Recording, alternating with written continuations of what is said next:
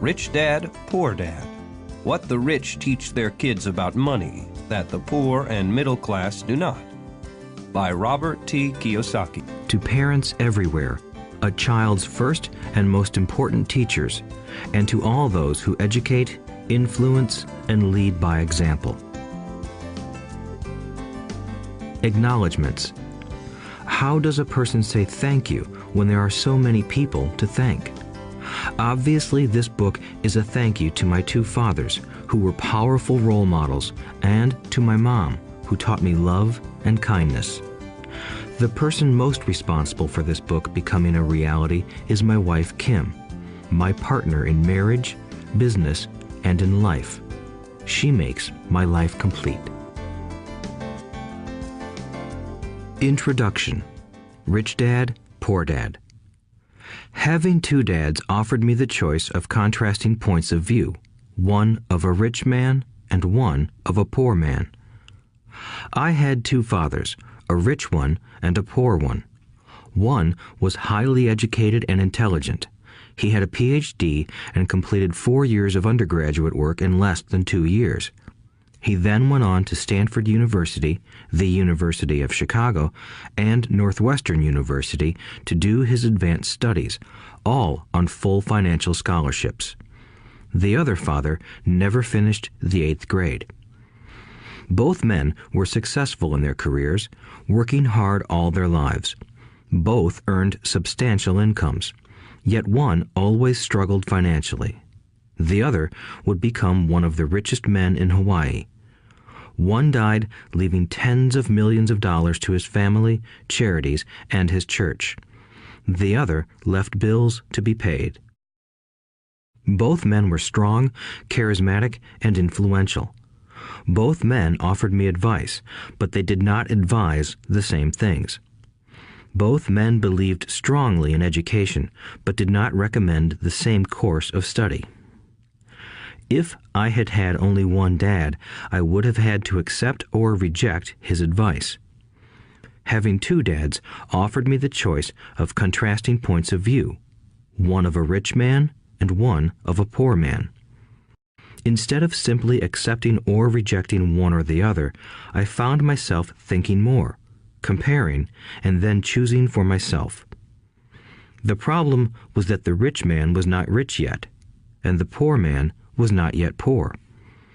Both were just starting out on their careers, and both were struggling with money and families. But they had very different points of view about money. For example, one dad would say, "The love of money is the root of all evil." The other said, "The lack of money is the root of all evil." As a young boy, having two strong fathers, both influencing me, was difficult. I wanted to be a good son and listen, but the two fathers did not say the same things. The contrast in their points of view, particularly about money, was so extreme that I grew curious and intrigued. I began to start thinking for long periods of time about what each was saying. Much of my private time was spent reflecting, asking myself questions such as, "Why does he say that?" and then asking the same question of the other dad's statement. It would have been much easier to simply say, "Yeah, he's right, I agree with that," or to simply reject the point of view by saying, "The old man doesn't know what he's talking about." Instead, having two dads whom I loved forced me to think and ultimately choose a way of thinking for myself. As a process, choosing for myself turned out to be much more valuable in the long run than simply accepting or rejecting a single point of view. One of the reasons the rich get richer, the poor get poorer, and the middle class struggles in debt is that the subject of money is taught at home, not in school. Most of us learn about money from our parents, so what can poor parents tell their child about money? They simply say, "Stay in school and study hard." The child may graduate with excellent grades, but with a poor person's financial programming and mindset. Sadly, money is not taught in schools. Schools focus on scholastic and professional skills, but not on financial skills. This explains how smart bankers, doctors, and accountants who earned excellent grades may struggle financially all of their lives. Our staggering national debt is due in large part to highly educated politicians and government officials making financial decisions with little or no training in the subject of money. Today, I often wonder what will soon happen when we have millions of people who need financial and medical assistance. They will be dependent upon their families or the government for financial support. What will happen when Medicare and Social Security run out of money? How will a nation survive if teaching children about money continues to be left to parents, most of whom will be, or already are, poor? Because I had two influential fathers, I learned from both of them. I had to think about each dad's advice, and in doing so, I gained valuable insight into the power and effect of one's thoughts on one's life. For example, one dad had a habit of saying, "I can't afford it." The other dad forbade those words to be used. He insisted I ask, "How can I afford it?" One is a statement, and the other is a question. One lets you off the hook, and the other forces you to think. My soon-to-be rich dad would explain that by automatically saying the words, "I can't afford it," your brain stops working. By asking the question, "How can I afford it?" your brain is put to work. He did not mean that you should buy everything you want. He was fanatical about exercising your mind, the most powerful computer in the world. He'd say, "My brain gets stronger every day because I exercise it. The stronger it gets, the more money I can make." He believed that automatically saying, "I can't afford it," was a sign of mental laziness. Although both dads worked hard, I noticed that one dad had a habit of putting his brain to sleep when it came to finances, and the other had a habit of exercising his brain. The long-term result was that one dad grew stronger financially, and the other grew weaker. It is not much different from a person who goes to the gym to exercise on a regular basis versus someone who sits on the couch watching television. Proper physical exercise increases your chances for health, and proper mental exercise increases your chances for wealth. My two dads had opposing attitudes, and that affected the way they thought. One dad thought that the rich should pay more in taxes to take care of those less fortunate. The other said, taxes punish those who produce and reward those who don't produce. One dad recommended, study hard so you can find a good company to work for. The other recommended, study hard so you can find a good company to buy. One dad said, the reason I'm not rich is because I have you kids. The other said, the reason I must be rich is because I have you kids. One encouraged talking about money and business at the dinner table, while the other forbade the subject of money to be discussed over a meal. One said, when it comes to money, play it safe. Don't take risks. The other said, learn to manage risk. One believed, our home is our largest investment and our greatest asset. The other believed, my house is a liability, and if your house is your largest investment, you're in trouble. Both dads paid their bills on time, yet one paid his bills first while the other paid his bills last.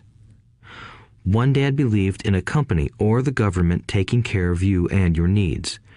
He was always concerned about pay raises, retirement plans, medical benefits, sick leave, vacation days, and other perks.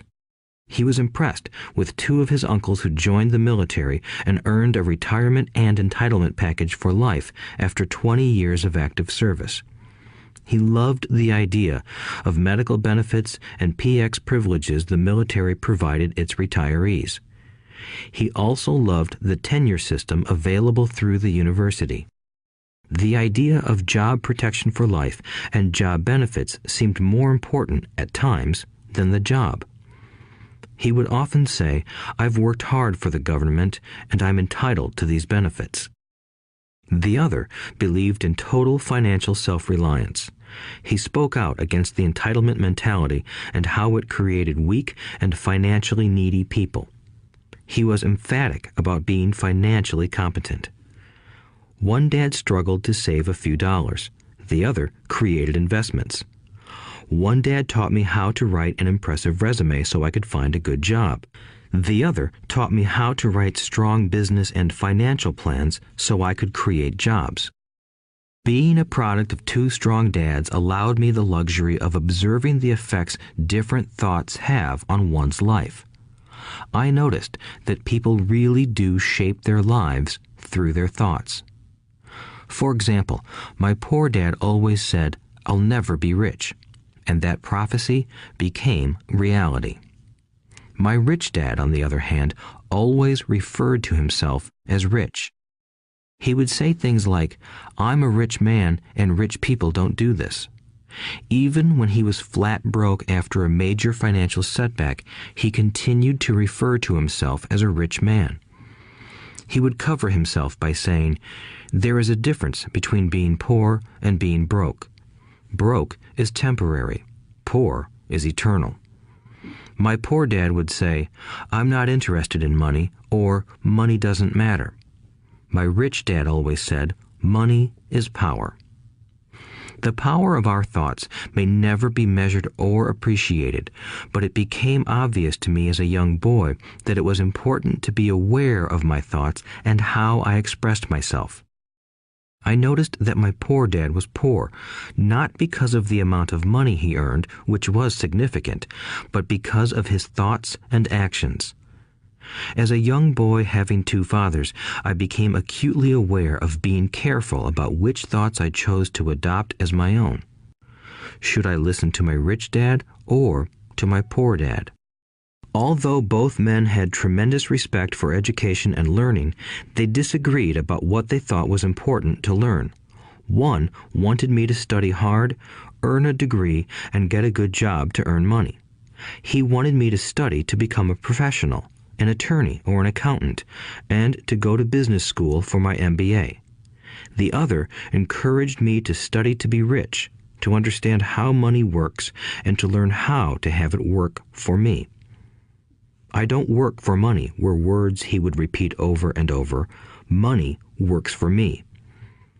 At the age of 9, I decided to listen to and learn from my rich dad about money. In doing so, I chose not to listen to my poor dad, even though he was the one with all the college degrees. A lesson from Robert Frost. Robert Frost is my favorite poet. Although I love many of his poems, my favorite is "The Road Not Taken."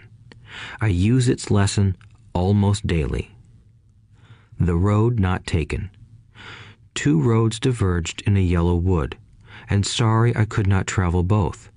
And be one traveler long I stood, and looked down one as far as I could, to where it bent in the undergrowth, then took the other as just as fair, and having perhaps the better claim, because it was grassy and wanted wear. Though as for that the passing there had worn them really about the same, and both that morning equally lay in leaves no step had trodden black. Oh, I kept the first for another day, yet knowing how way leads on to way, I doubted if I should ever come back. I shall be telling this with a sigh, somewhere ages and ages hence. Two roads diverged in a wood, and I took the one less traveled by, and that has made all the difference. And that has made all the difference. Over the years, I have often reflected upon Robert Frost's poem. Choosing not to listen to my highly educated dad's advice and attitude about money was a painful decision, but it was a decision that shaped the rest of my life. Once I made up my mind about whom to listen to, my education about money began. My rich dad taught me over a period of 30 years until I was 39 years old. He stopped once he realized that I knew and fully understood what he had been trying to drum into my often thick skull. Money is one form of power, but what is more powerful is financial education. Money comes and goes, but if you have the education about how money works, you gain power over it and can begin building wealth. The reason positive thinking alone does not work is because most people went to school and never learned how money works, so they spend their lives working for money.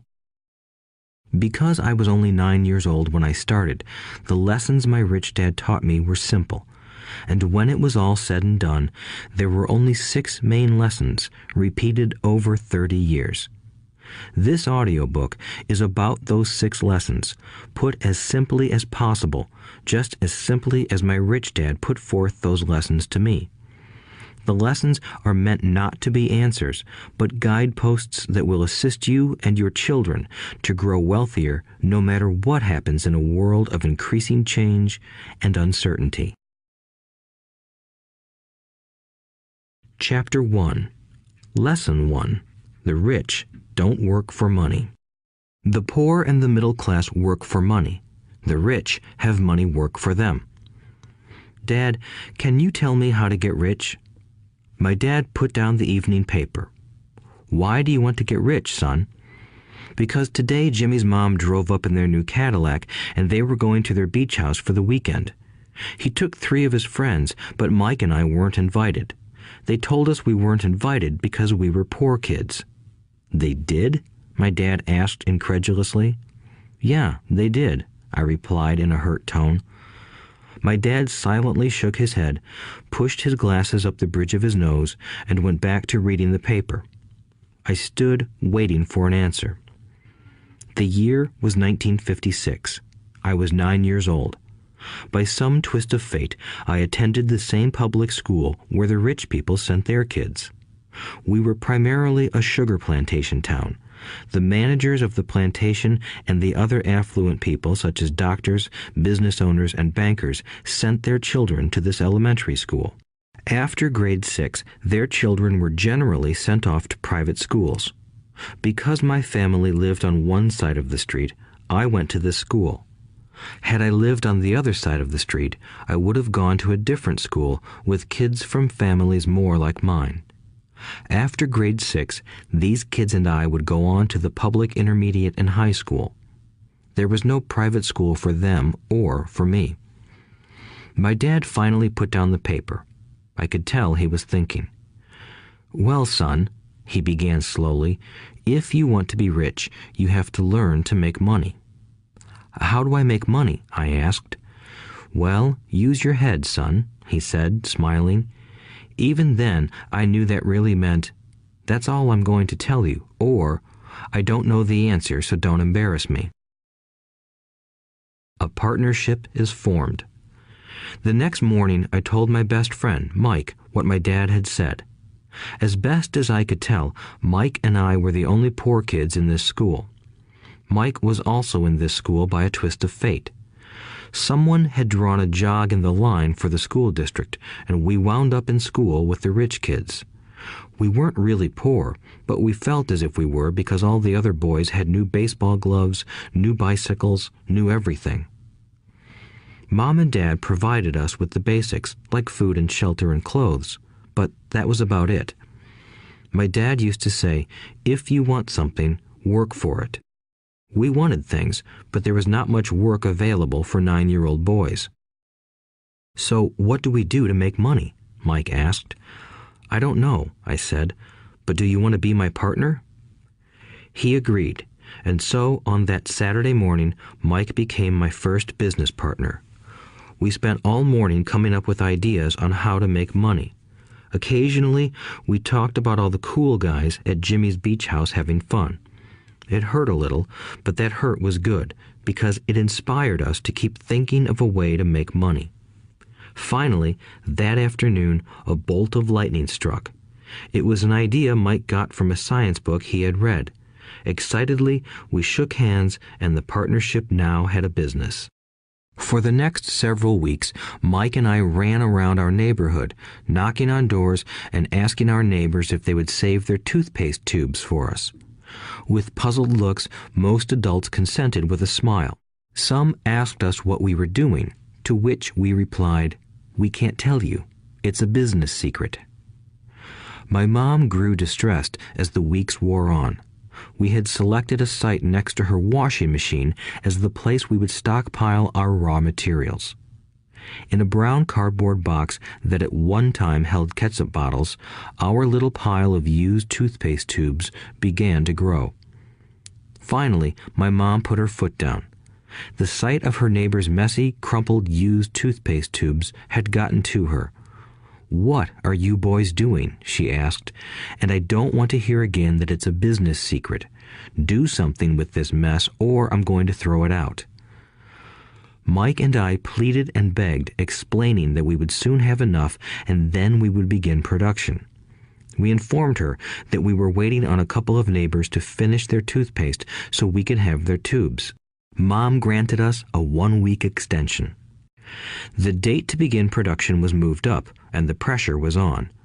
My first partnership was already being threatened with an eviction notice by my own mom.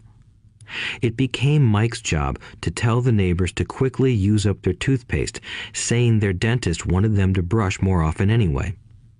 I began to put together the production line. One day, my dad drove up with a friend to see 2 9-year-old boys in the driveway with a production line operating at full speed. There was fine white powder everywhere. On a long table were small milk cartons from school, and our family's hibachi grill was glowing with red-hot coals at maximum heat. Dad walked up cautiously, having to park the car at the base of the driveway since the production line blocked the carport. As he and his friend got closer, they saw a steel pot sitting on top of the coals in which the toothpaste tubes were being melted down. In those days, toothpaste did not come in plastic tubes. The tubes were made of lead, so once the paint was burned off, the tubes were dropped in the small steel pot.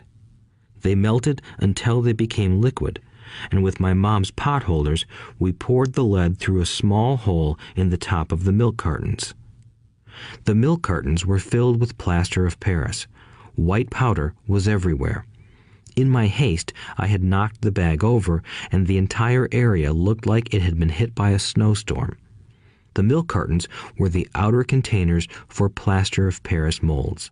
My dad and his friend watched as we carefully poured the molten lead through a small hole in the top of the plaster of Paris cube. "Careful," my dad said. I nodded without looking up. Finally, once the pouring was through, I put the steel pot down and smiled at my dad. "What are you boys doing?" he asked with a cautious smile. "We're doing what you told me to do. We're going to be rich," I said. "Yup," said Mike, grinning and nodding his head. "We're partners." "And what is in those plaster molds?" my dad asked. "Watch," I said. "This should be a good batch." With a small hammer, I tapped at the seal that divided the cube in half.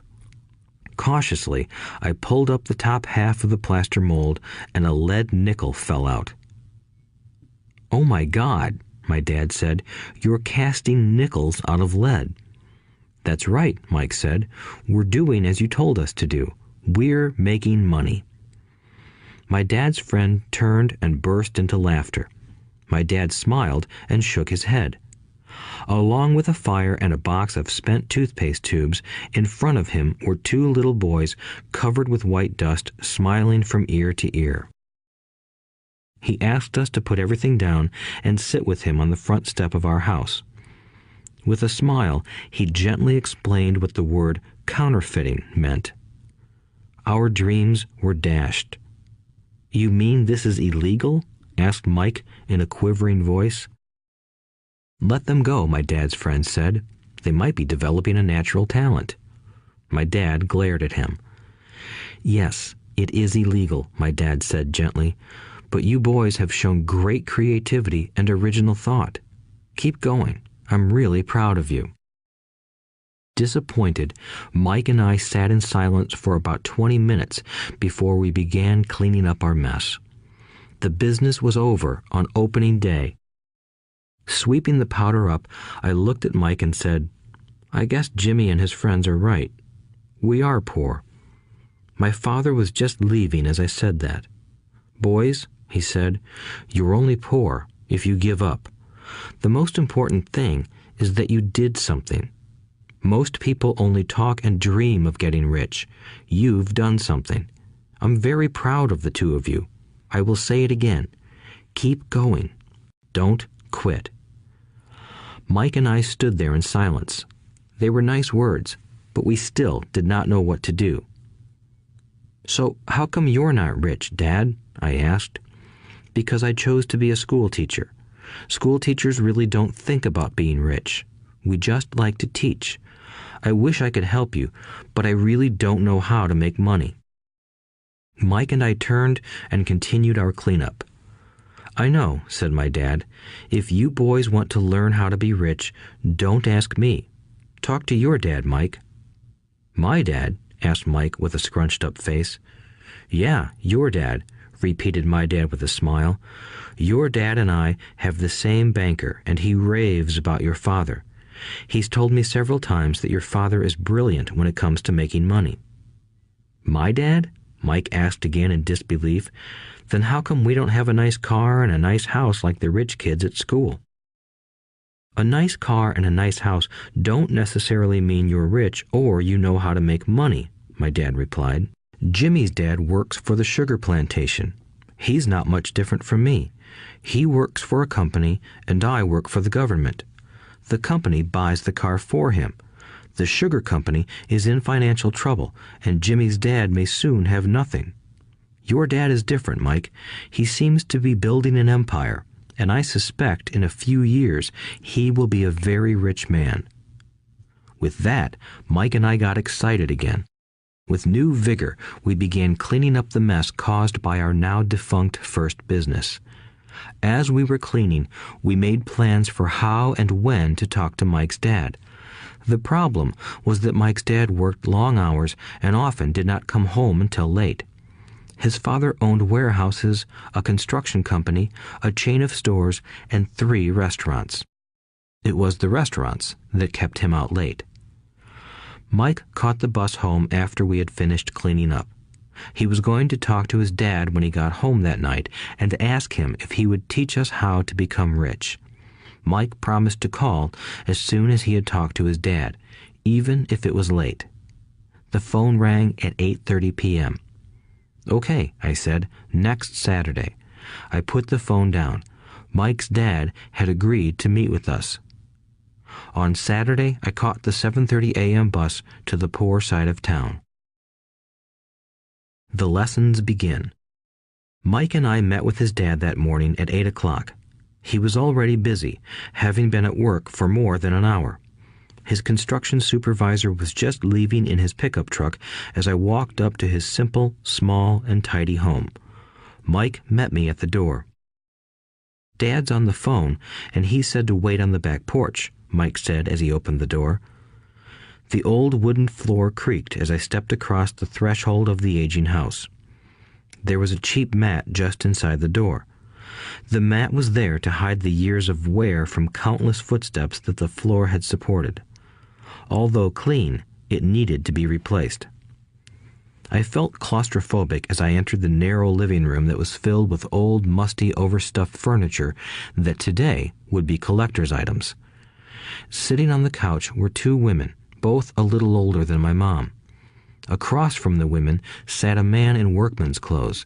He wore khaki slacks and a khaki shirt, neatly pressed but without starch, and polished work boots. He was about 10 years older than my dad. They smiled as Mike and I walked past them toward the back porch. I smiled back shyly. "Who are those people?" I asked. "Oh, they work for my dad. The older man runs his warehouses, and the women are the managers of the restaurants. And as you arrived, you saw the construction supervisor who was working on a road project about 50 miles from here. His other supervisor, who was building a track of houses, left before you got here." "Does this go on all the time?" I asked. "Not always, but quite often," said Mike, smiling as he pulled up a chair to sit down next to me. "I asked my dad if he would teach us to make money," Mike said. "Oh, and what did he say to that?" I asked with cautious curiosity. "Well, he had a funny look on his face at first, and then he said he would make us an offer." "Oh," I said, rocking my chair back against the wall. I sat there, perched on two rear legs of the chair. Mike did the same thing. "Do you know what the offer is?" I asked. "No, but we'll soon find out." Suddenly, Mike's dad burst through the rickety screen door and onto the porch. Mike and I jumped to our feet, not out of respect, but because we were startled. "Ready, boys?" he asked as he pulled up a chair to sit down with us. We nodded our heads as we pulled our chairs away from the wall to sit in front of him. He was a big man, about 6 feet tall and 200 pounds. My dad was taller, about the same weight, and 5 years older than Mike's dad. They sort of looked alike, though not of the same ethnic makeup. Maybe their energy was similar. "Mike says you want to learn to make money. Is that correct, Robert?" I nodded my head quickly, but with a little trepidation. He had a lot of power behind his words and smile. "Okay, here's my offer. I'll teach you, but I won't do it classroom style. You work for me, I'll teach you.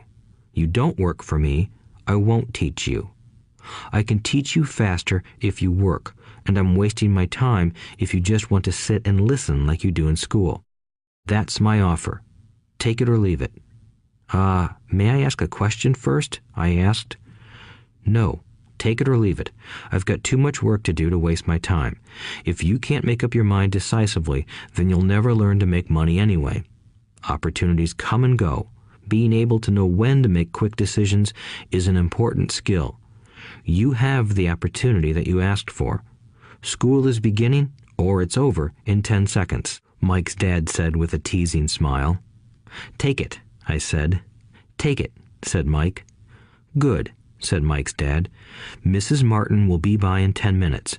After I'm through with her, you'll ride with her to my superette and you can begin working. I'll pay you 10 cents an hour and you'll work 3 hours every Saturday." "But I have a softball game today," I said. Mike's dad lowered his voice to a stern tone. "Take it or leave it," he said. "I'll take it," I replied, choosing to work and learn instead of playing. 30 cents later.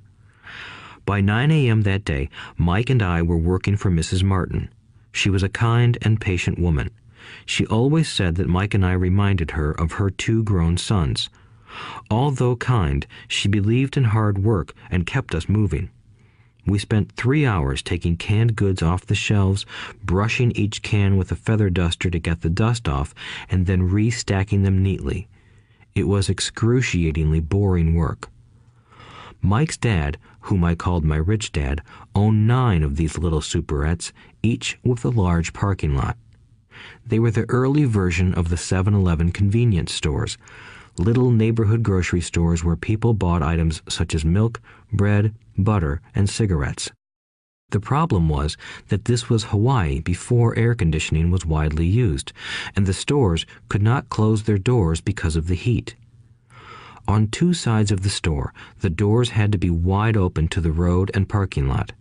Every time a car drove by or pulled into the parking lot, dust would swirl and settle in the store.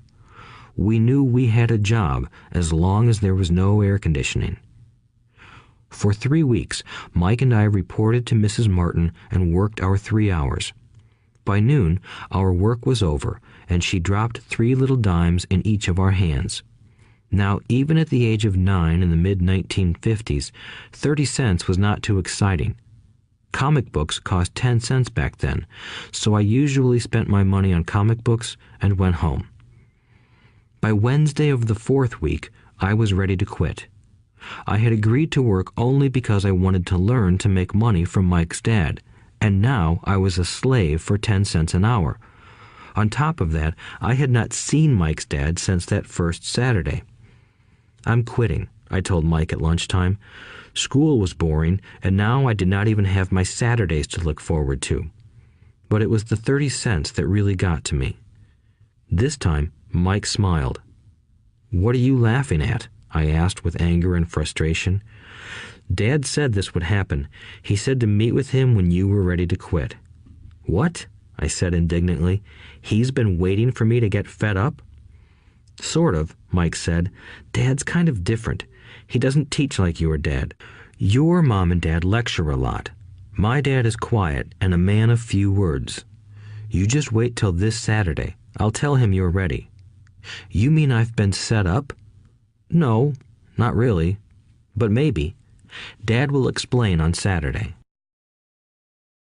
Waiting in line on Saturday. I was ready to face Mike's dad. Even my real dad was angry with him.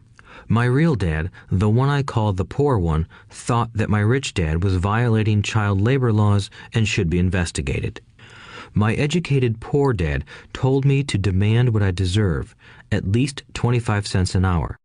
My poor dad told me that if I did not get a raise, I was to quit immediately. You don't need that damn job anyway, said my poor dad with indignation. At 8 o'clock Saturday morning, I walked through the door of Mike's house when Mike's dad opened it.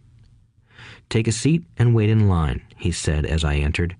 He turned and disappeared into his little office next to a bedroom. I looked around the room and didn't see Mike anywhere. Feeling awkward, I cautiously sat down next to the same two women who were there 4 weeks earlier. They smiled and slid down the couch to make room for me. 45 minutes went by, and I was steaming. The two women had met with him and left 30 minutes earlier. An older gentleman was in there for 20 minutes and was also gone. The house was empty, and here I sat in a musty, dark living room on a beautiful, sunny Hawaiian day, waiting to talk to a cheapskate who exploited children. I could hear him rustling around the office, talking on the phone, and ignoring me. I was ready to walk out, but for some reason I stayed. Finally, 15 minutes later, at exactly 9 o'clock, Rich Dad walked out of his office, said nothing, and signaled with his hand for me to enter. I understand you want a raise or you're going to quit, Rich Dad said as he swiveled in his office chair. Well, you're not keeping your end of the bargain, I blurted out, nearly in tears. It was really frightening for me to confront a grown-up. You said that you would teach me if I worked for you. Well, I've worked for you. I've worked hard. I've given up my baseball games to work for you, but you haven't kept your word, and you haven't taught me anything. You are a crook like everyone in town thinks you are. You're greedy. You want all the money and don't take care of your employees. You made me wait and don't show me any respect. I'm only a little boy, but I deserve to be treated better. Rich Dad rocked back in his swivel chair, hands up to his chin, and stared at me. Not bad, he said. In less than a month, you sound like most of my employees. What? I asked. Not understanding what he was saying, I continued with my grievance. I thought you were going to keep your end of the bargain and teach me. Instead, you want to torture me? That's cruel. That's really cruel. I am teaching you, Rich Dad said quietly. What have you taught me? Nothing, I said angrily. You haven't even talked to me once since I agreed to work for peanuts. 10 cents an hour. Ha! I should notify the government about you. We have child labor laws, you know. My dad works for the government, you know. Wow, said Rich Dad. Now you sound just like most of the people who used to work for me. People I've either fired or who have quit. So, what do you have to say? I demanded, feeling pretty brave for a little kid. You lied to me. I've worked for you, and you have not kept your word. You haven't taught me anything. How do you know that I've not taught you anything? Asked Rich Dad calmly. Well, you've never talked to me. I've worked for 3 weeks, and you have not taught me anything, I said with a pout. Does teaching mean talking or a lecture? Rich Dad asked. Well, yes, I replied. That's how they teach you in school, he said, smiling. But that is not how life teaches you, and I would say that life is the best teacher of all. Most of the time, life does not talk to you. It just sort of pushes you around. Each push is life saying, wake up, there's something I want you to learn. What is this man talking about? I asked myself silently. Life pushing me around was life talking to me? Now I knew I had to quit my job. I was talking to someone who needed to be locked up. If you learn life's lessons, you will do well. If not, life will just continue to push you around.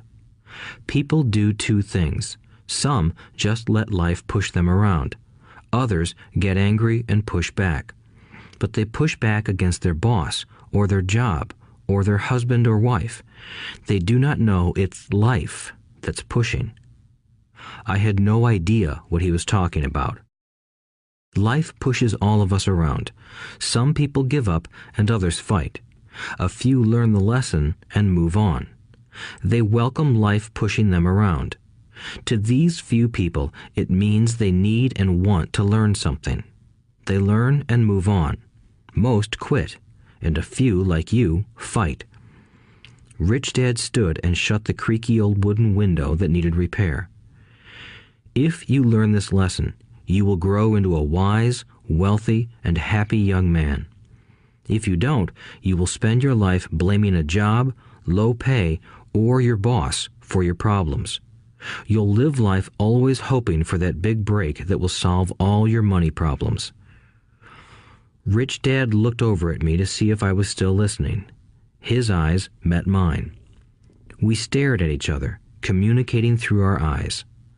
Finally, I looked away once I had absorbed his message. I knew he was right. I was blaming him, and I did ask to learn. I was fighting. Rich Dad continued, "Or, if you are the kind of person who has no guts, you just give up every time life pushes you. If you are that kind of person, you'll live all your life playing it safe, doing the right things, saving yourself for some event that never happens.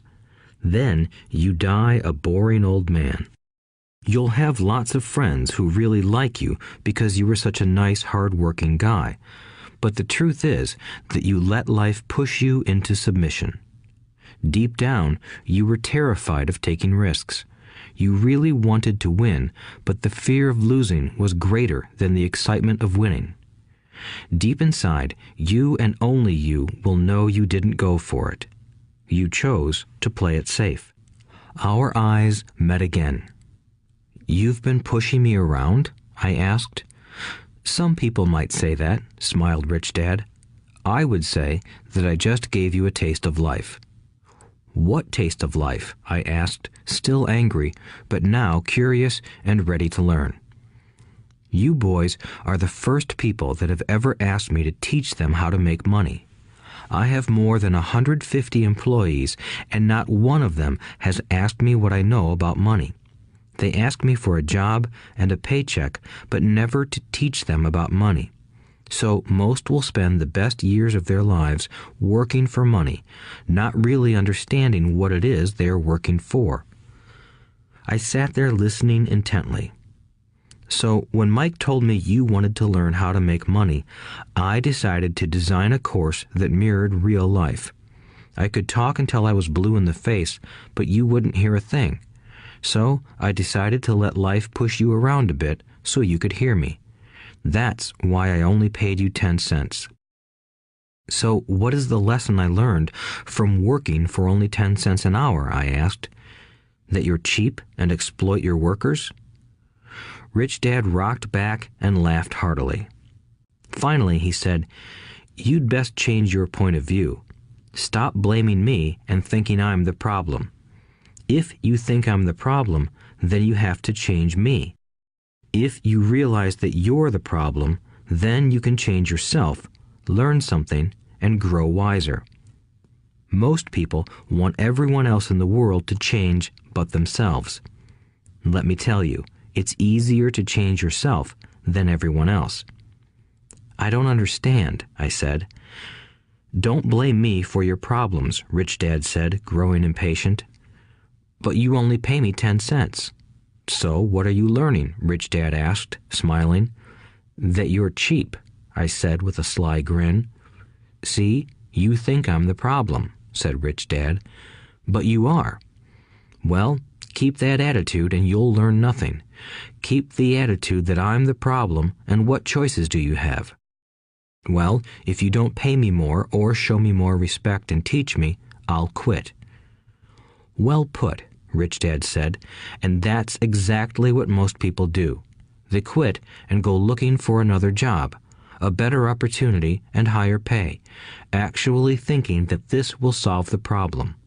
In most cases, it won't. So what should I do? I asked. Just take this measly 10 cents an hour and smile? Rich Dad smiled. That's what the other people do. But that's all they do, waiting for a raise, thinking that more money will solve their problems. Most just accept it, and some take a second job working harder, but again, accepting a small paycheck.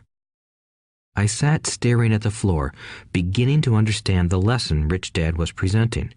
I could sense it was a taste of life. Finally, I looked up and asked, "So what will solve the problem?" "This," he said, leaning forward in his chair and tapping me gently on the head. "This stuff between your ears."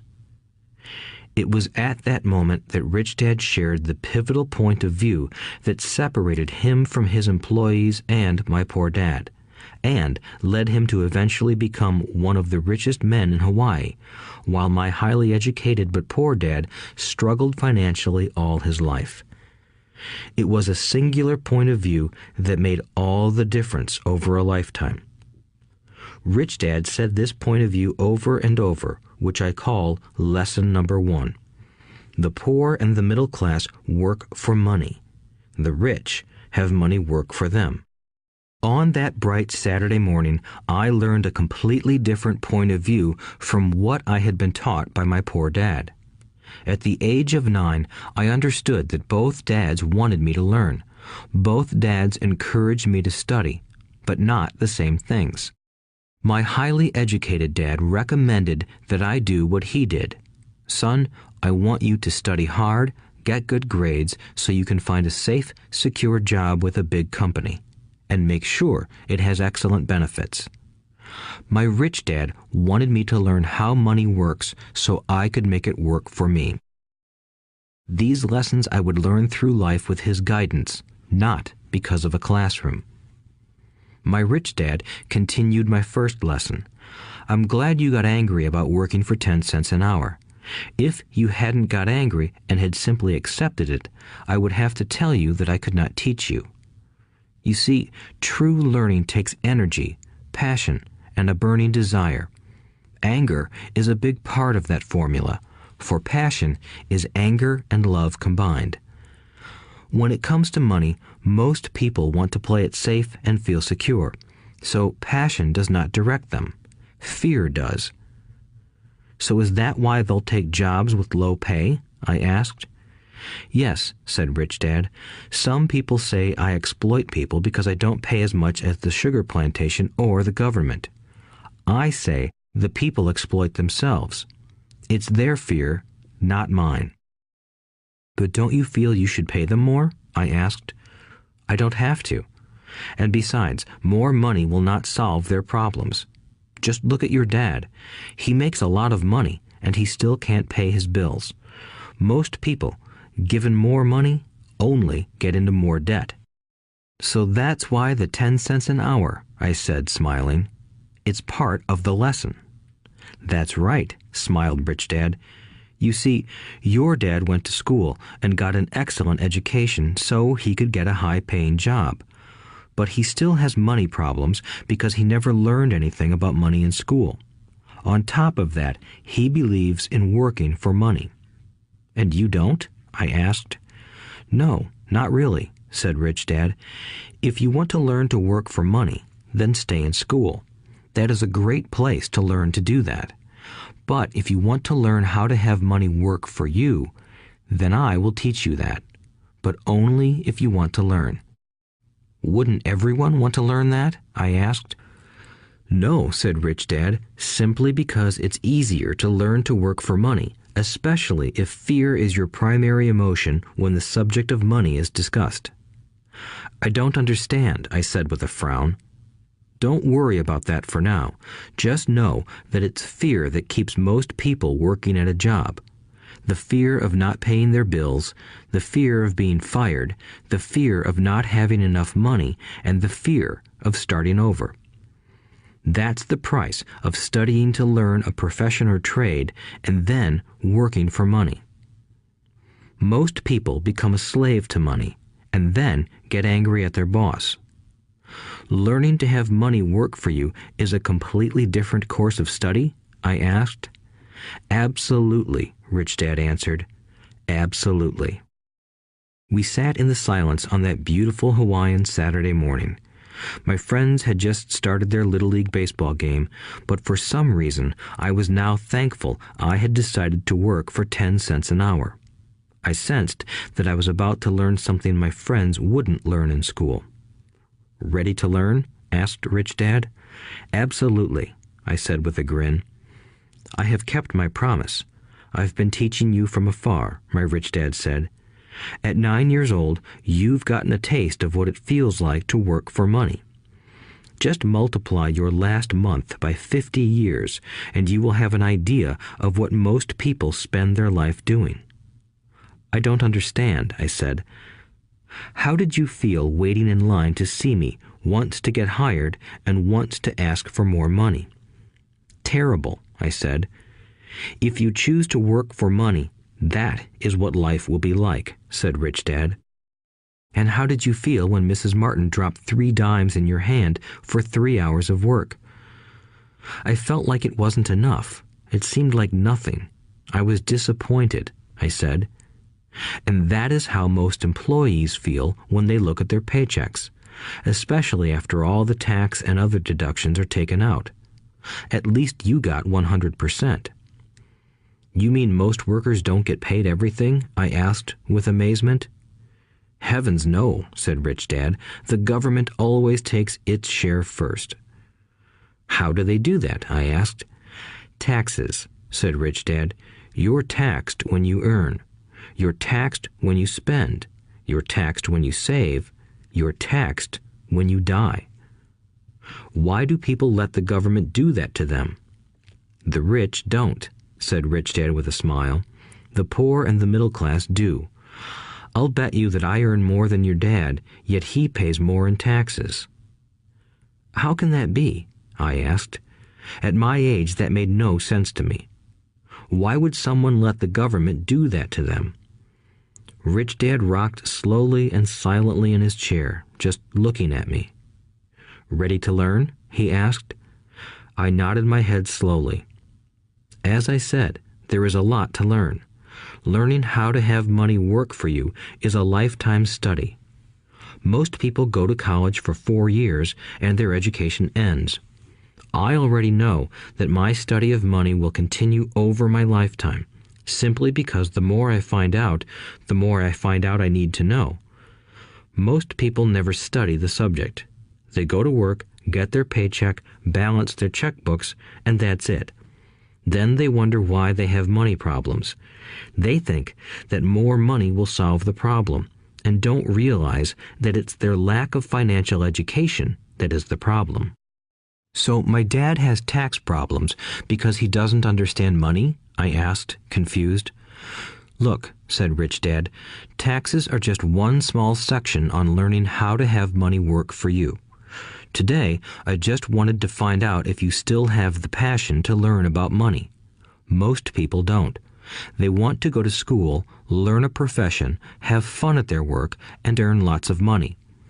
One day they wake up with big money problems, and then they can't stop working. That's the price of only knowing how to work for money instead of studying how to have money work for you. So, do you still have the passion to learn? Asked Rich Dad. I nodded my head. Good, said Rich Dad. Now get back to work. This time, I will pay you nothing. What? I asked in amazement. You heard me. Nothing. You will work the same 3 hours every Saturday, but this time you will not be paid 10 cents per hour. You said you wanted to learn to not work for money, so I'm not going to pay you anything. I couldn't believe what I was hearing. I've already had this conversation with Mike, and he's already working, dusting and stacking canned goods for free. You better hurry and get back there. That's not fair, I shouted. You've got to pay something. You said you wanted to learn. If you don't learn this now, you'll grow up to be like the two women and the older man sitting in my living room, working for money and hoping I don't fire them. Or, like your dad, earning lots of money only to be in debt up to his eyeballs, hoping more money will solve the problem. If that's what you want, I'll go back to our original deal of 10 cents an hour. Or you can do what most adults do. Complain that there is not enough pay, quit, and go looking for another job. But what do I do? I asked. Rich Dad tapped me on the head. Use this, he said. If you use it well, you will soon thank me for giving you an opportunity, and you will grow into a rich man. I stood there, still not believing what a raw deal I was handed. I came to ask for a raise, and somehow I was instead working for nothing. Rich Dad tapped me on the head again and said, "Use this. Now, get out of here and get back to work." Lesson number 1. The rich don't work for money. I didn't tell my poor dad I wasn't being paid. He wouldn't have understood, and I didn't want to try to explain something I didn't understand myself. For 3 more weeks, Mike and I worked 3 hours every Saturday for nothing. The work didn't bother me, and the routine got easier. But it was the missed baseball games and not being able to afford to buy a few comic books that got to me. Rich Dad stopped by at noon on the 3rd week. We heard his truck pull up in the parking lot and sputter when the engine was turned off. He entered the store and greeted Mrs. Martin with a hug. After finding out how things were going in the store, he reached into the ice cream freezer, pulled out 2 bars, paid for them, and signaled to Mike and me. "Let's go for a walk, boys." We crossed the street, dodging a few cars, and walked across a large grassy field where a few adults were playing softball. Sitting down at a lone picnic table, he handed Mike and me the treats. "How's it going, boys?" "Okay," Mike said. I nodded in agreement. "Learn anything yet?" Rich Dad asked. Mike and I looked at each other, shrugged our shoulders, and shook our heads in unison. Avoiding one of life's biggest traps. Well, you boys had better start thinking. You're staring at one of life's biggest lessons. If you learn it, you'll enjoy a life of great freedom and security. If you don't, you'll wind up like Mrs. Martin and most of the people playing softball in this park. They work very hard for little money, clinging to the illusion of job security and looking forward to a 3-week vacation each year and maybe a skimpy pension after 45 years of service. If that excites you, I'll give you a raise to 25 cents an hour. But these are good, hard-working people.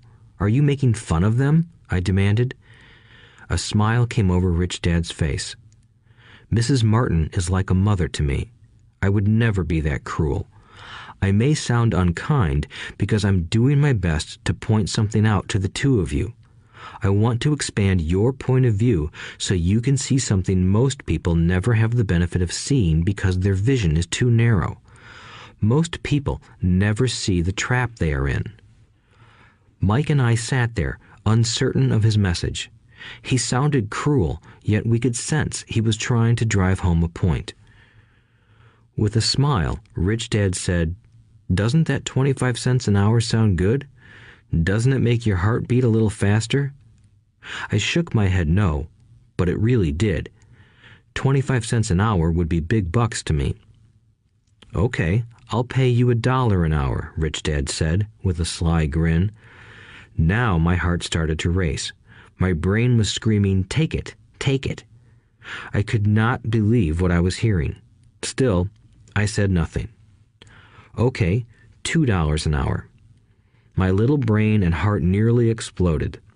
After all, it was 1956, and being paid $2 an hour would have made me the richest kid in the world. I couldn't imagine earning that kind of money. I wanted to say yes. I wanted the deal. I could picture a new bicycle, new baseball glove, and the adoration of my friends when I flashed some cash. On top of that, Jimmy and his rich friends could never call me poor again. But somehow, my mouth stayed shut. The ice cream had melted and was running down my hand. Rich Dad was looking at two boys staring back at him, eyes wide open and brains empty. He was testing us, and he knew there was a part of our emotions that wanted to take the deal. He understood that every person has a weak and needy part of their soul that can be bought, and he knew that every individual also had a part of their soul that was resilient and could never be bought. It was only a question of which one was stronger. Okay, $5 an hour. Suddenly, I was silent. Something had changed. The offer was too big and ridiculous. Not many grown-ups in 1956 made more than that, but quickly my temptation disappeared and calm set in. Slowly, I turned to my left to look at Mike. He looked back at me. The part of my soul that was weak and needy was silenced. The part of me that had no price took over. I knew Mike had gotten to that point too. "Good," said Rich Dad softly. "Most people have a price, and they have a price because of human emotions named fear and greed. First, the fear of being without money motivates us to work hard, and then, once we get that paycheck, greed or desire starts us thinking about all the wonderful things money can buy. The pattern is then set." "What pattern?" I asked. "The pattern of get up, go to work, pay bills, get up, go to work, pay bills." People's lives are forever controlled by two emotions, fear and greed. Offer them more money, and they continue the cycle by increasing their spending. This is what I call the rat race. "There is another way?" Mike asked. "Yes," said Rich Dad slowly, "but only a few people find it." "And what is that way?" Mike asked. "That's what I hope you boys will learn as you work and study with me. That is why I took away all forms of pay." "Any hints?" Mike asked. "We're kind of tired of working hard, especially for nothing." "Well, the first step is telling the truth," said Rich Dad. "We haven't been lying," I said. "I did not say you were lying. I said to tell the truth," Rich Dad retorted. "The truth about what?" I asked. "How you're feeling," Rich Dad said. "You don't have to say it to anyone else. Just admit it to yourself." "You mean the people in this park, the people who work for you, Mrs. Martin, they don't do that?" I asked. "I doubt it," said Rich Dad. "Instead, they feel the fear of not having money. They don't confront it logically. They react emotionally instead of using their heads," Rich Dad said. "Then they get a few bucks in their hands, and again, the emotions of joy, desire, and greed take over. And again they react instead of think." "So their emotions control their brain," Mike said. "That's correct," said Rich Dad. "Instead of admitting the truth about how they feel, they react to their feelings and fail to think. They feel the fear, so they go to work, hoping that money will soothe the fear, but it doesn't. It continues to haunt them, and they return to work, hoping again that money will calm their fears, and again it doesn't. Fear keeps them in this trap of working, earning money, working, earning money, hoping the fear will go away. But every day they get up, and that old fear wakes up with them. For millions of people, that old fear keeps them awake all night, causing a night of turmoil and worry. So they get up and go to work, hoping that a paycheck will kill that fear gnawing at their souls. Money is running their lives, and they refuse to tell the truth about that. Money is in control of their emotions and their souls." Rich Dad sat quietly, letting his words sink in. Mike and I had heard what he said, but didn't understand fully what he was talking about. I just knew that I often wondered why grown-ups hurried off to work. It did not seem like much fun, and they never looked that happy, but something kept them going. Realizing we had absorbed as much as possible of what he was talking about, Rich Dad said, "I want you boys to avoid that trap. That is really what I want to teach you. Not just to be rich, because being rich does not solve the problem." "It doesn't?" I asked, surprised. No, it doesn't. Let me explain the other emotion, desire. Some call it greed, but I prefer desire. It's perfectly normal to desire something better, prettier, more fun, or exciting. So people also work for money because of desire. They desire money for the joy they think it can buy. But the joy that money brings is often short-lived, and they soon need more money for more joy, more pleasure, more comfort, and more security. So they keep working, thinking money will soothe their souls that are troubled by fear and desire. But money can't do that. Even rich people do this? Mike asked. Rich people included, said Rich Dad. In fact, the reason many rich people are rich isn't because of desire, but because of fear. They believe that money can eliminate the fear of being poor, so they amass tons of it, only to find the fear gets worse. Now they fear losing the money. I have friends who keep working even though they have plenty. I know people who have millions who are more afraid now than when they were poor. They're terrified of losing it all. The fears that drove them to get rich got worse. That weak and needy part of their soul is actually screaming louder. They don't want to lose the big houses, the cars, and the high life money has bought them. They worry about what their friends would say if they lost all their money. Many are emotionally desperate and neurotic, although they look rich and have more money. So, is a poor man happier? I asked. No, I don't think so, replied Rich Dad. The avoidance of money is just as psychotic as being attached to money. As if on cue, the town derelict went past our table, stopping by the large rubbish can and rummaging around in it. The three of us watched him with great interest, when before we probably would have just ignored him. Rich Dad pulled $1 out of his wallet and gestured to the older man. Seeing the money, the derelict came over immediately, took the bill, thanked Rich Dad profusely, and hurried off, ecstatic with his good fortune. He's not much different from most of my employees, said Rich Dad. I've met so many people who say, "Oh, I'm not interested in money," yet they'll work at a job for 8 hours a day. That's a denial of truth. If they weren't interested in money, then why are they working? That kind of thinking is probably more psychotic than a person who hoards money. As I sat there listening to my Rich Dad, my mind flashed back to the countless times my own dad said, "I'm not interested in money." He said those words often. He also covered himself by always saying, "I work because I love my job." So, what do we do? I asked. Not work for money until all traces of fear and greed are gone? No, that would be a waste of time, said Rich Dad. Emotions are what make us human. The word emotion stands for energy in motion. Be truthful about your emotions and use your mind and emotions in your favor, not against yourself. Whoa, said Mike. Don't worry about what I just said. It will make more sense in years to come. Just be an observer, not a reactor, to your emotions. Most people do not know that it's their emotions that are doing the thinking.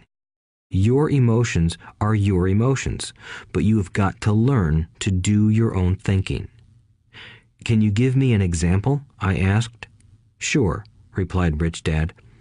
When a person says, "I need to find a job," it's most likely an emotion doing the thinking. Fear of not having money generates that thought. But people do need money if they have bills to pay, I said. Sure they do, smiled Rich Dad. All I'm saying is that it's fear that is all too often doing the thinking. I don't understand, said Mike. For example, said Rich Dad, if the fear of not having enough money arises, instead of immediately running out to get a job, they instead might ask themselves this question. Will a job be the best solution to this fear over the long run? In my opinion, the answer is no. A job is really a short-term solution to a long-term problem. But my dad is always saying, stay in school and get good grades so you can find a safe, secure job, I interjected, somewhat confused. Yes, I understand he says that, said Rich Dad, smiling. Most people recommend that, and it's a good path for most people. But people make that recommendation primarily out of fear. You mean my dad says that because he's afraid? Yes, said Rich Dad. He's terrified that you won't earn enough money and won't fit into society. Don't get me wrong. He loves you and wants the best for you. I, too, believe an education and a job are important, but it won't handle the fear. You see, that same fear that makes him get up in the morning to earn a few bucks is the fear that is causing him to be so fanatical about your going to school. So what do you recommend? I asked. I want to teach you to master the power of money instead of being afraid of it. They don't teach that in school, and if you don't learn it, you become a slave to money. It was finally making sense. He wanted us to widen our views and to see what the Mrs. Martins of this world couldn't see. He used examples that sounded cruel at the time, but I've never forgotten them. My vision widened that day, and I began to see the trap that lay ahead for most people. You see, we're all employees ultimately. We just work at different levels, said Rich Dad. I just want you boys to have a chance to avoid the trap caused by those two emotions, fear and desire. Use them in your favor, not against you. That's what I want to teach you. I'm not interested in just teaching you to make a pile of money. That won't handle the fear or desire. If you don't first handle fear and desire, and you get rich, you'll only be a highly paid slave. So how do we avoid the trap? I asked. The main cause of poverty or financial struggle is fear and ignorance, not the economy or the government or the rich. It's self-inflicted fear and ignorance that keep people trapped. So you boys go to school and get your college degrees, and I'll teach you how to stay out of the trap. The pieces of the puzzle were appearing. My highly educated dad had a great education and a great career, but school never told him how to handle money or his fear of it. It became clear that I could learn different and important things from two fathers. So you've been talking about the fear of not having money. How does the desire for money affect our thinking? Mike asked. How did you feel when I tempted you with a pay raise? Did you notice your desires rising? We nodded our heads. By not giving in to your emotions, you were able to delay your reactions and think. That is important. We will always have emotions of fear and greed. From here on in, it's imperative for you to use those emotions to your advantage, and for the long term to not let your emotions control your thinking. Most people use fear and greed against themselves. That's the start of ignorance. Most people live their lives chasing paychecks, pay raises, and job security because of the emotions of desire and fear, not really questioning where those emotion-driven thoughts are leading them. It's just like the picture of a donkey dragging a cart with its owner dangling a carrot just in front of its nose. The donkey's owner may be going where he wants to, but the donkey is chasing an illusion. Tomorrow, there will only be another carrot for the donkey. You mean the moment I pictured a new baseball glove, candy, and toys, that's like a carrot to a donkey? Mike asked. Yes, and as you get older, your toys get more expensive. A new car, a boat, and a big house to impress your friends, said Rich Dad with a smile. Fear pushes you out the door, and desire calls to you. That's the trap. So what's the answer? Mike asked. What intensifies fear and desire is ignorance. That is why rich people with lots of money often have more fear the richer they get. Money is the carrot, the illusion. If the donkey could see the whole picture, it might rethink its choice to chase the carrot. Rich Dad went on to explain that a human's life is a struggle between ignorance and illumination. He explained that once a person stops searching for information and self-knowledge, ignorance sets in. That struggle is a moment-to-moment decision to learn to open or close one's mind. Look, school is very important. You go to school to learn a skill or profession to become a contributing member of society. Every culture needs teachers, doctors, mechanics, artists, cooks, business people, police officers, firefighters, and soldiers. Schools train them so society can thrive and flourish, said Rich Dad. Unfortunately, for many people, school is the end, not the beginning. There was a long silence. Rich Dad was smiling. I didn't comprehend everything he said that day, but as with most great teachers, his words continued to teach for years. I've been a little cruel today, said Rich Dad, but I want you to always remember this talk.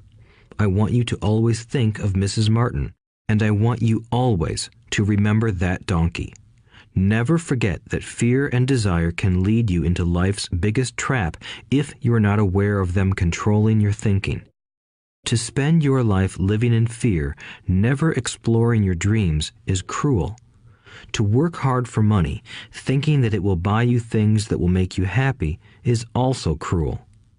To wake up in the middle of the night terrified about paying bills is a horrible way to live. To live a life dictated by the size of a paycheck is not really living a life. Thinking that a job makes you secure is lying to yourself. That's cruel, and that's the trap I want you to avoid. I've seen how money runs people's lives. Don't let that happen to you. Please, don't let money run your life.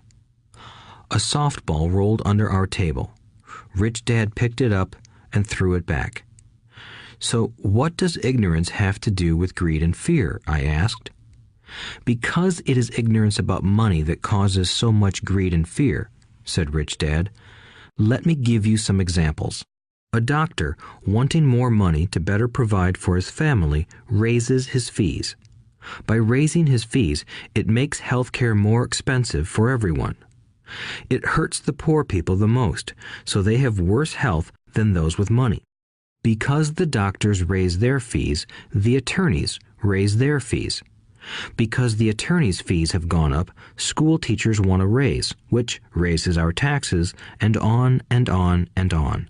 Soon, there will be such a horrifying gap between the rich and the poor that chaos will break out and another great civilization will collapse.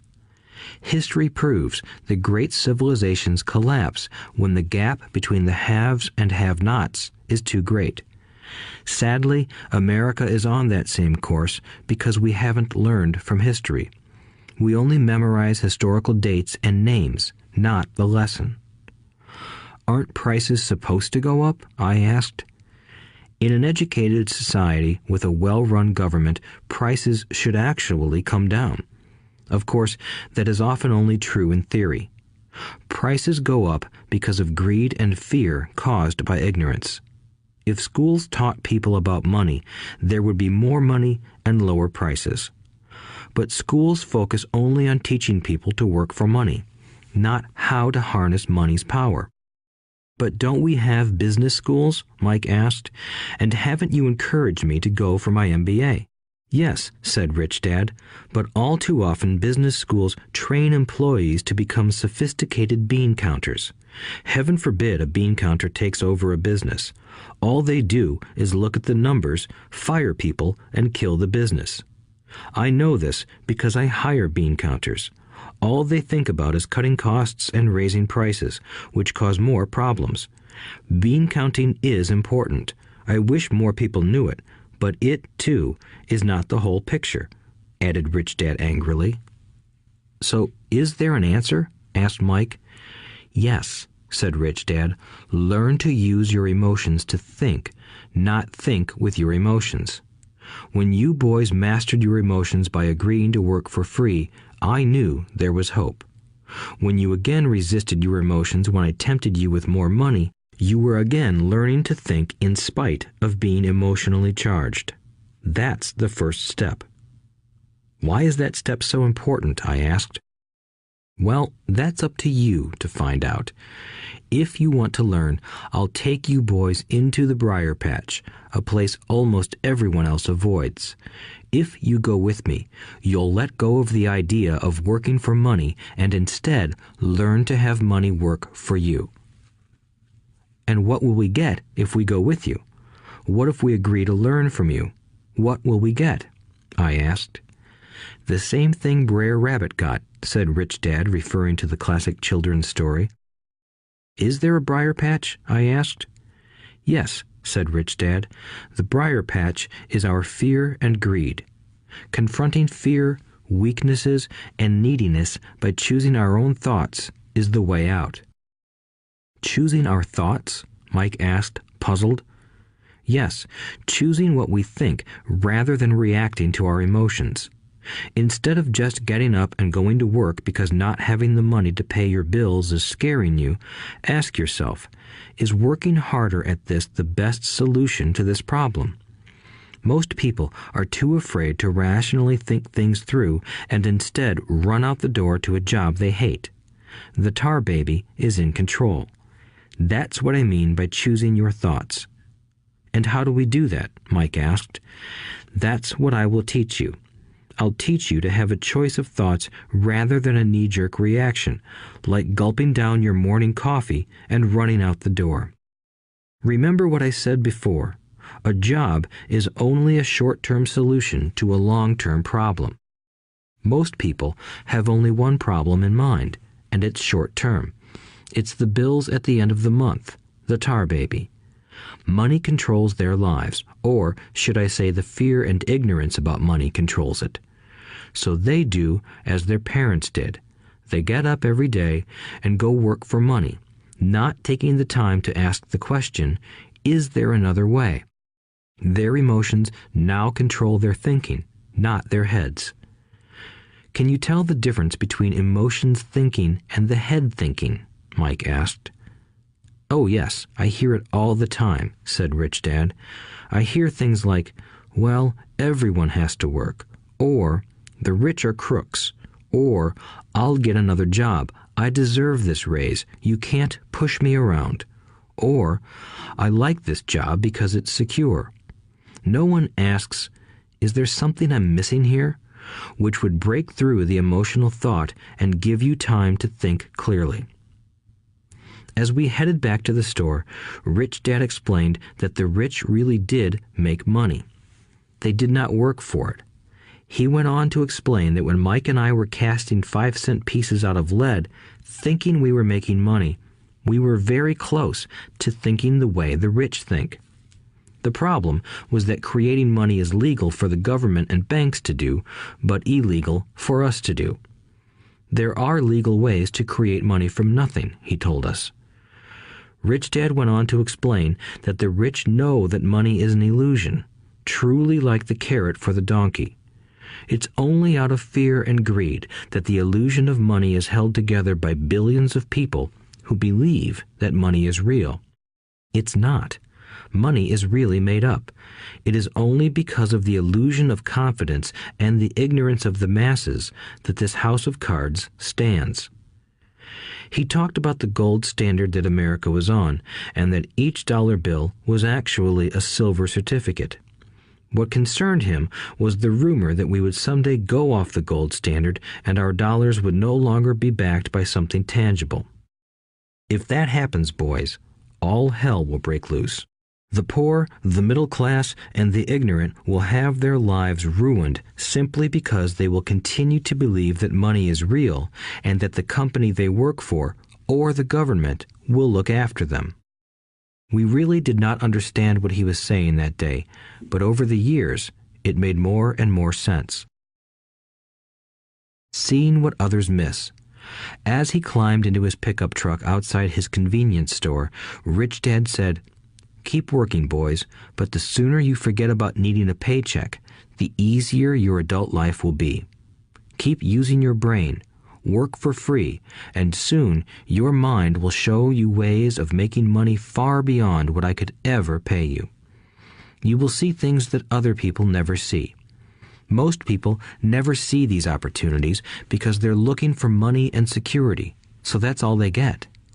The moment you see one opportunity, you'll see them for the rest of your life. The moment you do that, I'll teach you something else.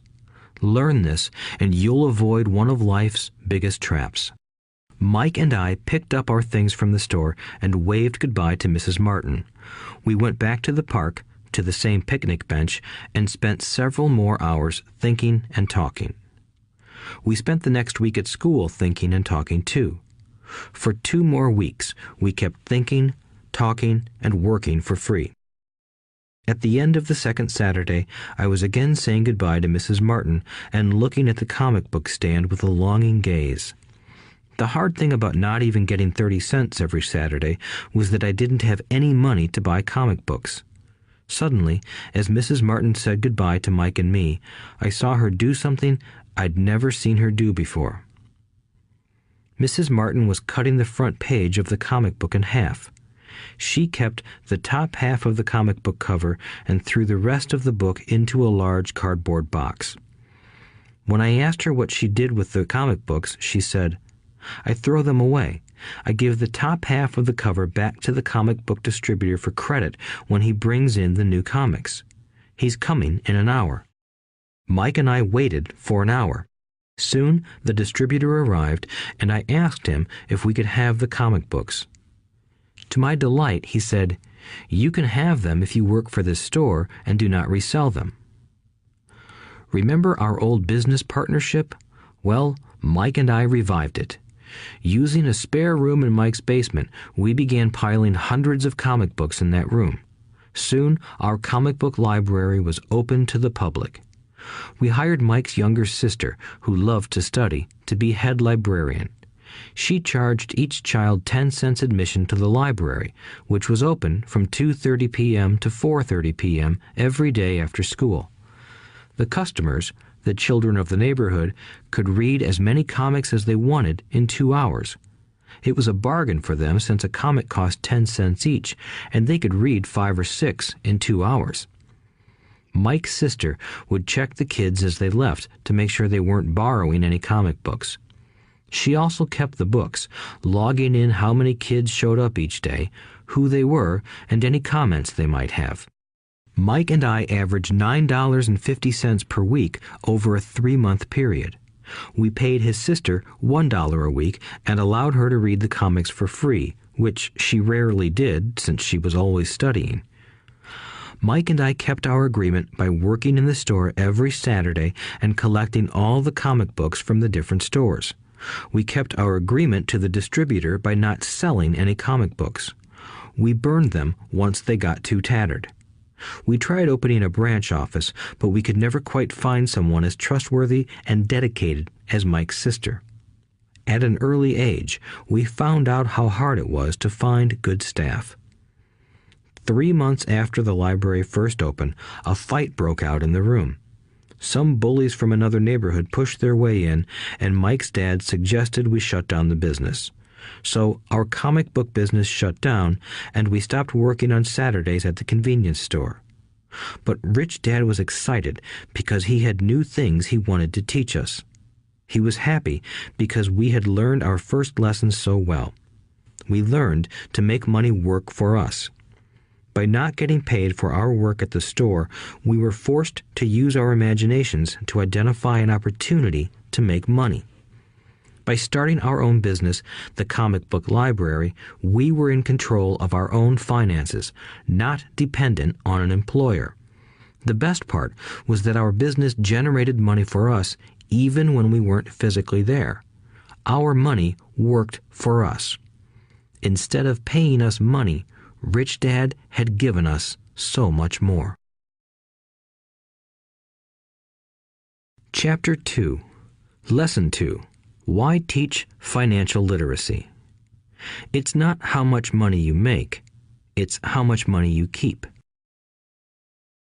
In 1990, Mike took over his father's empire and is, in fact, doing a better job than his dad did.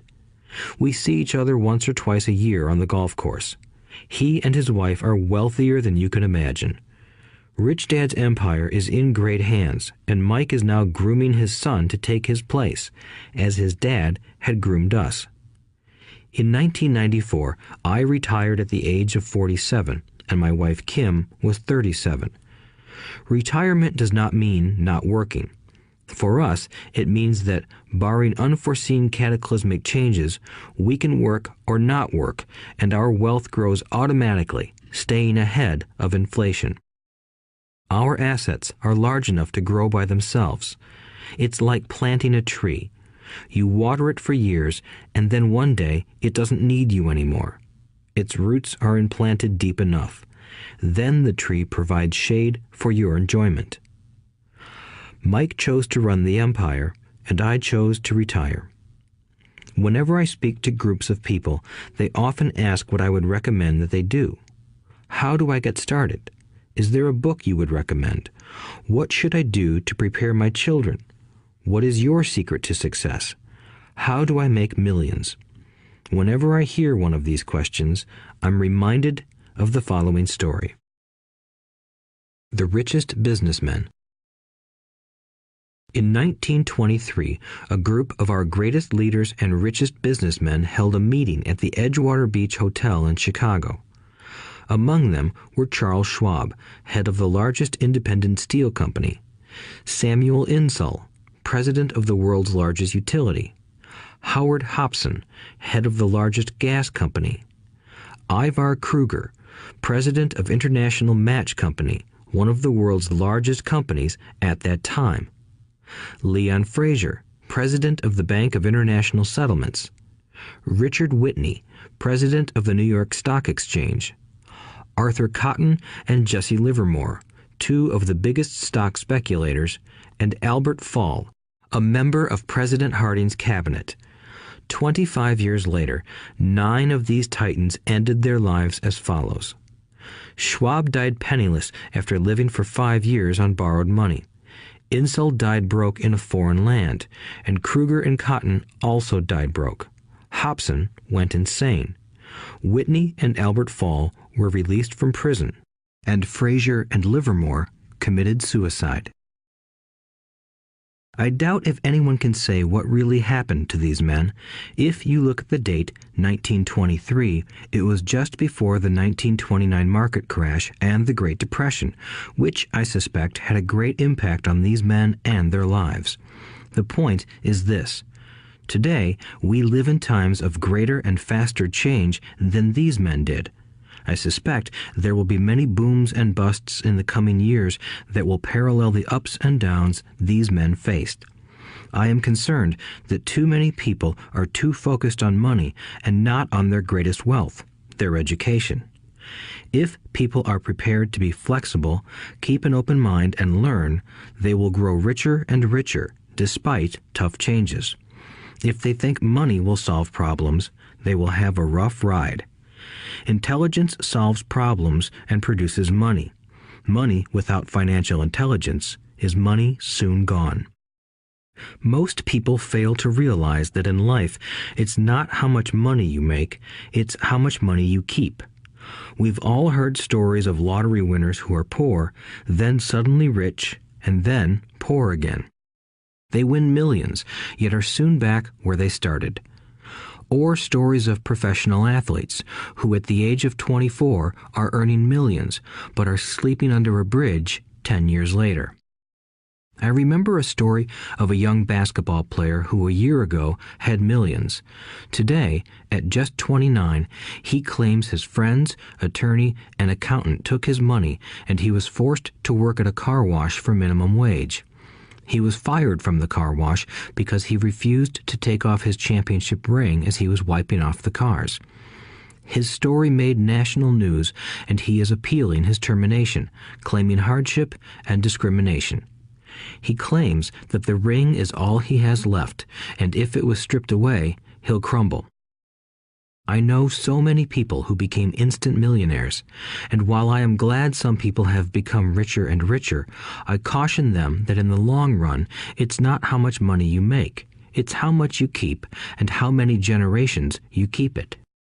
So when people ask, where do I get started, or tell me how to get rich quick, they often are greatly disappointed with my answer. I simply say to them what my rich dad said to me when I was a little kid. If you want to be rich, you need to be financially literate. That idea was drummed into my head every time we were together.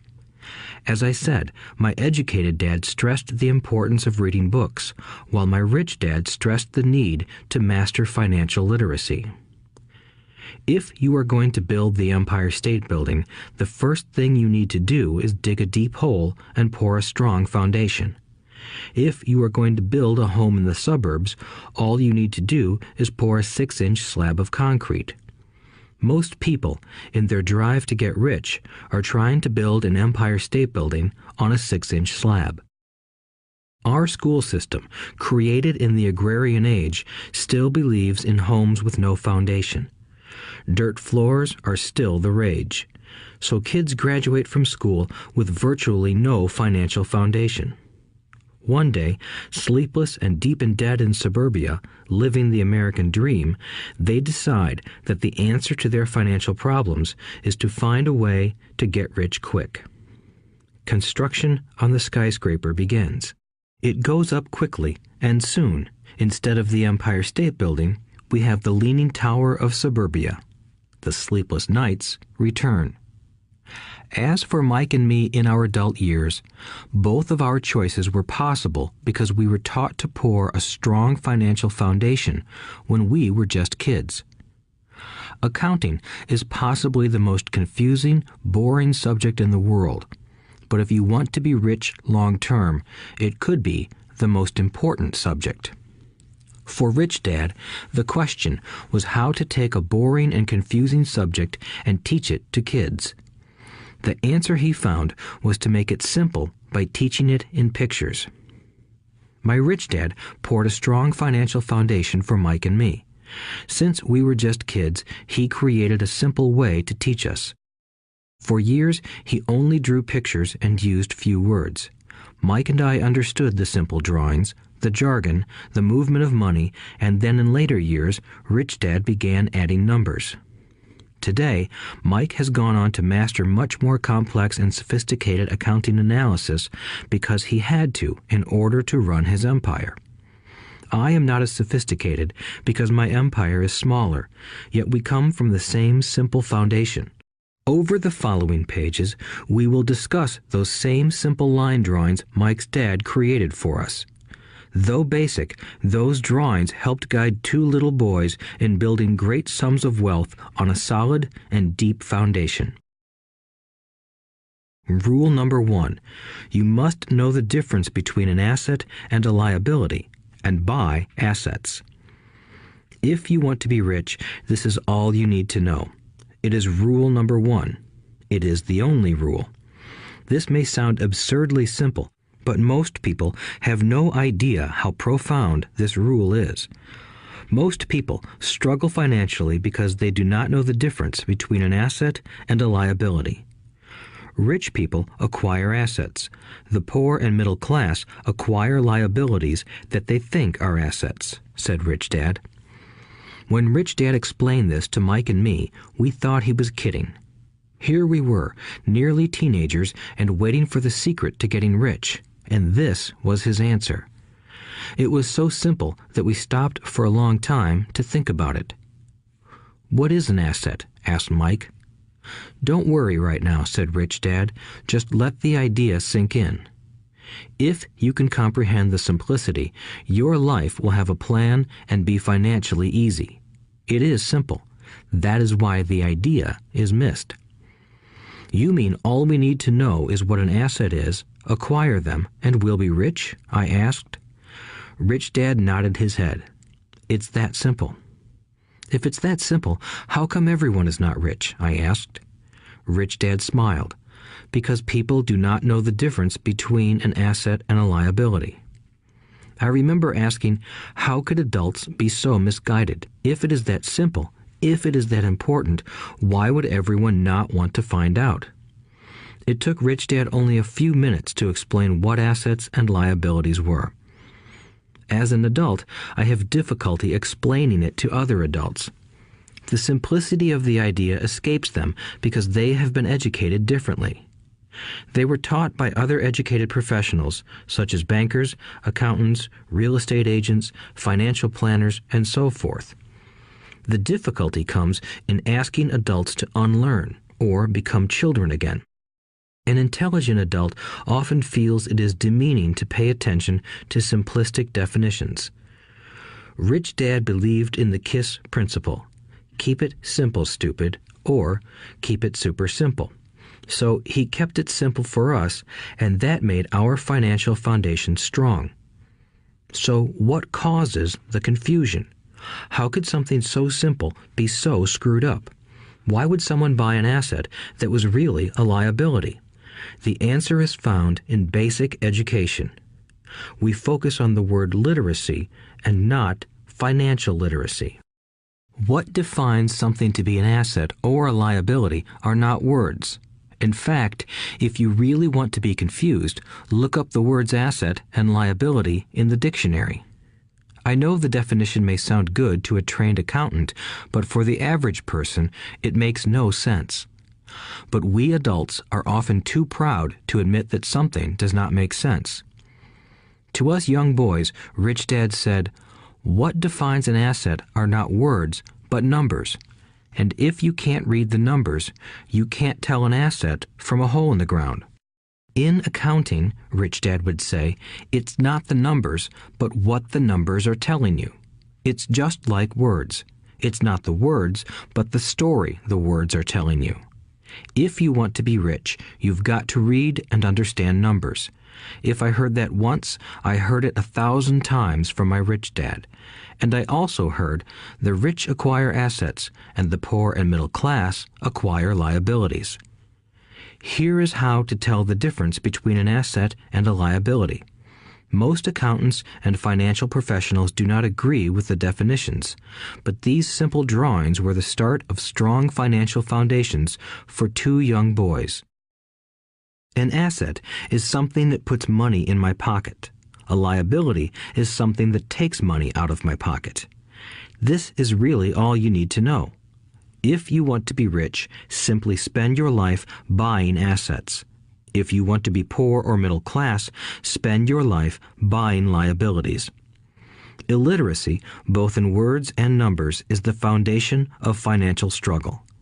If people are having difficulties financially, there is something that they don't understand, either in words or numbers. The rich are rich because they are more literate in different areas than people who struggle financially.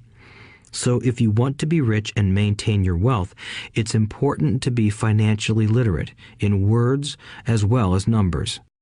Numbers alone mean little, just as words out of context mean little. It's the story that counts. In financial reporting, reading numbers is looking for the plot, the story of where the cash is flowing. In 80% of most families, the financial story paints a picture of hard work to get ahead. However, this effort is for naught because they spend their lives buying liabilities instead of assets. Everyone has living expenses, the need for food, shelter, and clothing. It is the cash flow that tells the story of how a person handles their money. The reason I started with the story of the richest men in America is to illustrate the flaw in believing that money will solve all problems. That is why I cringe whenever I hear people ask me how to get rich quicker or where they should start. I often hear, "I'm in debt, so I need to make more money." But more money will often not solve the problem. In fact, it may compound the problem. Money often makes obvious our tragic human flaws, putting a spotlight on what we don't know. That is why, all too often, a person who comes into a sudden windfall of cash, let's say an inheritance, a pay raise, or lottery winnings, soon returns to the same financial mess, if not worse than the mess they were in before. Money only accentuates the cash flow pattern running in your head. If your pattern is to spend everything you get, most likely an increase in cash will just result in an increase in spending. Thus the saying, "A fool and his money is one big party." I have said many times that we go to school to gain scholastic and professional skills, both of which are important. We learn to make money with our professional skills. In the 1960s, when I was in high school, if someone did well academically, people assumed this bright student would go on to be a medical doctor because it was the profession with the promise of the greatest financial reward. Today, doctors face financial challenges I wouldn't wish on my worst enemy. Insurance companies taking control of the business, managed health care, government intervention, and malpractice suits. Today, kids want to be famous athletes, movie stars, rock stars, beauty queens, or CEOs because that is where the fame, money, and prestige are. That is the reason it is so hard to motivate kids in school today. They know that professional success is no longer solely linked to academic success, as it once was. Because students leave school without financial skills, millions of educated people pursue their profession successfully, but later find themselves struggling financially. They work harder, but don't get ahead. What is missing from their education is not how to make money, but how to manage money. It's called financial aptitude, what you do with the money once you make it, how to keep people from taking it from you, how to keep it longer, and how to make that money work hard for you. Most people don't understand why they struggle financially because they don't understand cash flow. A person can be highly educated, professionally successful, and financially illiterate. These people often work harder than they need to because they learned how to work hard, but not how to have their money work hard for them. The story of how the quest for a financial dream turns into a financial nightmare. The classic story of hardworking people has set a pattern. Recently married, the happy, highly educated young couple moves into one of their cramped, rented apartments. Immediately, they realize that they are saving money because two can live as cheaply as one. The problem is the apartment is cramped. They decide to save money to buy their dream home so they can have kids.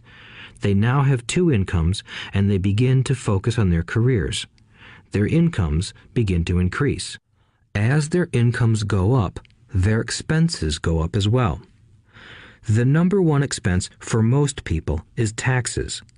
Many people think it's income tax, but for most Americans, their highest tax is Social Security. As an employee, it appears as if the Social Security tax combined with the Medicare tax rate is roughly 7.5%, but it's really 15% since the employer must match the Social Security amount. In essence, it is money the employer can't pay you. On top of that, you still have to pay income tax on the amount deducted from your wages for Social Security tax. Income you never received because it went directly to Social Security through withholding. Going back to the young couple, as a result of their incomes increasing, they decide to buy the house of their dreams. Once in their house, they have a new tax called property tax. Then they buy a new car, new furniture, and new appliances to match their new house. All of a sudden, they wake up and their liabilities column is full of mortgage and credit card debt. Their liabilities go up. They're now trapped in the rat race. Pretty soon, a baby comes along and they work harder. The process repeats itself. Higher incomes cause higher taxes, also called bracket creep. A credit card comes in the mail. They use it. It maxes out. A loan company calls and says their greatest asset, their home, has appreciated in value. Because their credit is so good, the company offers a bill consolidation loan and tells them the intelligent thing to do is clear off the high-interest consumer debt by paying off their credit card. And besides, interest on their home is a tax deduction. They go for it and pay off those high-interest credit cards. They breathe a sigh of relief. Their credit cards are paid off. They've now folded their consumer debt into their home mortgage. Their payments go down because they extend their debt over 30 years. It is the smart thing to do. Their neighbor calls to invite them to go shopping. The Memorial Day sale is on. They promise themselves they'll just window shop, but they take a credit card, just in case. I run into this young couple all the time.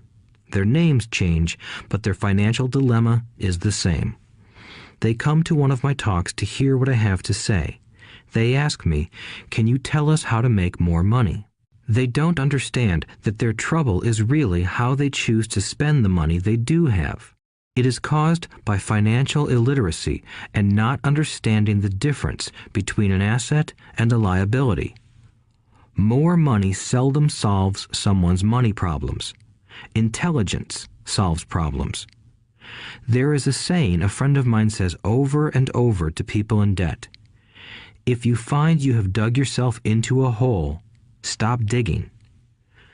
As a child, my dad often told us that the Japanese were aware of 3 powers: the power of the sword, the jewel, and the mirror.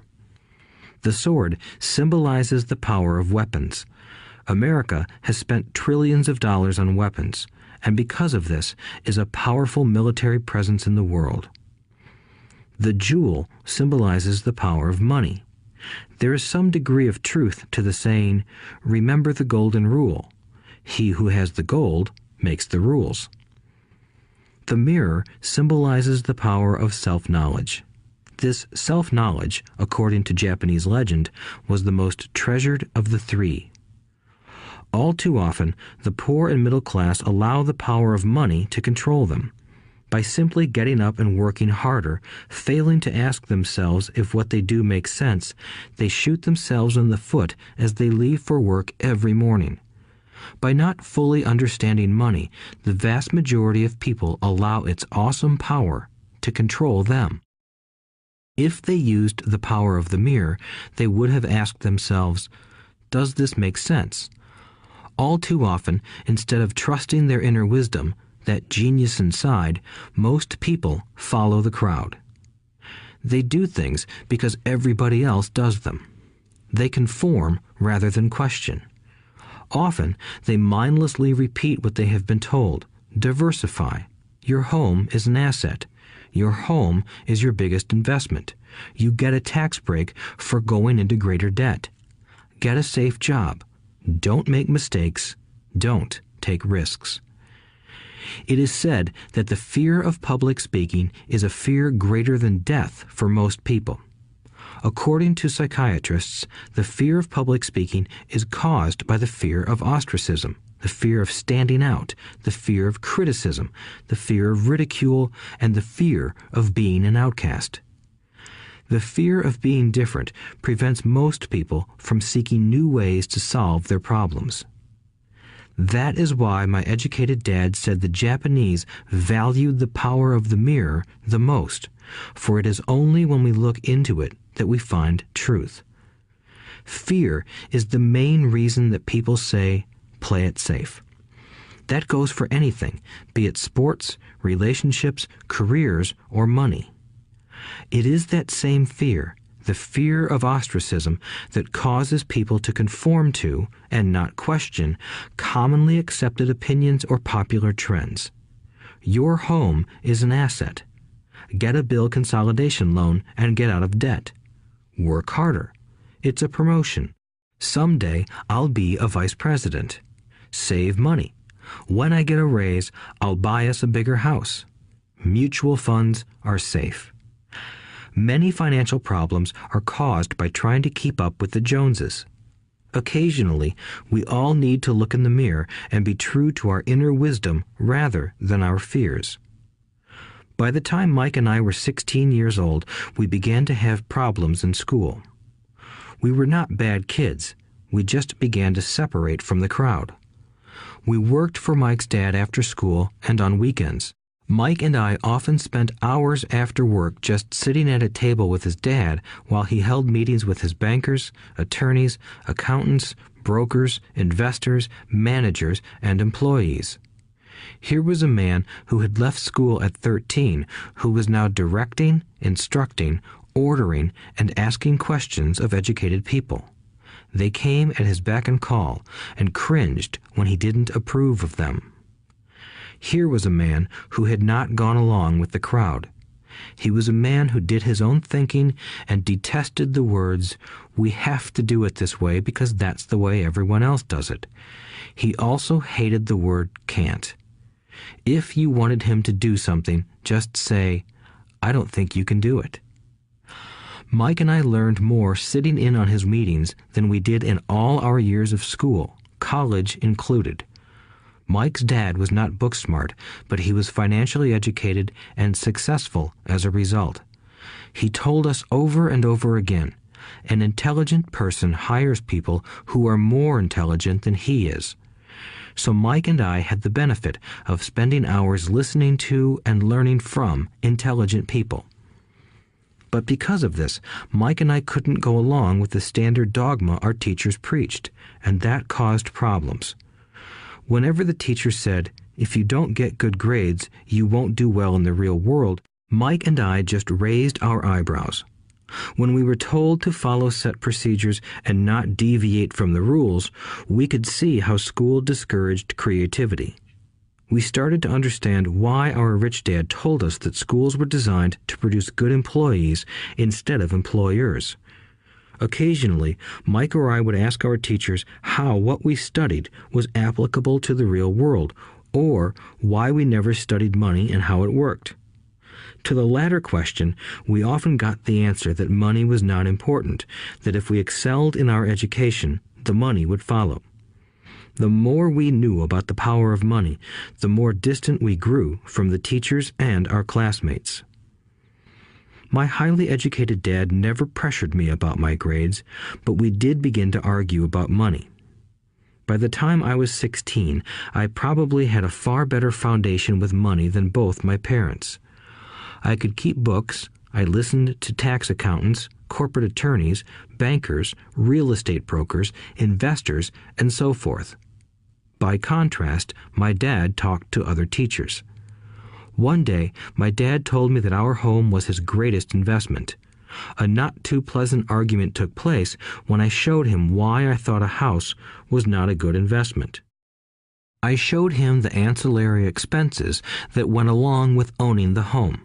A bigger home meant bigger expenses, and the cash flow kept going out through the expense column. Today, people still challenge me on the idea of a house not being an asset. I know that for many people, it is their dream as well as their largest investment.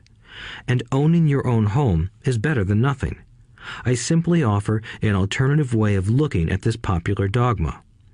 If my wife and I were to buy a bigger, flashier house, we realize it wouldn't be an asset.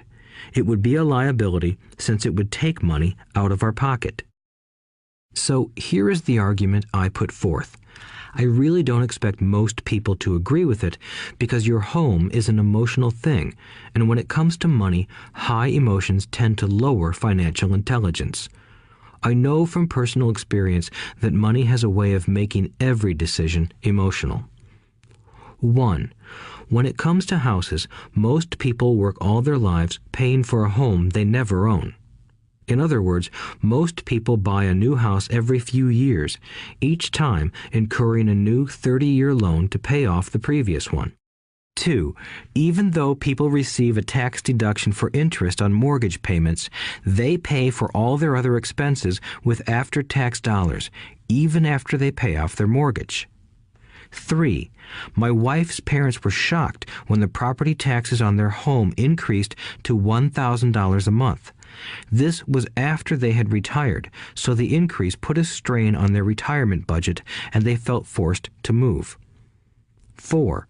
Houses do not always go up in value. I have friends who owe $1 million for a home that today would sell for far less. 5. The greatest losses of all are those from missed opportunities. If all your money is tied up in your house, you may be forced to work harder because your money continues blowing out of the expense column instead of adding to the asset column, the classic middle-class cash flow pattern. If a young couple would put more money into their asset column early on, their later years would be easier. Their assets would have grown and would be available to help cover expenses. All too often, a house only serves as a vehicle for incurring a home equity loan to pay for mounting expenses. In summary, the end result in making a decision to own a house that is too expensive in lieu of starting an investment portfolio impacts an individual in at least the following 3 ways. 1. Loss of time during which other assets could have grown in value. 2. Loss of additional capital which could have been invested instead of paying for high maintenance expenses related directly to the home. 3. Loss of education. Too often, people count their house and savings and retirement plans as all they have in their asset column. Because they have no money to invest, they simply don't invest. This costs them investment experience. Most never become what the investment world calls a sophisticated investor. And the best investments are usually first sold to sophisticated investors, who then turn around and sell them to the people playing it safe. I am not saying don't buy a house. What I'm saying is that you should understand the difference between an asset and a liability. When I want a bigger house, I first buy assets that will generate the cash flow to pay for the house. My educated dad's personal financial statement best demonstrates the life of someone caught in the rat race. His expenses match his income, never allowing him enough left over to invest in assets. As a result, his liabilities are larger than his assets. Why the rich get richer. A review of my rich dad's financial statement shows why the rich get richer. The asset column generates more than enough income to cover expenses, with the balance reinvested into the asset column. The asset column continues to grow, and therefore the income it produces grows with it. The result is that the rich get richer. Why the middle class struggle. The middle class finds itself in a constant state of financial struggle. Their primary income is through their salary. As their wages increase, so do their taxes. Their expenses tend to increase in proportion to their salary increase, hence the phrase, the rat race. They treat their home as their primary asset instead of investing in income-producing assets. This pattern of treating your home as an investment and the philosophy that a pay raise means you can buy a larger home or spend more is the foundation of today's debt-ridden society. Increased spending throws families into greater debt and into more financial uncertainty, even though they may be advancing in their jobs and receiving raises on a regular basis. This is high-risk living caused by weak financial education. The massive loss of jobs in recent times proves how shaky the middle class really is financially. Company pension plans are being replaced by 401k plans. Social Security is obviously in trouble and can't be relied upon as a source for retirement. Panic has set in for the middle class. Today, mutual funds are popular because they supposedly represent safety. Average mutual fund buyers are too busy working to pay taxes and mortgages, save for their children's college, and pay off credit cards. They do not have time to study investing, so they rely on the expertise of the manager of a mutual fund. Also, because the mutual fund includes many different types of investments, they feel their money is safer because it is diversified. This educated middle class subscribes to the dogma put out by mutual fund brokers and financial planners. Play it safe, avoid risk. The real tragedy is that the lack of early financial education is what creates the risk faced by average middle class people. The reason they have to play it safe is because their financial positions are tenuous at best. Their balance sheets are not balanced. Instead, they are loaded with liabilities and have no real assets that generate income. Typically, their only source of income is their paycheck. Their livelihood becomes entirely dependent on their employer. So when genuine deals of a lifetime come along, these people can't take advantage of them because they are working so hard, are taxed to the max, and are loaded with debt. As I said at the start of this section, the most important rule is to know the difference between an asset and a liability. Once you understand the difference, concentrate your efforts on buying income-generating assets. That's the best way to get started on a path to becoming rich. Keep doing that and your asset column will grow. Keep liabilities and expenses down so more money is available to continue pouring into the asset column. Soon, the asset base will be so deep that you can afford to look at more speculative investments. Investments that may have returns of 100% to infinity. $5,000 investments that are soon turned into $1 million or more. Investments that the middle class calls too risky. The investment is not risky for the financially literate. As an employee who is also a homeowner, your working efforts are generally as follows. 1. You work for the company. Employees make their business owner or the shareholders rich, not themselves. Your efforts and success will help provide for the owner's success and retirement. 2.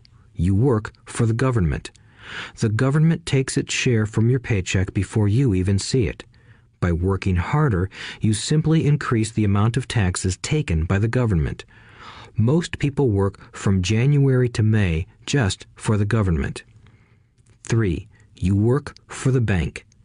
After taxes, your next largest expense is usually your mortgage and credit card debt. The problem with simply working harder is that each of these 3 levels takes a greater share of your increased efforts. You need to learn how to have your increased efforts benefit you and your family directly.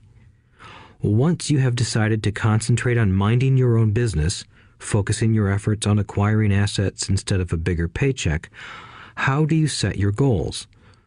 Most people must keep their job and rely on their wages to fund their acquisition of assets. As their assets grow, how do they measure the extent of their success? When does someone know that they are rich, that they have wealth? As well as having my own definitions for assets and liabilities, I also have my own definition for wealth. Actually, I borrowed it from a man named R. Buckminster Fuller. Some call him a quack, and others call him a genius. Years ago, he got architects buzzing because he applied for a patent for something he called a geodesic dome. But in the application, Fuller also said something about wealth. It was pretty confusing at first, but after reading it, it began to make some sense. Wealth is a person's ability to survive so many number of days forward, or, if I stopped working today, how long could I survive?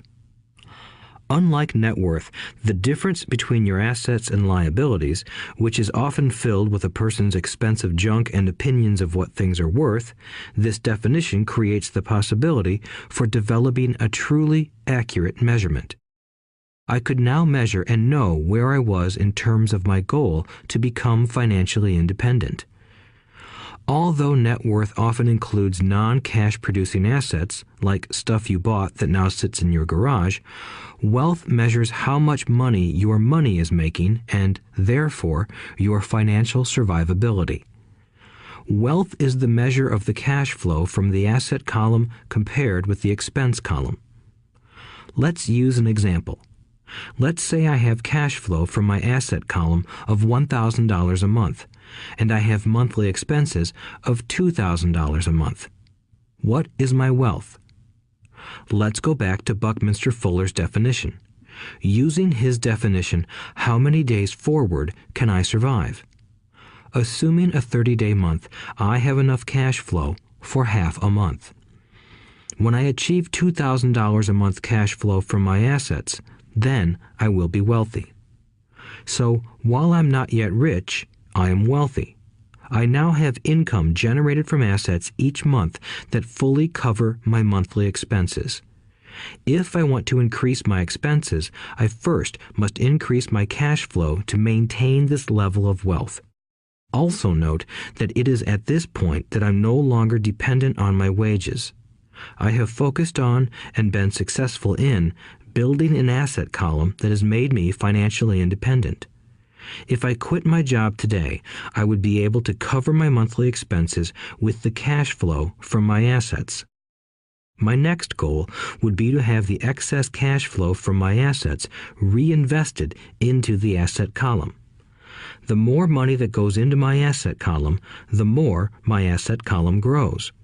The more my assets grow, the more my cash flow grows. And as long as I keep my expenses less than the cash flow from these assets, I grow richer with more and more income from sources other than my physical labor. As this reinvestment process continues, I am well on my way to becoming rich. Just remember this simple observation. The rich buy assets. The poor only have expenses. The middle class buy liabilities they think are assets. So how do I start minding my own business? What is the answer? Listen to the founder of McDonald's in the next chapter. Chapter 3. Lesson 3. Mind your own business. The rich focus on their asset columns while everyone else focuses on their income statements. In 1974, Ray Kroc, the founder of McDonald's, was asked to speak to the MBA class at the University of Texas at Austin. A friend of mine was a student in that MBA class. After a powerful and inspiring talk, the class adjourned and the students asked Ray if he would join them at their favorite hangout to have a few beers. Ray graciously accepted. "What business am I in?" Ray asked once the group had all their beers in hand. Everyone laughed, my friend said. Most of the MBA students thought Ray was just fooling around. No one answered, so Ray asked again. "What business do you think I'm in?" The students laughed again, and finally one brave soul yelled out, "Ray, who in the world doesn't know that you're in the hamburger business?" Ray chuckled. "That's what I thought you would say."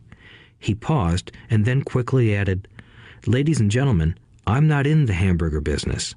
My business is real estate." As my friend tells the story, Ray spent a good amount of time explaining his viewpoint. In his business plan, Ray knew that the primary business focus was to sell hamburger franchises, but what he never lost sight of was the location of each franchise. He knew that the land and its location were the most significant factors in the success of each franchise. Basically, the person who bought the franchise was also buying the real estate under the franchise for Ray Kroc's organization. Today, McDonald's is the largest single owner of real estate in the world, owning even more than the Catholic Church. McDonald's owns some of the most valuable intersections and street corners in America and around the globe. My friend considers this as one of the most important lessons in his life. Today, he owns car washes, but his business is the real estate under those car washes.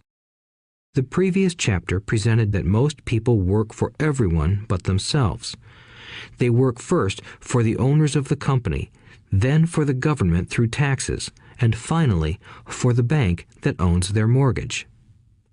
When I was a young boy, we did not have a McDonald's nearby. Yet my rich dad was responsible for teaching Mike and me the same lesson that Ray Kroc talked about at the University of Texas.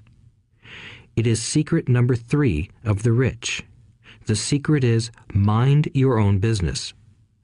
Financial struggle is often directly the result of people working all their lives for someone else. Many people will simply have nothing at the end of their working days to show for their efforts.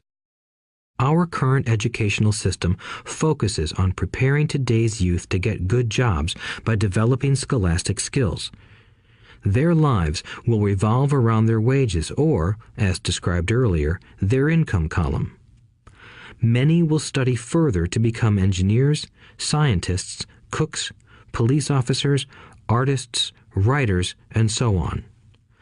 These professional skills allow them to enter the workforce and work for money. But there is a big difference between your profession and your business. Often I ask people, "What is your business?" And they will say, "Oh, I'm a banker." Then I ask them if they own the bank, and they usually respond, "No, I work there." In that instance, they have confused their profession with their business. Their profession may be a banker, but they still need their own business. A problem with school is that you often become what you study. So if you study cooking, you become a chef. If you study the law, you become an attorney. And a study of auto mechanics makes you a mechanic.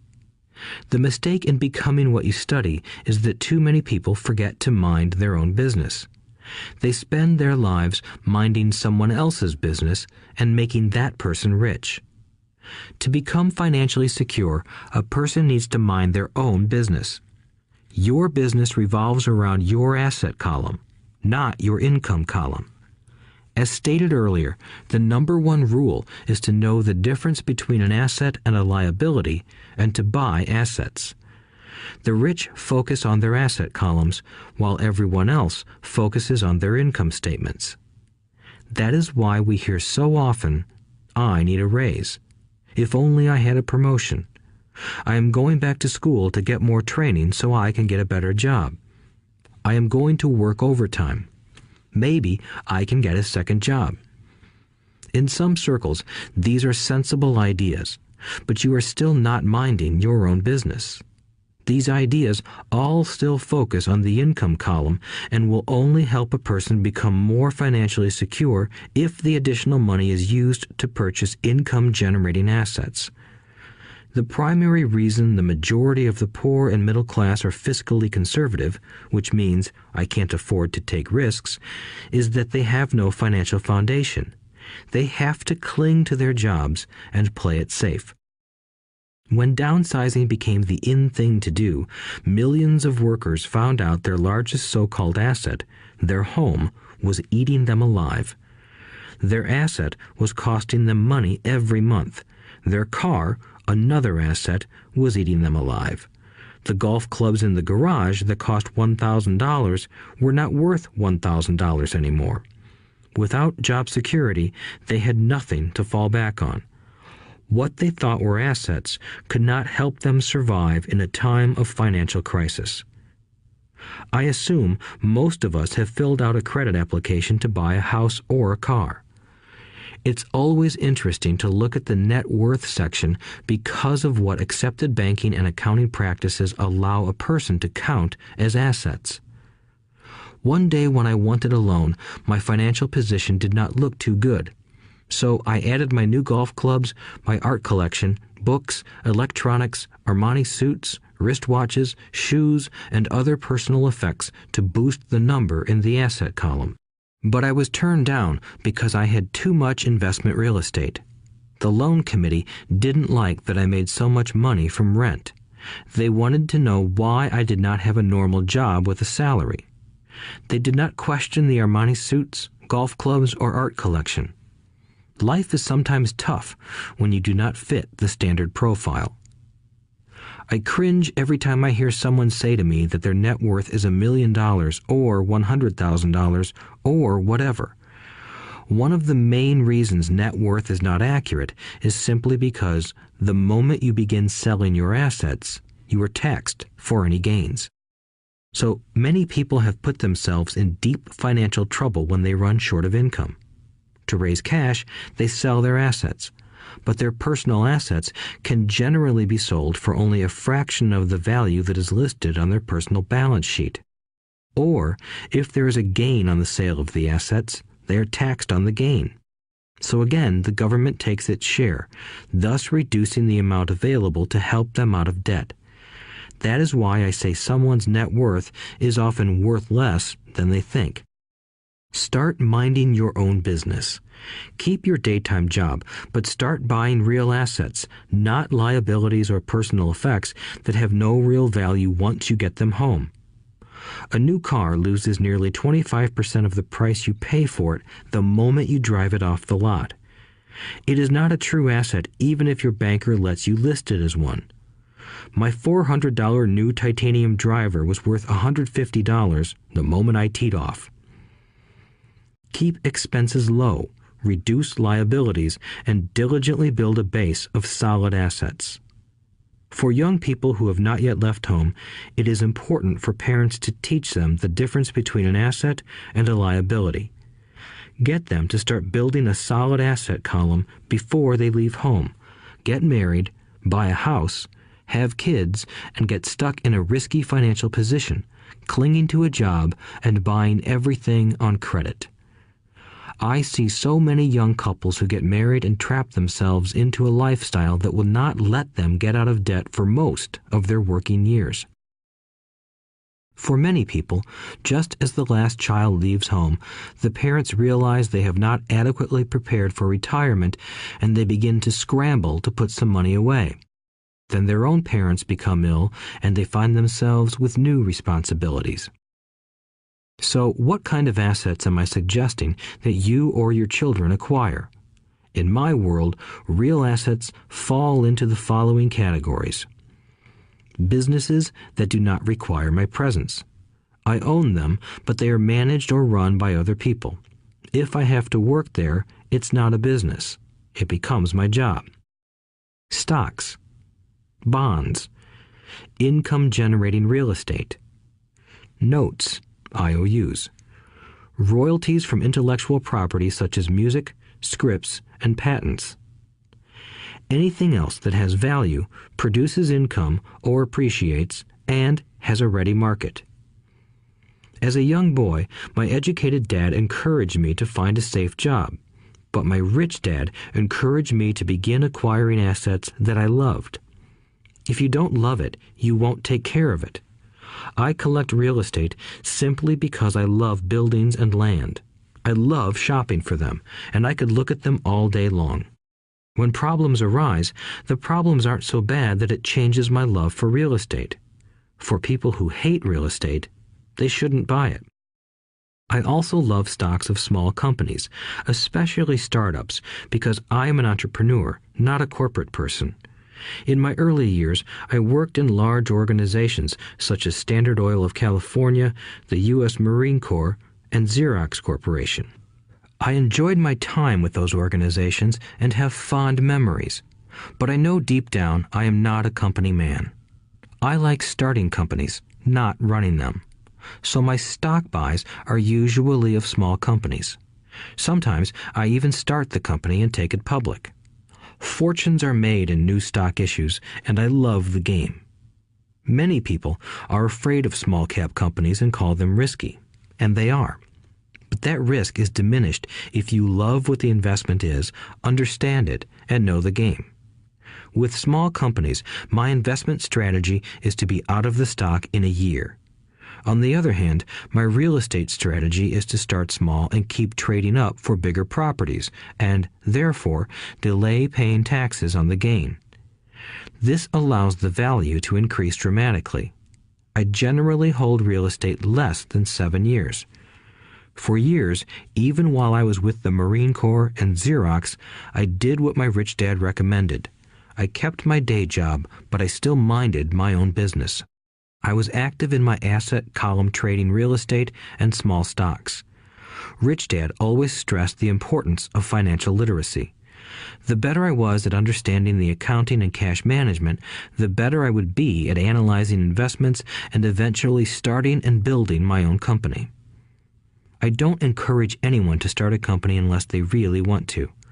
Knowing what I know about running a company, I wouldn't wish that task on anyone. There are times when people can't find employment and starting a company seems like the best solution. But the odds are against success. 9 out of 10 companies fail in 5 years. Of those that survive the first 5 years, 9 out of every 10 of those eventually fail as well. So only if you really have the desire to own your own company do I recommend it. Otherwise, keep your day job and mind your own business.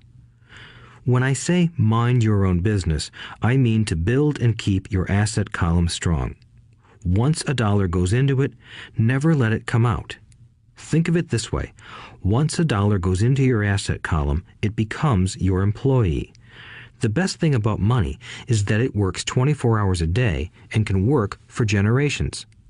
Keep your day job, be a great hard-working employee, but keep building that asset column. As your cash flow grows, you can indulge in some luxuries. An important distinction is that rich people buy luxuries last, while the poor and middle class tend to buy luxuries first. The poor and the middle class often buy luxury items like big houses, diamonds, furs, jewelry, or boats because they want to look rich. They look rich, but in reality they just get deeper in debt on credit. The old money people, the long-term rich, build their asset column first. Then the income generated from the asset column buys their luxuries. The poor and middle class buy luxuries with their own sweat, blood, and children's inheritance. A true luxury is a reward for investing in and developing a real asset. For example, when my wife Kim and I had extra money coming from our apartment houses, she went out and bought her Mercedes. It didn't take any extra work or risk on her part because the apartment house bought the car. She did, however, have to wait 4 years while the real estate investment portfolio grew and began generating enough extra cash flow to pay for the car. But the luxury, the Mercedes, was a true reward because she proved she knew how to grow her asset column. That car now means a lot more to her than simply another pretty car. It means she used her financial intelligence to afford it. Instead, most people impulsively go out and buy a new car or some other luxury on credit. They may feel bored and just want a new toy. Buying a luxury on credit often causes a person to eventually resent that luxury because the debt becomes a financial burden. After you've taken the time and invested in and built your own business, you are now ready to learn the biggest secret of the rich, the secret that puts the rich way ahead of the pack. Chapter 4. Lesson 4. The History of Taxes and the Power of Corporations. My rich dad just played the game smart, and he did it through corporations, the biggest secret of the rich. I remember in school being told the story of Robin Hood and his merry men. My teacher thought it was a wonderful story of a romantic hero who robbed from the rich and gave to the poor. My rich dad did not see Robin Hood as a hero. He called Robin Hood a crook. Robin Hood may be long gone, but his followers live on. I often still hear people say, "Why don't the rich pay for it?" Or, "The rich should pay more in taxes and give it to the poor."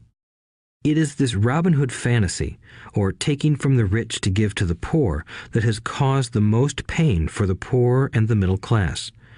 The reason the middle class is so heavily taxed is because of the Robin Hood ideal.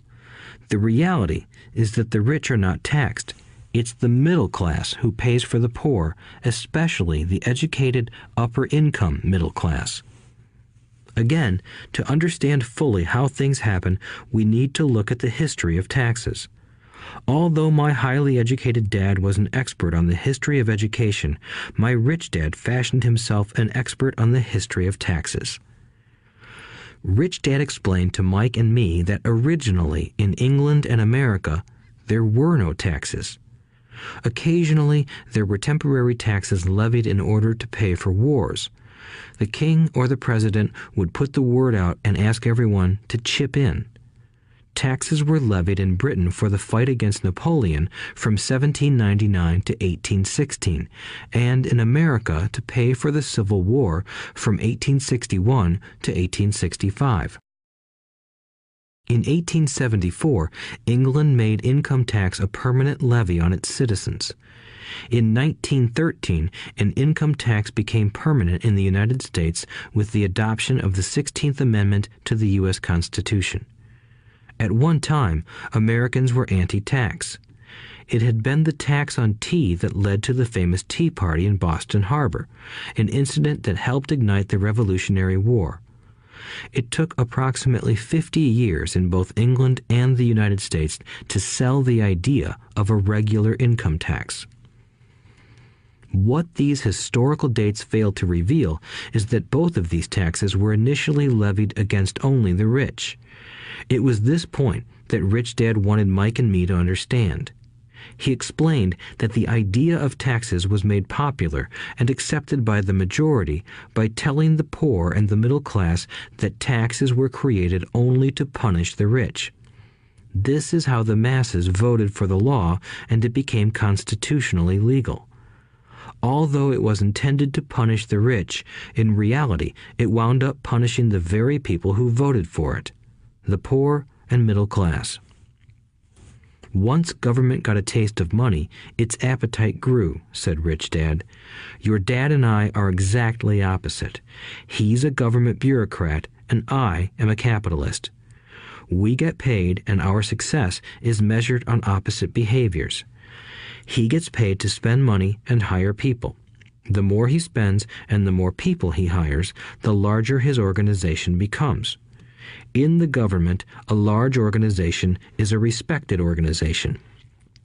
On the other hand, within my organization, the fewer people I hire and the less money I spend, the more I am respected by my investors. That's why I don't like government people. They have different objectives than most business people. As the government grows, more and more tax dollars are needed to support it. My educated dad sincerely believed that government should help people. He loved John F. Kennedy and especially the idea of the Peace Corps. He loved the idea so much that both he and my mom worked for the Peace Corps, training volunteers to go to Malaysia, Thailand, and the Philippines. He always strived for additional grants and budget increases so he could hire more people, both in his job with the Education Department and in the Peace Corps. From the time I was about 10 years old, I would hear from my rich dad that government workers were a pack of lazy thieves, and from my poor dad I would hear how the rich were greedy crooks who should be made to pay more taxes. Both sides had valid points. It was difficult to go to work for one of the biggest capitalists in town and come home to a father who was a prominent government leader. It was not easy to know which dad to believe. Yet, when you study the history of taxes, an interesting perspective emerges. As I said, the passage of taxes was only possible because the masses believed in the Robin Hood theory of economics. Take from the rich and give to everyone else. The problem was that the government's appetite for money was so great that taxes soon needed to be levied on the middle class, and from there it kept trickling down. However, the rich saw an opportunity because they don't play by the same set of rules. The rich knew about corporations, which became popular in the days of sailing ships. The rich created the corporation as a vehicle to limit their risk to the assets of each voyage. The rich put their money into a corporation to finance the voyage. The corporation would then hire a crew to sail to the New World to look for treasure.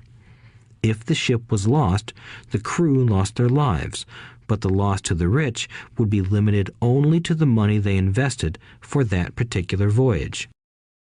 It is the knowledge of the legal corporate structure that really gives the rich a vast advantage over the poor and middle class.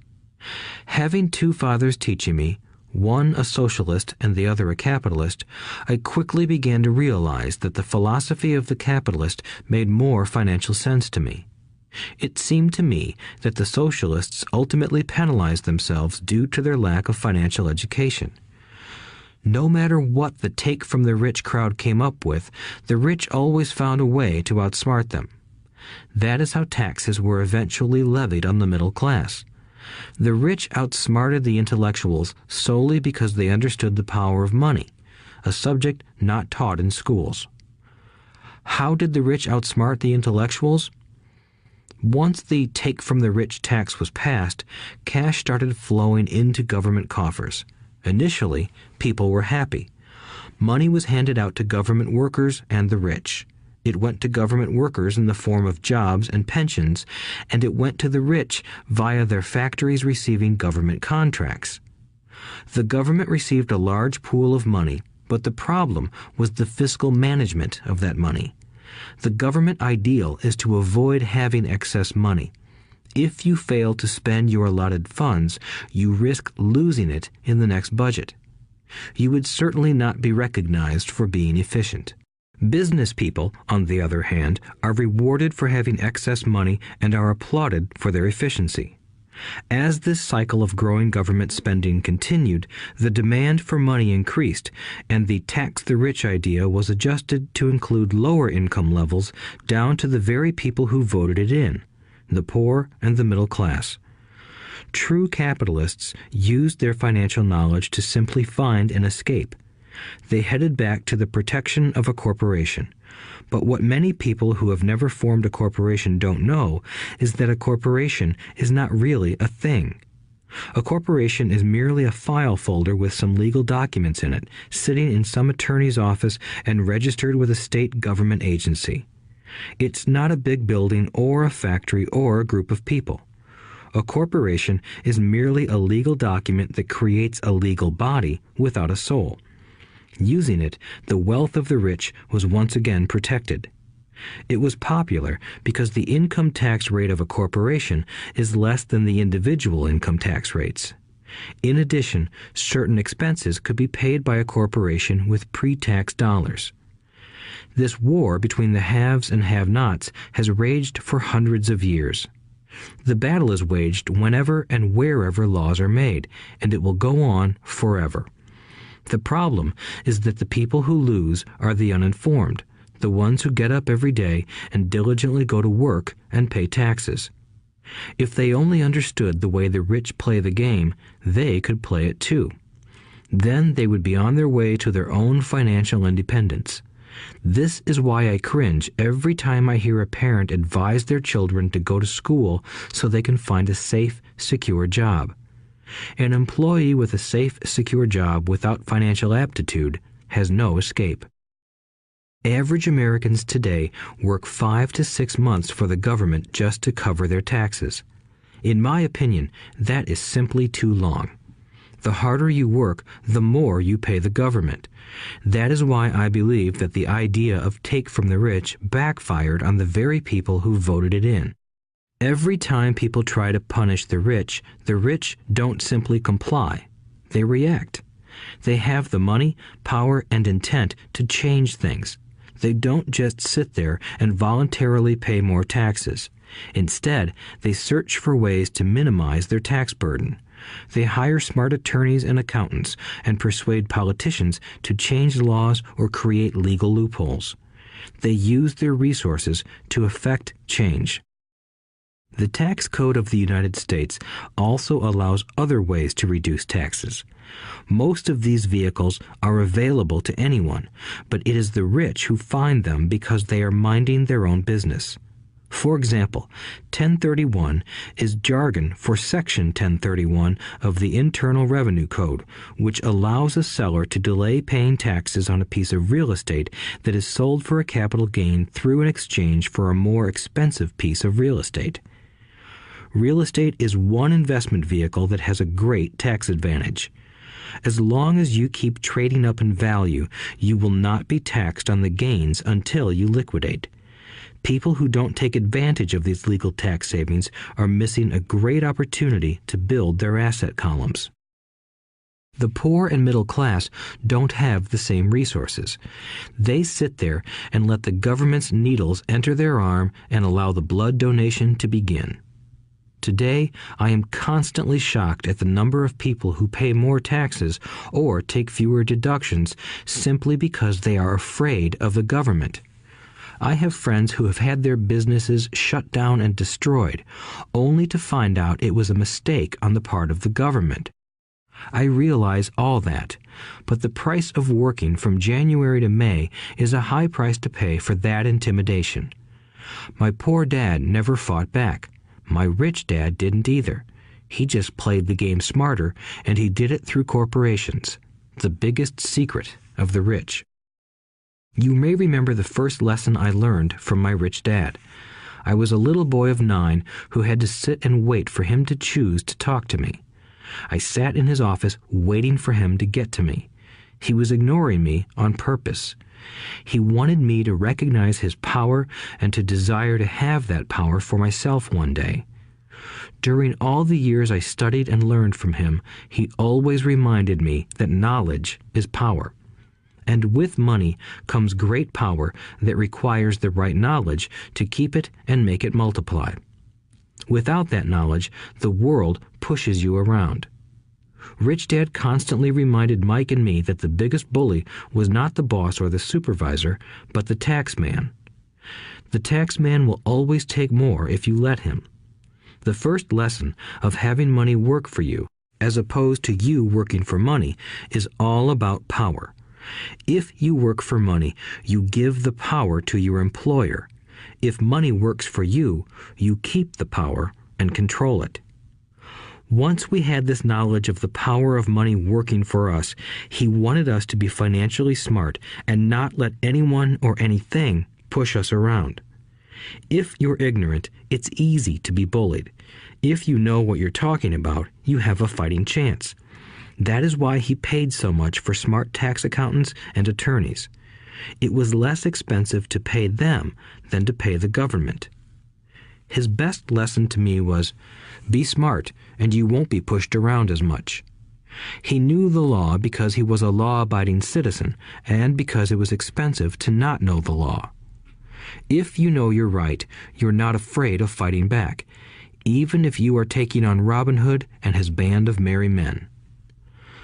My highly educated dad always encouraged me to land a good job with a strong corporation. He spoke of the virtues of working your way up the corporate ladder. He didn't understand that, by relying solely on a paycheck from a corporate employer, I would be a docile cow ready for milking. When I told my rich dad of my father's advice, he only chuckled. "Why not own the ladder?" was all he said. As a young boy, I did not understand what Rich Dad meant by owning my own corporation. It was an idea that seemed impossible and intimidating. Although I was excited by the idea, my inexperience wouldn't let me envision the possibility that grown-ups would someday work for a company I would own.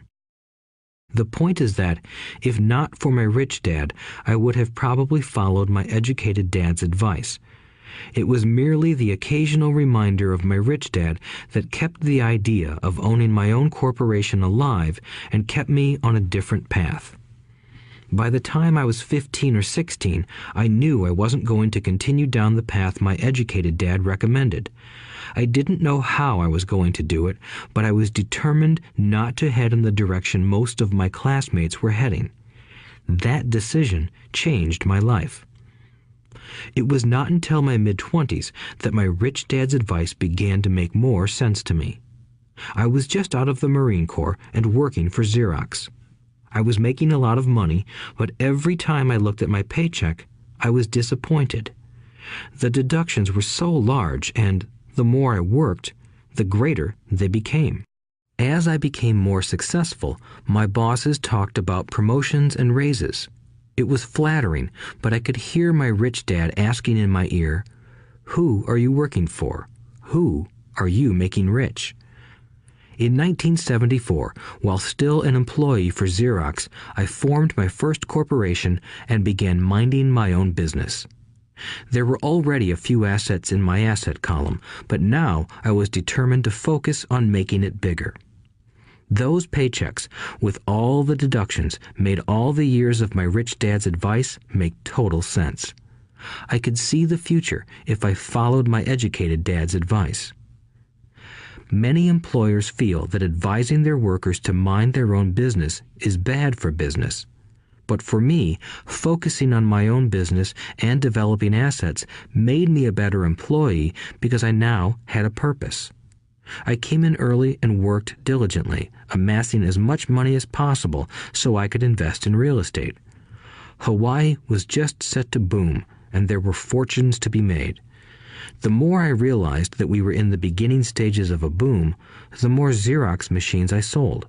The more I sold, the more money I made, and, of course, the more deductions came out of my paycheck. It was inspiring. I wanted out of the employee trap so badly that I worked even harder so I could invest more. By 1978, I was consistently one of the top 5 salespeople at the company. I badly wanted out of the rat race. In less than 3 years, I was making more in my real estate holding corporation than I was making at Xerox, and the money I was making in my asset column in my own corporation was money working for me, not me pounding on doors selling copiers. My rich dad's advice made much more sense. Soon, the cash flow from my properties were so strong that my company bought me my first Porsche. My fellow Xerox salespeople thought I was spending my commissions. I wasn't. I was investing my commissions in assets. My money was working hard to make more money. Each dollar in my asset column was a great employee, working hard to make more employees and buy the boss a new Porsche with before-tax dollars. I began to work harder for Xerox. The plan was working, and my Porsche was the proof. By using the lessons I learned from my rich dad, I was able to get out of the proverbial rat race at an early age. It was made possible because of the strong financial knowledge I had acquired through Rich Dad's lessons. Without this financial knowledge, which I call financial intelligence or financial IQ, my road to financial independence would have been much more difficult. I now teach others in the hope that I may share my knowledge with them. I remind people that financial IQ is made up of knowledge from 4 broad areas of expertise. 1. Accounting. Accounting is financial literacy or the ability to read numbers. This is a vital skill if you want to build an empire. The more money you are responsible for, the more accuracy is required, or the house comes tumbling down. This is the left brain side, or the details. Financial literacy is the ability to read and understand financial statements, which allows you to identify the strengths and weaknesses of any business. 2. Investing. Investing is the science of money making money. This involves strategies and formulas which use the creative right brain side. 3. Understanding markets. Understanding markets is the science of supply and demand. You need to know the technical aspects of the market, which are emotion-driven, in addition to the fundamental or economic aspects of an investment. Does an investment make sense or does it not make sense based on current market conditions? 4. The law. A corporation wrapped around the technical skills of accounting, investing, and markets can contribute to explosive growth. A person who understands the tax advantages and protections provided by a corporation can get rich so much faster than someone who is an employee or a small business sole proprietor. It's like the difference between someone walking and someone flying. The difference is profound when it comes to long-term wealth. Tax advantages. A corporation can do many things that an employee cannot, like pay expenses before paying taxes. That is a whole area of expertise that is very exciting. Employees earn and get taxed and then try to live on what is left. A corporation earns, spends everything it can, and is taxed on anything that is left. It's one of the biggest legal tax loopholes that the rich use. They're easy to set up and are not expensive if you own investments that are producing good cash flow. For example, by owning your own corporation, your vacations can be board meetings in Hawaii. Car payments, insurance, repairs, and health club memberships are company expenses. Most restaurant meals are partial expenses, and on. But it's done legally with pre-tax dollars. Protection from lawsuits. We live in a litigious society. Everybody wants a piece of your action. The rich hide much of their wealth using vehicles such as corporations and trusts to protect their assets from creditors. When someone sues a wealthy individual, they are often met with layers of legal protection and often find that the wealthy person actually owns nothing. They control everything, but own nothing. The poor and middle class try to own everything and lose it to the government or to fellow citizens who like to sue the rich. They learned it from the Robin Hood story. Take from the rich and give it to the poor. It is not the purpose of this audiobook to go into the specifics of owning a corporation. But I will say that if you own any kind of legitimate assets, I would consider finding out more about the benefits and protection offered by a corporation as soon as possible. There are many books written on the subject that will detail the benefits and even walk you through the steps necessary to set up a corporation. Garrett Sutton's books on corporations provide wonderful insight into the power of personal corporations. Financial IQ is actually the synergy of many skills and talents. I would say it is the combination of the 4 technical skills listed above that make up basic financial intelligence. If you aspire to great wealth, it is the combination of these skills that will greatly amplify your financial intelligence. In summary, business owners with corporations 1. Earn, 2. Spend, 3. Pay taxes. Employees who work for corporations 1. Earn, 2. Pay taxes, 3. Spend. As part of your overall financial strategy, I recommend that you learn about the protection that legal entities can provide for businesses and assets. Chapter 5. Lesson 5. The rich invent money. Often in the real world, it's not the smart who get ahead, but the bold.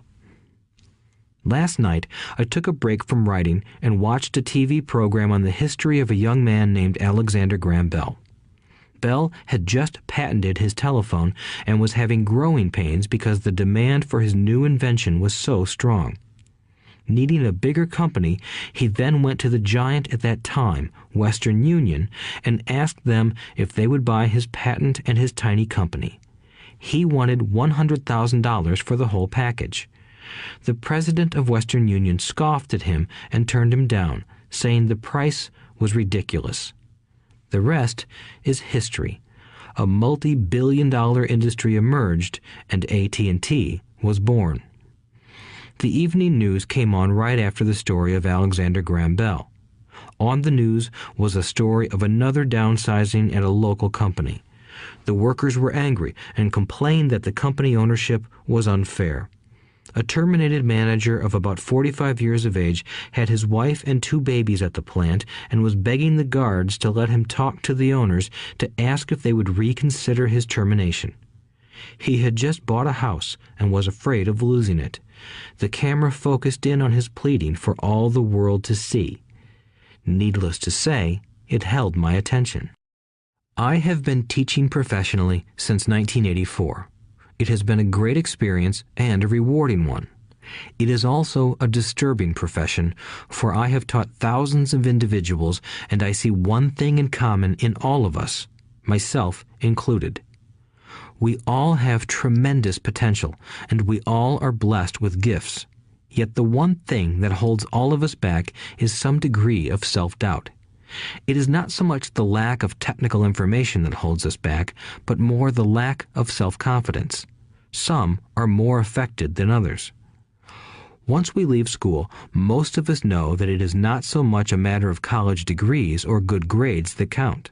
In the real world, outside of academics, something more than just grades is required. I have heard it called many things: guts, chutzpah, balls, audacity, bravado, cunning, daring, tenacity, and brilliance. This factor, whatever it is labeled, ultimately decides one's future much more than school grades do. Inside each of us is one of these brave, brilliant, and daring characters. There is also the flip side of that character, people who could get down on their knees and beg if necessary. After a year in Vietnam as a Marine Corps pilot, I got to know both of those characters inside of me intimately. One is not better than the other. Yet, as a teacher, I recognized that it was excessive fear and self-doubt that were the greatest detractors of personal genius. It broke my heart to see students know the answers, yet lack the courage to act on the answer. Often in the real world, it's not the smart who get ahead, but the bold. In my personal experience, your financial genius requires both technical knowledge as well as courage. If fear is too strong, the genius is suppressed. In my classes, I strongly urge students to learn to take risks, to be bold, and to let their genius convert that fear into power and brilliance. It works for some and just terrifies others. I have come to realize that for most people, when it comes to the subject of money, they would rather play it safe. I have had to field questions such as, why take risks? Why should I bother developing my financial IQ? Why should I become financially literate? And I answer, just to have more options. There are huge changes up ahead. In the coming years, there will be more people just like the young inventor Alexander Graham Bell. There will be 100 people like Bill Gates and hugely successful companies like Microsoft created every year all over the world. And there will also be many more bankruptcies, layoffs, and downsizings. So why bother developing your financial IQ? No one can answer that but you. Yet I can tell you why I myself do it. I do it because it is the most exciting time to be alive. I'd rather be welcoming change than dreading change. I'd rather be excited about making millions than worrying about not getting a raise.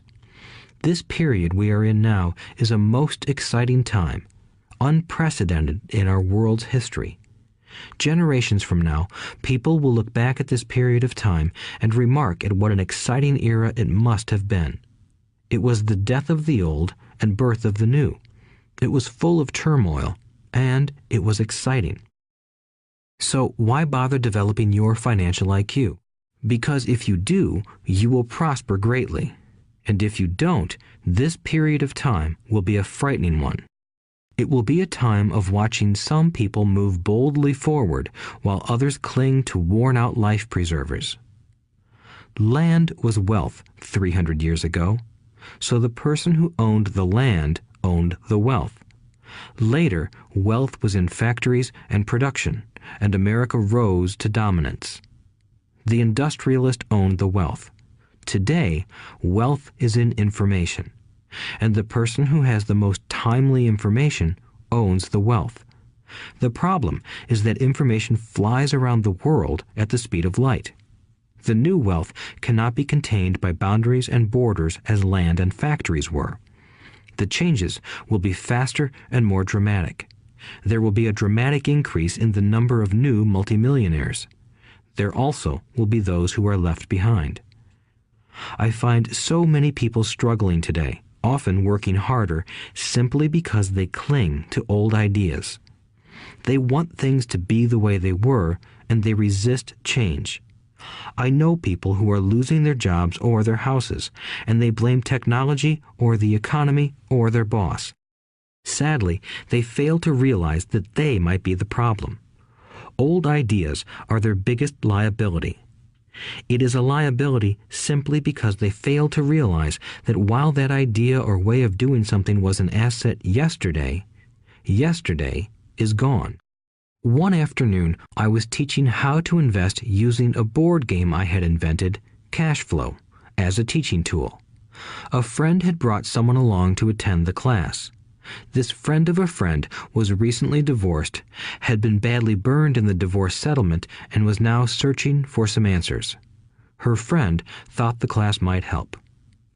The game was designed to help people learn how money works. In playing the game, they learn about the interaction of the income statement with the balance sheet.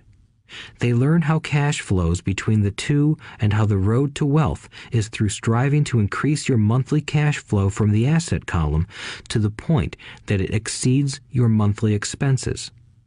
Once you accomplish this, you are able to get out of the rat race and out onto the fast track. As I have said, some people hate the game, some love it, and others miss the point. This woman missed a valuable opportunity to learn something. In the opening round, she drew a doodad card with the boat on it. At first, she was happy. "Oh, I've got a boat." Then, as her friend tried to explain how the numbers worked on her income statement and balance sheet, she got frustrated because she had never liked math. The rest of her table waited while her friend continued explaining the relationship between the income statement, balance sheet, and monthly cash flow. Suddenly, when she realized how the numbers worked, it dawned on her that her boat was eating her alive. Later on in the game, she was also downsized and had a child. It was a horrible game for her. After the class, her friend came by and told me that she was upset. She had come to the class to learn about investing and did not like the idea that it took so long to play a silly game. Her friend attempted to tell her to look within herself to see if the game reflected her in any way. With that suggestion, the woman demanded her money back. She said that the very idea that a game could be a reflection of her was ridiculous. Her money was promptly refunded, and she left. Since 1984, I have made millions simply by doing what the school system does not do. In school, most teachers lecture. I hated lectures as a student. I was soon bored, and my mind would drift. In 1984, I began teaching via games and simulations, and I still rely on these tools today. I always encourage adult students to look at games as reflecting back to them what they know and what they need to learn. Most importantly, games reflect behavior. They are instant feedback systems. Instead of the teacher lecturing you, the game is giving you a personalized lecture, one that is custom-made just for you. The friend of the woman who left later called to give me an update. She said her friend was fine and had calmed down. In her cooling-off period, she could see some slight relationship between the game and her life. Although she and her husband did not own a boat, they did own everything else imaginable. She was angry after their divorce, both because he had run off with a younger woman and because, after 20 years of marriage, they had accumulated little in the way of assets. There was virtually nothing for them to split. Their 20 years of married life had been incredible fun, but all they had accumulated was a ton of doodads. She realized that her anger at doing the numbers, the income statement and balance sheet, came from her embarrassment about not understanding them. She believed that finances were the man's job. She maintained the house and did the entertaining, and he handled the finances. She was now quite certain that in the last 5 years of their marriage, he had hidden money from her. She was angry at herself for not being more aware of where the money was going, as well as for not knowing about the other woman. Just like a board game, the world is always providing us with instant feedback. We could learn a lot if we tuned in more. One day, not long ago, I complained to my wife that the cleaners must have shrunk my pants. My wife gently smiled and poked me in the stomach to inform me that the pants had not shrunk. Something else had expanded. Me. The cash flow game was designed to give every player personal feedback. Its purpose is to give you options. If you draw the boat card and it puts you into debt, the question is, now what can you do? How many different financial options can you come up with? That is the purpose of the game, to teach players to think and create new and various financial options. Thousands of people throughout the world have played this game. The players who get out of the rat race the quickest are the people who understand numbers and have creative financial minds. They recognize different financial options. Rich people are often creative and take calculated risks. People who take the longest are people who are not familiar with numbers and often do not understand the power of investing. Some people playing cash flow gain lots of money in the game, but they don't know what to do with it. Even though they have money, everyone else seems to be getting ahead of them. And that is true in real life.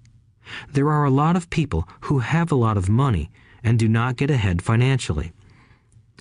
Limiting your options is the same as hanging on to old ideas. I have a friend from high school who now works at 3 jobs. Years ago, he was the richest of all my classmates. When the local sugar plantation closed, the company he worked for went down with the plantation. In his mind, he had but one option, and that was the old option: work hard. The problem was that he couldn't find an equivalent job that recognized his seniority from the old company. As a result, he is overqualified for the jobs he currently has. so his salary is lower. He now works 3 jobs to earn enough to survive. I have watched people playing cash flow complain that the right opportunity cards are not coming their way, so they sit there. I know people who do that in real life. They wait for the right opportunity. I have watched people get the right opportunity card and then not have enough money. Then they complain that they would have gotten out of the rat race if they had had more money. So they sit there. I know people in real life who do that also. They see all the great deals, but they have no money. And I have seen people pull a great opportunity card, read it out loud, and have no idea that it is a great opportunity. They have the money, the time is right, they have the card, but they can't see the opportunity staring them in the face. They fail to see how it fits into their financial plan for escaping the rat race. And I know more people like that than all the others combined. Most people have an opportunity of a lifetime flash right in front of them, and they fail to see it. A year later, they find out about it, after everyone else got rich. Financial intelligence is simply having more options. If the opportunities aren't coming your way, what else can you do to improve your financial position? If an opportunity lands in your lap and you have no money and the bank won't talk to you, what else can you do to get the opportunity to work in your favor? If your hunch is wrong and what you've been counting on doesn't happen, how can you turn a lemon into millions? That is financial intelligence. It is not so much what happens, but how many different financial solutions you can think of to turn a lemon into millions. It is how creative you are in solving financial problems. Most people only know one solution: work hard, save, and borrow.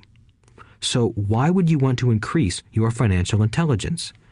Because you want to be the kind of person who creates your own luck. You take whatever happens and make it better. Few people realize that luck is created, just as money is. And if you want to be luckier and create money instead of working hard, then your financial intelligence is important. If you are the kind of person who is waiting for the right thing to happen, you might wait for a long time. It's like waiting for all the traffic lights to be green for 5 miles before you'll start your trip. As young boys, Mike and I were constantly told by my rich dad that money is not real. Rich Dad occasionally reminded us of how close we came to the secret of money on that first day we got together and began making money out of plaster of Paris. The poor and middle class work for money, he would say. The rich make money. The more real you think money is, the harder you will work for it. If you can grasp the idea that money is not real, you will grow richer faster. What is it? Was a question Mike and I often came back with. What is money if it is not real? What we agree it is, was all Rich Dad would say. The single most powerful asset we all have is our mind. If it is trained well, it can create enormous wealth seemingly instantaneously. An untrained mind can also create extreme poverty that can crush a family for generations. In the information age, money is increasing exponentially. A few individuals are getting ridiculously rich from nothing, just ideas and agreements. If you ask many people who trade stocks or other investments for a living, they see it done all the time. Often, millions can be made instantaneously from nothing. And by nothing, I mean no money was exchanged. It is done via agreement, a hand signal in a trading pit, a blip on a trader's screen in Lisbon from a trader's screen in Toronto and back to Lisbon, a call to my broker to buy and a moment later to sell. Money did not change hands. Agreements did. So why develop your financial genius? Only you can answer that. I can tell you why I have been developing this area of my intelligence. I do it because I want to make money fast. Not because I need to, but because I want to. It is a fascinating learning process. I develop my financial IQ because I want to participate in the fastest game and biggest game in the world. And, in my own small way, I would like to be part of this unprecedented evolution of humanity, the era where humans work purely with their minds and not with their bodies. Besides, it is where the action is. It is what is happening. It's hip, it's scary, and it's fun. That is why I invest in my financial intelligence, developing the most powerful asset I have. I want to be with people moving boldly forward. I do not want to be with those left behind. I will give you a simple example of creating money. In the early 1990s, the economy of Phoenix, Arizona was horrible. I was watching a TV show when a financial planner came on and began forecasting doom and gloom. His advice was to save money. Put $100 away every month, he said. In 40 years, you will be a multimillionaire. Well, putting money away every month is a sound idea. It is one option, the option most people subscribe to. The problem is this. It blinds the person to what is really going on.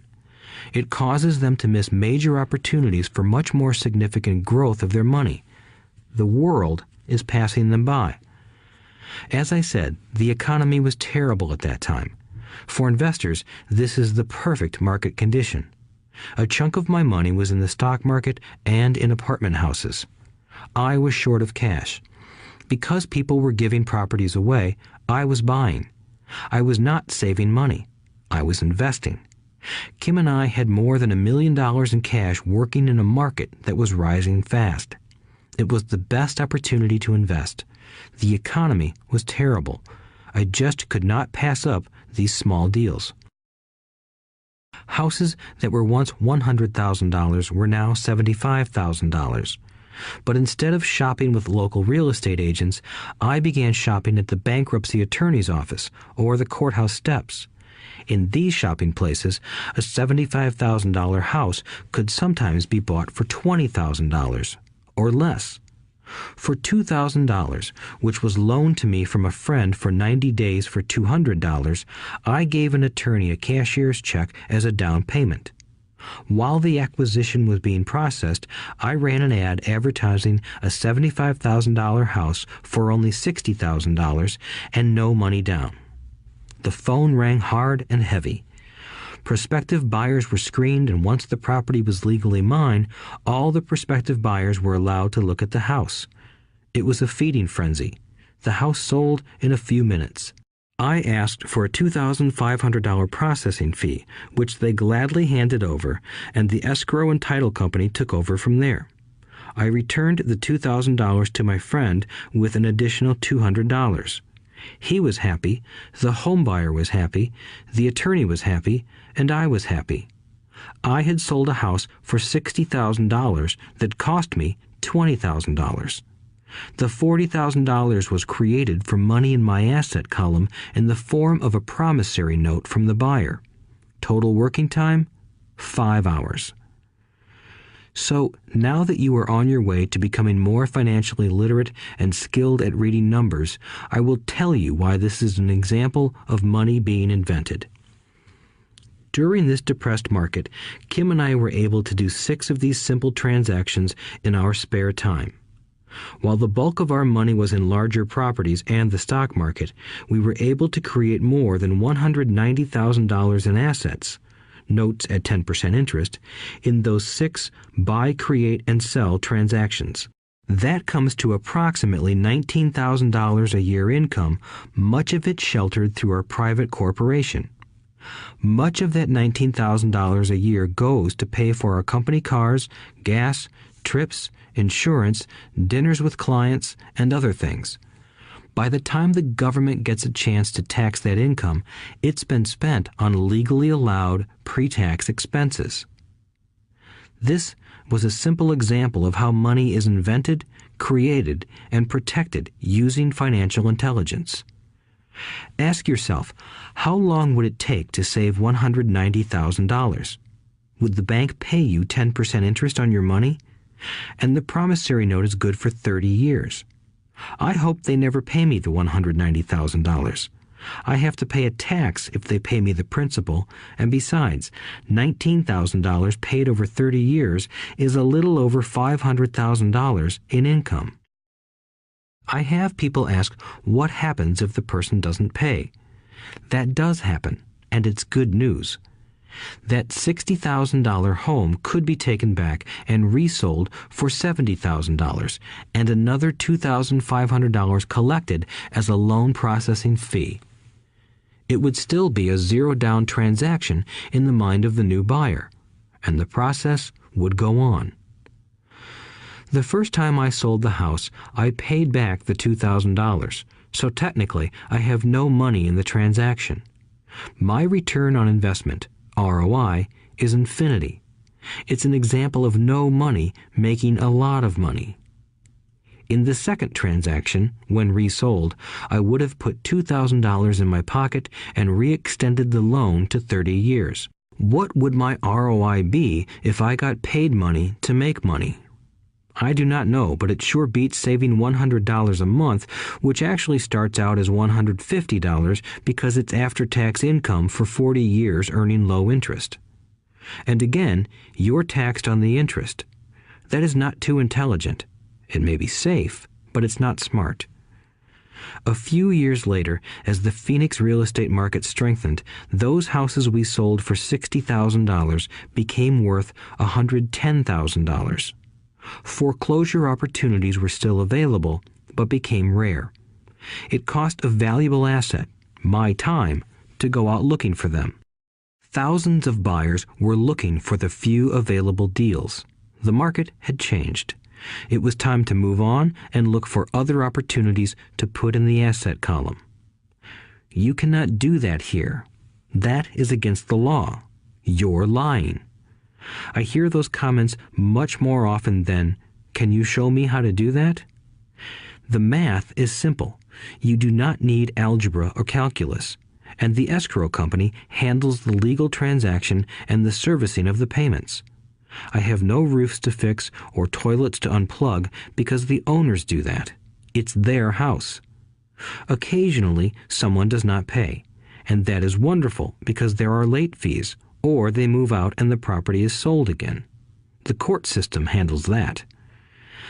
And it may not work in your area.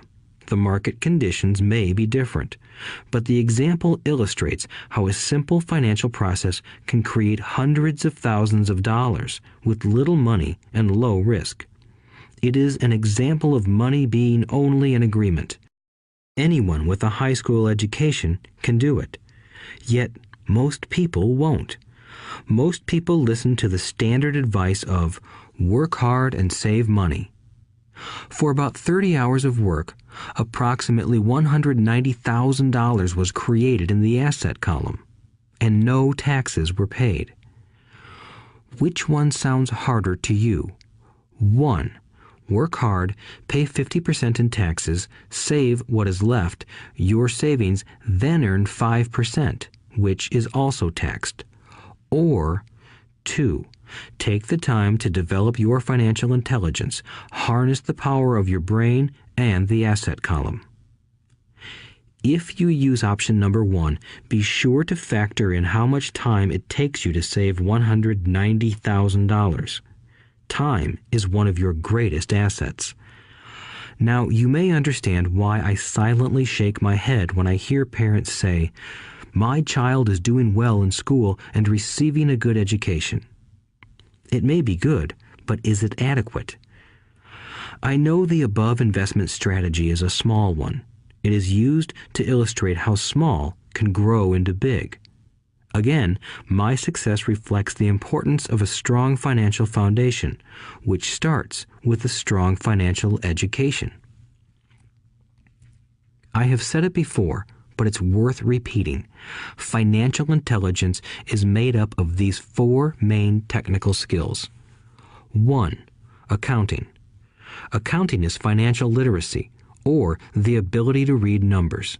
This is a vital skill if you want to build businesses or investments.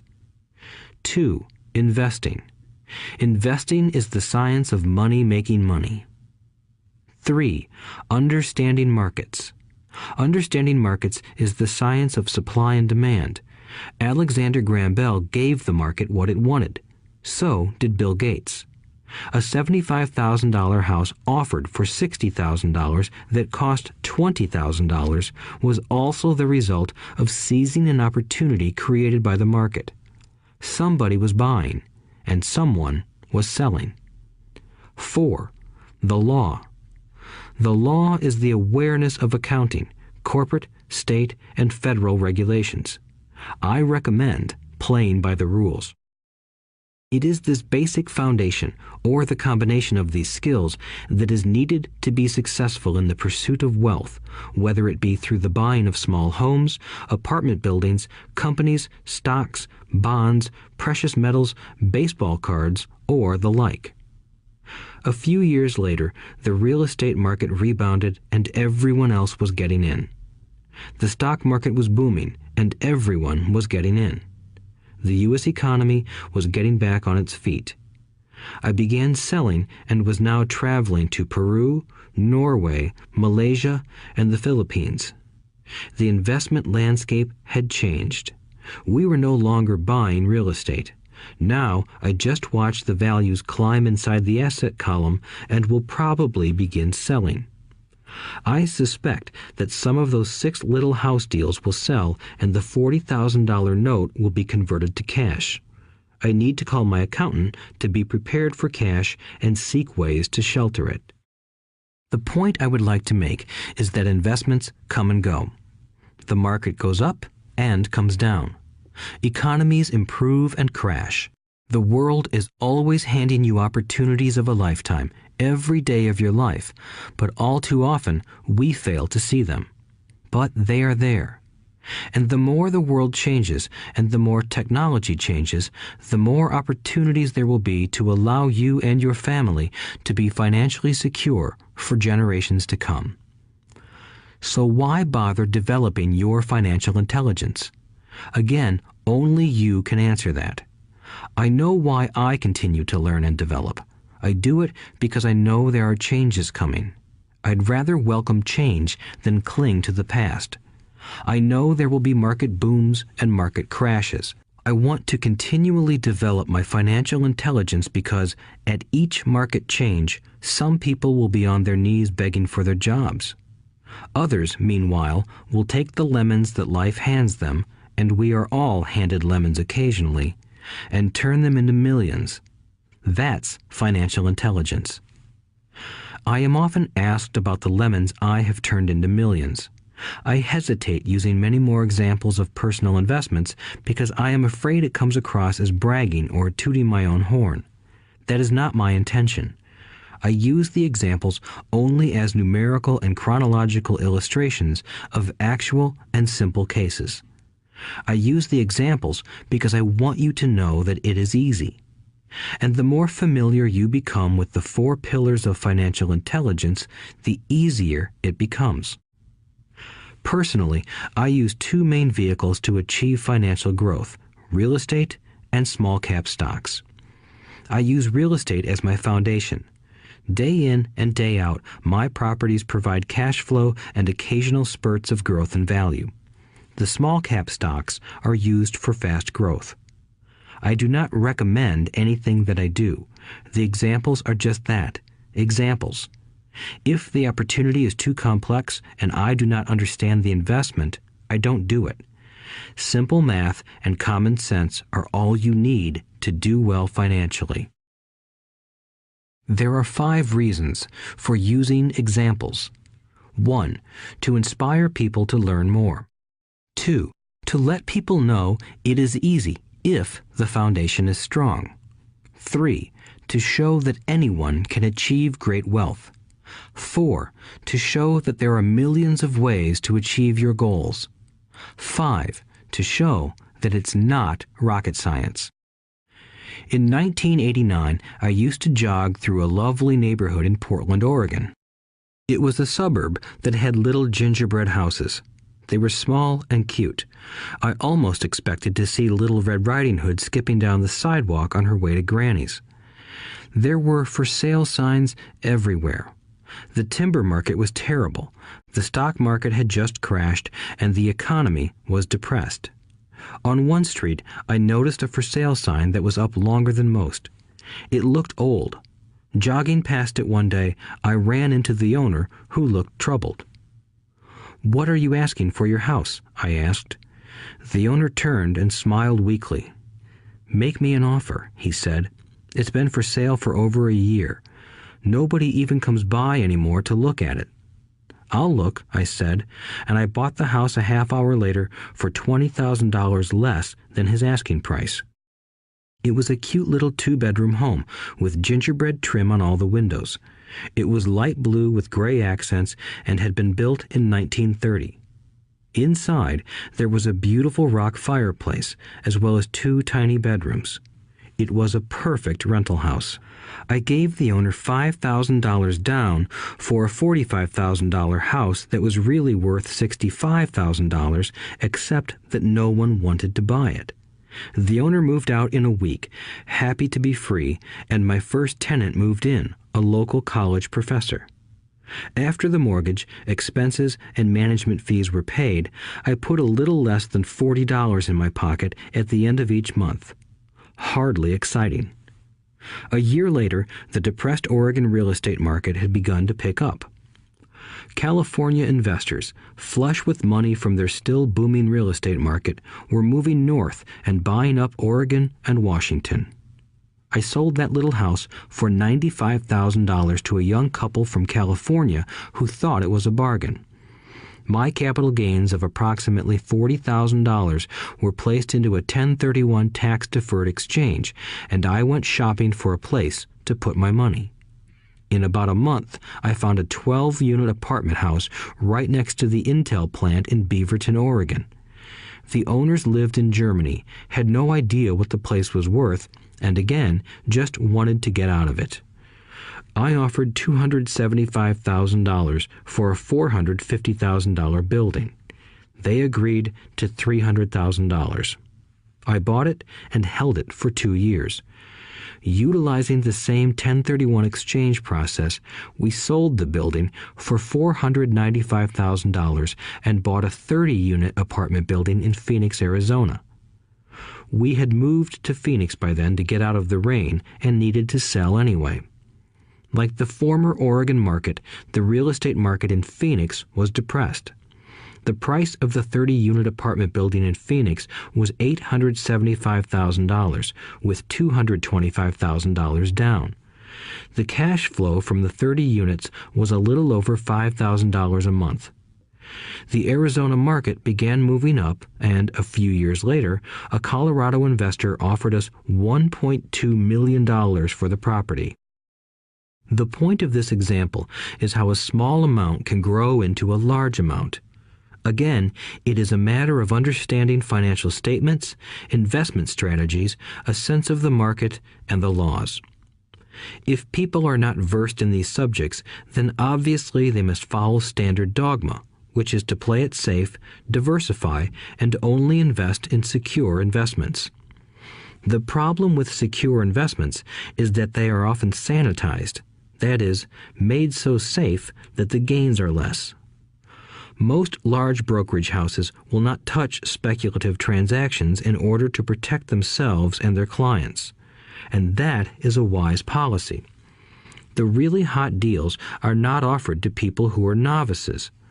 Often, the best deals that make the rich even richer are reserved for those who understand the game. It is technically illegal to offer speculative deals to someone who is considered not sophisticated, but of course, it happens. The more sophisticated I get, the more opportunities come my way.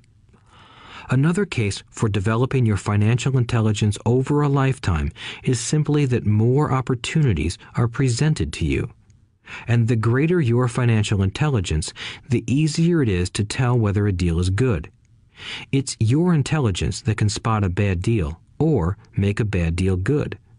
The more I learn, and there is a lot to learn, the more money I make simply because I gain experience and wisdom as the years go on.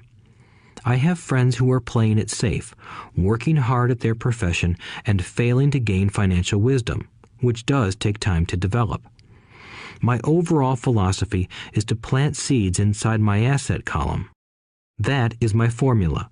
I start small and plant seeds. Some grow, some don't. Inside our real estate corporation, we have property worth several $million. It is our own right, or real estate investment trust. The point I'm making is that most of those millions started out as little $5,000 to $10,000 investments. All of those down payments were fortunate to catch a fast-rising market and increase tax-free. We traded in and out several times over a number of years. We also own a stock portfolio, surrounded by a corporation that Kim and I call our personal mutual fund. We have friends who deal specifically with investors like us who have extra money each month to invest. We buy high-risk, speculative private companies that are just about to go public on a stock exchange in the United States or Canada. An example of how fast gains can be made are 100,000 shares purchased for 25 cents each before the company goes public. 6 months later, the company is listed, and the 100,000 shares now are worth $2 each. If the company is well managed, the price keeps going up, and the stock may go to $20 or more per share. There are years when our $25,000 has gone to $1 million in less than a year. It is not gambling if you know what you're doing. It is gambling if you're just throwing money into a deal and praying. The idea in anything is to use your technical knowledge, wisdom, and love of the game to cut the odds down, to lower the risk. Of course, there is always risk. It is financial intelligence that improves the odds. Thus, what is risky for one person is less risky to someone else. That is the primary reason I constantly encourage people to invest more in their financial education than in stocks, real estate, or other markets. The smarter you are, the better chance you have of beating the odds. The stock plays I personally invested in were extremely high risk for most people and absolutely not recommended. I have been playing that game since 1979 and have paid more than my share in dues. But if you will review why investments such as these are high risk for most people, you may be able to set your life up differently, so that the ability to take $25,000 and turn it into $1 million in a year is low risk for you. As stated earlier, nothing I have written is a recommendation. It is only used as an example of what is simple and possible. What I do is small potatoes in the grand scheme of things. Yet, for the average individual, a passive income of more than $100,000 a year is nice and not hard to achieve. Depending on the market and how smart you are, it could be done in 5 to 10 years. If you keep your living expenses modest, $100,000 coming in as additional income is pleasant, regardless of whether you work. You can work if you like, or take time off if you choose, and use the government tax system in your favor rather than against you. My personal basis is real estate. I love real estate because it's stable and slow-moving. I keep the base solid. The cash flow is fairly steady and, if properly managed, has a good chance of increasing in value. The beauty of a solid base of real estate is that it allows me to take greater risks, as I do with speculative stocks. If I make great profits in the stock market, I pay my capital gains tax on the gain and then reinvest what's left in real estate, again further securing my asset foundation. A last word on real estate. I have traveled all over the world and taught investing. In every city, I hear people say you cannot buy real estate cheap. That is not my experience. Even in New York or Tokyo, or just on the outskirts of the city, prime bargains are overlooked by most people. In Singapore, with their high real estate prices, there are still bargains to be found within a short driving distance. So whenever I hear someone say, "You can't do that here," pointing at me, I remind them that maybe the real statement is, "I don't know how to do that here. Yet." Great opportunities are not seen with your eyes. They are seen with your mind. Most people never get wealthy simply because they are not trained financially to recognize opportunities right in front of them. I am often asked, how do I start? In the final chapter of this audiobook, I offer 10 steps that I followed on the road to my financial freedom. But always remember to have fun. When you learn the rules and the vocabulary of investing and begin to build your asset column, I think you'll find that it's as fun a game as you've ever played. Sometimes you win, and sometimes you learn. But have fun. Most people never win because they're more afraid of losing.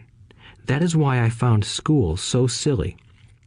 In school, we learn that mistakes are bad, and we are punished for making them. Yet if you look at the way humans are designed to learn, we learn by making mistakes. We learn to walk by falling down. If we never fell down, we would never walk. The same is true for learning to ride a bike. I still have scars on my knees, but today I can ride a bike without thinking.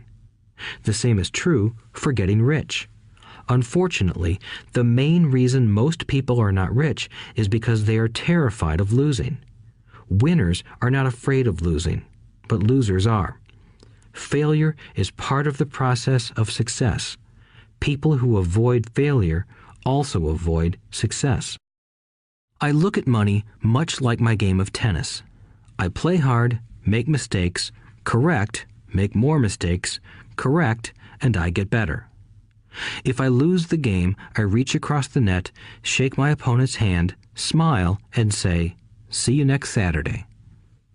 There are two kinds of investors.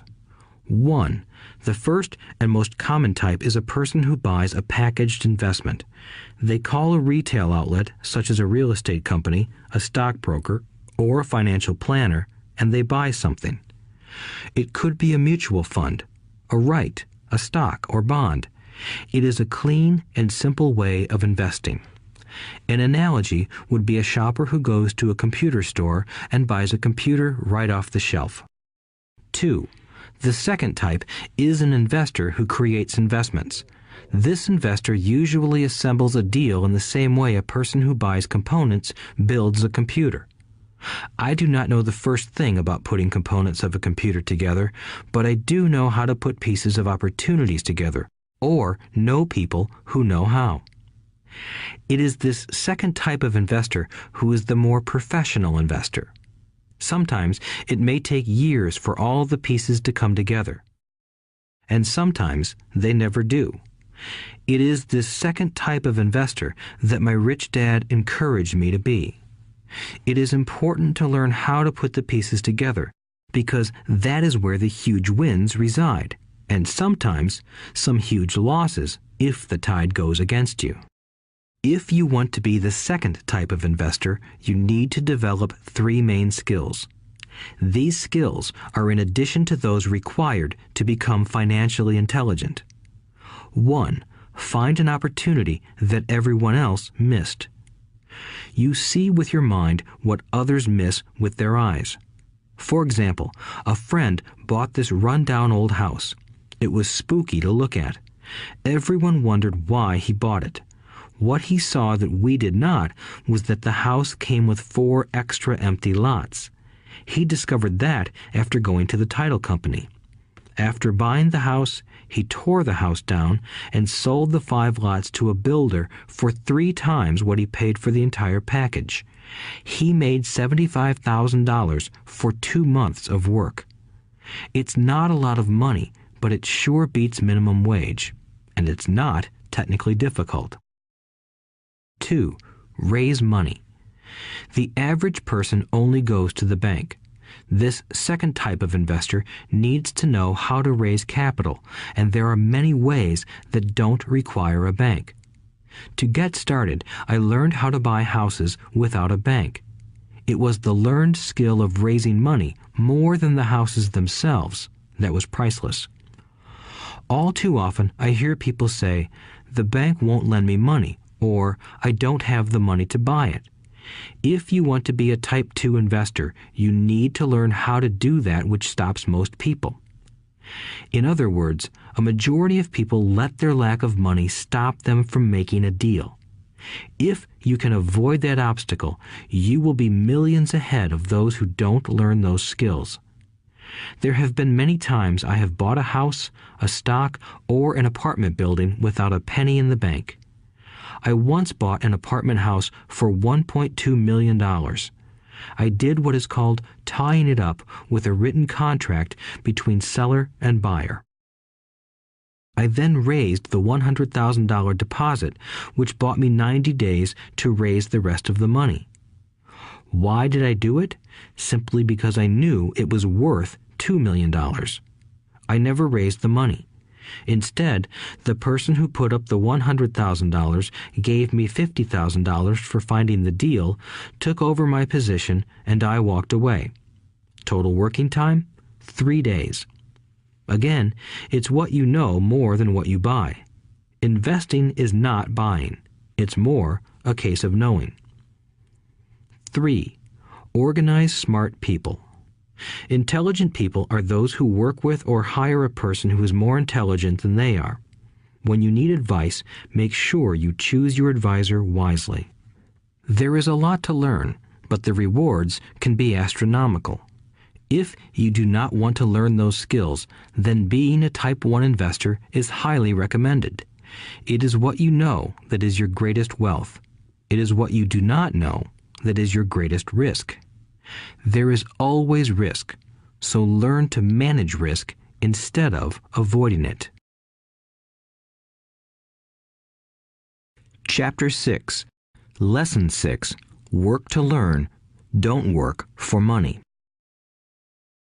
Job security meant everything to my educated dad. Learning meant everything to my rich dad. A few years ago, I granted an interview with a newspaper in Singapore. The young female reporter was on time, and the interview got underway immediately. We sat in the lobby of a luxurious hotel, sipping coffee and discussing the purpose of my visit to Singapore. I was to share the platform with Zig Ziglar. He was speaking on motivation, and I was speaking on the secrets of the rich. Someday, I would like to be a best-selling author like you, she said. I had seen some of the articles she had written for the paper, and I was impressed. She had a tough, clear style of writing. Her articles held a reader's interest. You have a great style, I said in reply. What holds you back from achieving your dream? My work does not seem to go anywhere, she said quietly. Everyone says that my novels are excellent, but nothing happens. So I keep my job with the paper. At least it pays the bills. Do you have any suggestions? Yes, I do, I said brightly. A friend of mine here in Singapore runs a school that trains people to sell. He runs sales training courses for many of the top corporations here in Singapore, and I think attending one of his courses would greatly enhance your career. She stiffened. Are you saying I should go to school to learn to sell? I nodded. You aren't serious, are you? Again, I nodded. What is wrong with that? I was now backpedaling. She was offended by something, and now I was wishing I had not said anything. In my attempt to be helpful, I found myself defending my suggestion. I have a master's degree in English literature. Why would I go to school to learn to be a salesperson? I am a professional. I went to school to be trained in a profession so I would not have to be a salesperson. I hate salespeople. All they want is money. So tell me why I should study sales. She was packing her briefcase. The interview was over. On the coffee table sat a copy of an earlier best-selling book I wrote. I picked it up as well as the notes she had jotted down on her legal pad. Do you see this? I said, pointing to her notes. She looked down at her notes. What? She said, confused. Again, I pointed deliberately to her notes. On her pad she had written, Robert Kiyosaki, best-selling author. It says best-selling author, not best writing author, I said quietly. Her eyes widened. I am a terrible writer, I said. You are a great writer. I went to sales school. You have a master's degree. Put them together, and you get a best-selling author and a best writing author. Anger flared from her eyes. I'll never stoop so low as to learn how to sell. People like you have no business writing. I'm a professionally trained writer, and you are a salesman. It is not fair, she fumed. She put the rest of her notes away and hurried out through the large glass doors into the humid Singapore morning. At least she gave me a fair and favorable write-up the next morning. The world is filled with smart, talented, educated, and gifted people. We meet them every day. They are all around us. A few days ago, my car was not running well. I pulled into a garage, and the young mechanic had it fixed in just a few minutes. He knew what was wrong by simply listening to the engine. I was amazed. I am constantly shocked at how little talented people earn. I have met brilliant, highly educated people who earn less than $20,000 a year. A business consultant who specializes in the medical trade was telling me how many doctors, dentists, and chiropractors struggle financially. All this time, I thought that when they graduated, the dollars would pour in. It was this business consultant who gave me the phrase, "They are one skill away from great wealth." What this phrase means is that most people need only to learn and master one more skill, and their income would jump exponentially. I have mentioned before that financial intelligence is a synergy of accounting, investing, marketing, and law. Combine those 4 technical skills, and making money with money is easier than most people would believe. When it comes to money, the only skill most people know is to work hard. The classic example of a synergy of skills was that young writer for the newspaper. If she diligently learned the skills of sales and marketing, her income would jump dramatically. If I were her, I would take some courses in advertising copywriting as well as sales. Then, instead of working at the newspaper, I would seek a job at an advertising agency. Even if it were a cut in pay, she would learn how to communicate in shortcuts that are used in successful advertising. She also would spend time learning public relations, an important skill. She would learn how to get millions in free publicity. Then, at night and on weekends, she could be writing her great novel. When it was finished, she would be better able to sell her book. Then, in a short while, she could be a best-selling author. When I came out with my first book, If You Want to Be Rich and Happy, Don't Go to School, a publisher suggested I change the title to The Economics of Education. I told the publisher that, with a title like that, I would sell 2 books, one to my family and one to my best friend.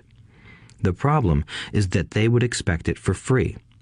The obnoxious title, If You Want to Be Rich and Happy, Don't Go to School, was chosen because we knew it would get tons of publicity. I am pro-education and believe in education reform.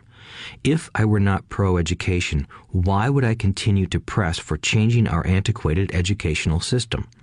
So I chose a title that would get me on more TV and radio shows simply because I was willing to be controversial. Many people thought I was a fruitcake, but the book sold and sold. When I graduated from the U.S. Merchant Marine Academy in 1969, my educated dad was happy. Standard Oil of California had hired me for its oil tanker fleet as a third mate. The pay was low compared with my classmates, but it was okay for a first real job after college. My starting pay was about $42,000 a year, including overtime, and I only had to work for 7 months. I had 5 months of vacation. If I had wanted to, I could have taken the run to Vietnam with a subsidiary shipping company and easily doubled my pay instead of taking 5 months of vacation. I had a great career ahead of me, yet I resigned after 6 months with the company and joined the Marine Corps to learn how to fly. My educated dad was devastated. Rich Dad congratulated me. In school and in the workplace, the popular opinion is the idea of specialization. That is, in order to make more money or get promoted, you need to specialize. That is why medical doctors immediately begin to seek a specialty such as orthopedics or pediatrics. The same is true for accountants, architects, lawyers, pilots, and others. My educated dad believed in the same dogma. That is why he was thrilled when he eventually achieved his doctorate.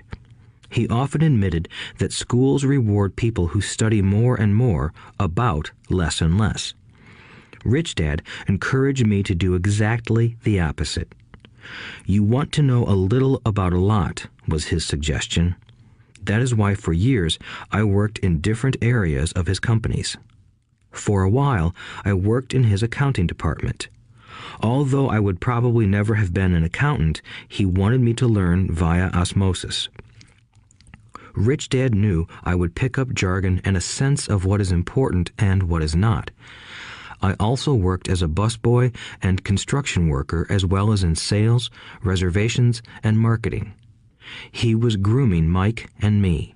That is why he insisted we sit in on the meetings with his bankers, lawyers, accountants, and brokers. He wanted us to know a little about every aspect of his empire. When I quit my high-paying job with Standard Oil, my educated dad had a heart-to-heart talk with me. He was bewildered. He could not understand my decision to resign from a career that offered high pay, great benefits, lots of time off, and opportunity for promotion. When he asked me one evening, "Why did you quit?" I could not explain it to him, though I tried hard to. My logic did not fit his logic. The big problem was that my logic was my rich dad's logic. Job security meant everything to my educated dad. Learning meant everything to my rich dad. Educated dad thought I went to school to learn to be a ship's officer. Rich dad knew that I went to school to study international trade. So as a student, I made cargo runs, navigating large freighters, oil tankers, and passenger ships to the Far East and the South Pacific. Rich Dad emphasized that I should stay in the Pacific instead of taking ships to Europe because he knew that the emerging nations were in Asia, not Europe. While most of my classmates, including Mike, were partying at their fraternity houses, I was studying trade, people, business styles, and cultures in Japan, Taiwan, Thailand, Singapore, Hong Kong, Vietnam, Korea, Tahiti, Samoa, and the Philippines. I was partying also, but it was not in any frat house. I grew up rapidly. Educated Dad just could not understand why I decided to quit and join the Marine Corps. I told him I wanted to learn to fly, but really I wanted to learn to lead troops. Rich Dad explained to me that the hardest part of running a company is managing people. He had spent 3 years in the Army. My educated dad was draft exempt. Rich Dad valued learning to lead men into dangerous situations. Leadership is what you need to learn next, he said. If you are not a good leader, you'll get shot in the back, just like they do in business. Returning from Vietnam in 1973, I resigned my commission, even though I loved flying. I found a job with Xerox Corporation. I joined it for one reason, and it was not for the benefits. I was a shy person, and the thought of selling was the most frightening subject in the world. Xerox has one of the best sales trainings programs in America. Rich Dad was proud of me. My educated dad was ashamed. Being an intellectual, he thought that salespeople were below him. I worked with Xerox for 4 years until I overcame my fear of knocking on doors and being rejected. Once I could consistently be in the top 5 in sales, I again resigned and moved on, leaving behind another great career with an excellent company. In 1977, I formed my first company. Rich Dad had groomed Mike and me to take over companies, so I now had to learn to form them and put them together. My first product, the nylon and Velcro wallet, was manufactured in the Far East and shipped to a warehouse in New York, near where I had gone to school. My formal education was complete, and it was time to test my wings. If I failed, I would go broke. Rich Dad thought it best to go broke before 30. You still have time to recover, was his advice. On the eve of my 30th birthday, my first shipment left Korea for New York. Today, I still do business internationally, and as my rich dad encouraged me to do, I keep seeking the emerging nations. Today, my investment company invests in South American countries and Asian countries, as well as in Norway and Russia. There is an old cliche that goes, "Job is an acronym for just over broke." Unfortunately, I would say that applies to millions of people.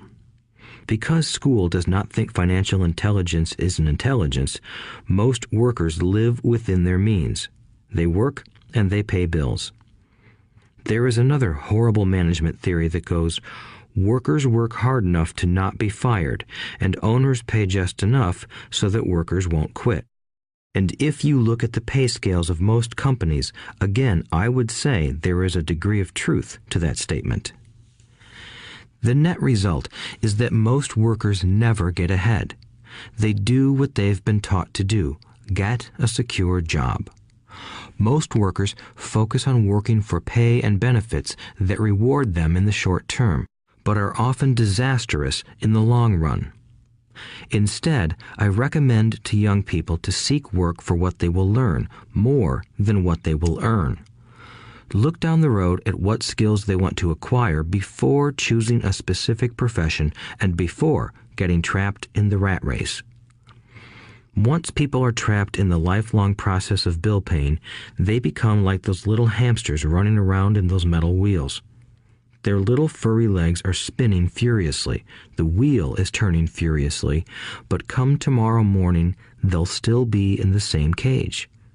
Great job. In the movie Jerry Maguire, starring Tom Cruise, there are many great one-liners. Probably the most memorable is, "Show me the money."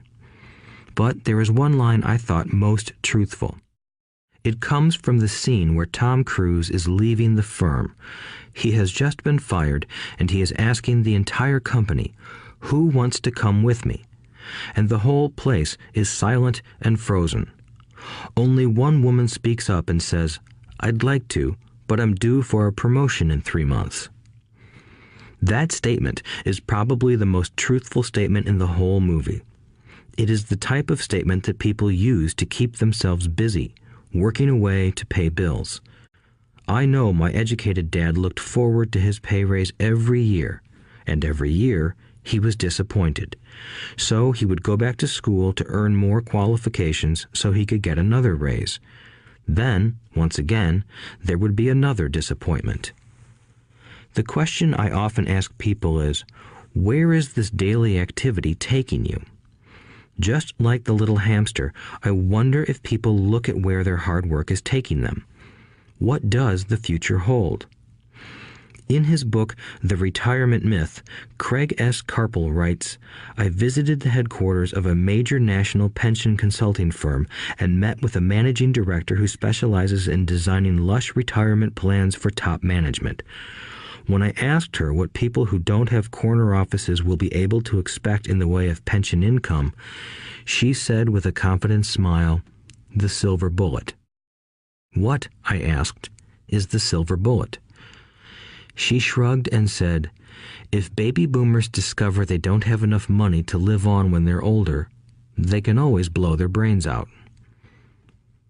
Carpel goes on to explain the difference between the old defined benefit retirement plans and the new 401k plans that are riskier. It is not a pretty picture for most people working today, and that is just for retirement. Add medical fees and long-term nursing home care, and the picture is frightening. Already, many hospitals in countries with socialized medicine need to make tough decisions such as who will live and who will die. They make those decisions purely on how much money they have and how old the patients are. If the patient is old, they often will give the medical care to someone younger. The older, poor patient gets put to the back of the line. Just as the rich can afford better education, the rich will be able to keep themselves alive, while those who have little wealth will die. So I wonder, are workers looking into the future or just until their next paycheck, never questioning where they are headed? When I speak to adults who want to earn more money, I always recommend the same thing. I suggest taking a long view of their life. Instead of simply working for the money and security, which I admit are important, I suggest they take a second job that will teach them a second skill. Often I recommend joining a network marketing company, also called multi-level marketing, if they want to learn sales skills. Some of these companies have excellent training programs that help people get over their fear of failure and rejection, which are the main reasons people are unsuccessful. Education is more valuable than money in the long run. When I offer this suggestion, I often hear in response, "Oh, that is too much hassle," or "I only want to do what I am interested in." If they say it's too much of a hassle, I ask, so you would rather work all your life giving 50% of what you earn to the government? If they tell me, I only do what I am interested in, I say, I'm not interested in going to the gym, but I go because I want to feel better and live longer. Unfortunately, there is some truth to the old statement, you can't teach an old dog new tricks. Unless a person is used to changing, it's hard to change. But for those of you who might be on the fence when it comes to the idea of working to learn something new, I offer this word of encouragement. Life is much like going to the gym. The most painful part is deciding to go. Once you get past that, it's easy. There have been many days I have dreaded going to the gym, but once I am there and in motion, it is a pleasure. After the workout is over, I am always glad I talked myself into going. If you are unwilling to work to learn something new and instead insist on becoming highly specialized within your field, make sure the company you work for is unionized. Labor unions are designed to protect specialists. My educated dad, after falling from grace with the governor, became the head of the teachers' union in Hawaii. He told me that it was the hardest job he ever held.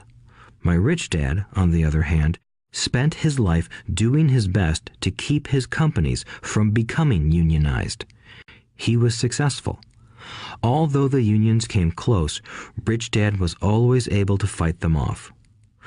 Personally, I take no sides because I can see the need for and the benefits of both sides.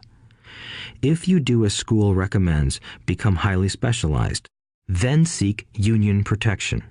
For example, had I continued with my flying career, I would have sought a company that had a strong pilots' union. Why?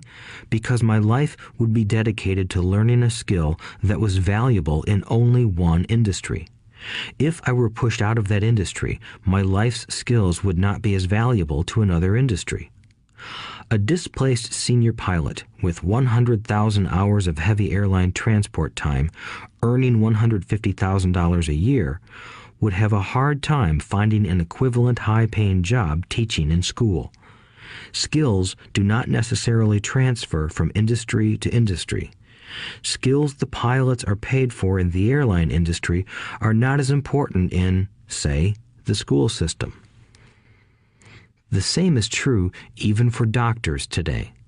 With all the changes in medicine, many medical specialists are needing to conform to medical organizations such as HMOs.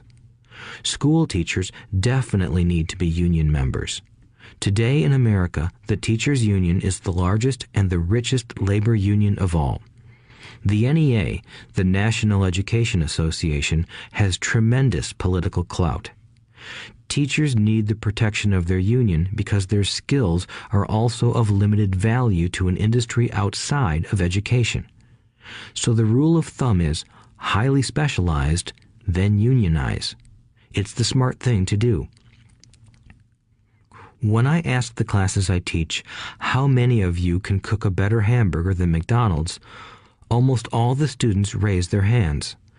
I then ask, so if most of you can cook a better hamburger, how come McDonald's makes more money than you? The answer is obvious. McDonald's is excellent at business systems. The reason so many talented people are poor is because they focus on building a better hamburger and know little to nothing about business systems. A friend of mine in Hawaii is a great artist. He makes a sizable amount of money. One day, his mother's attorney called to tell him that she had left him $35,000. That is what was left of her estate after the attorney and the government took their shares. Immediately, he saw an opportunity to increase his business by using some of this money to advertise.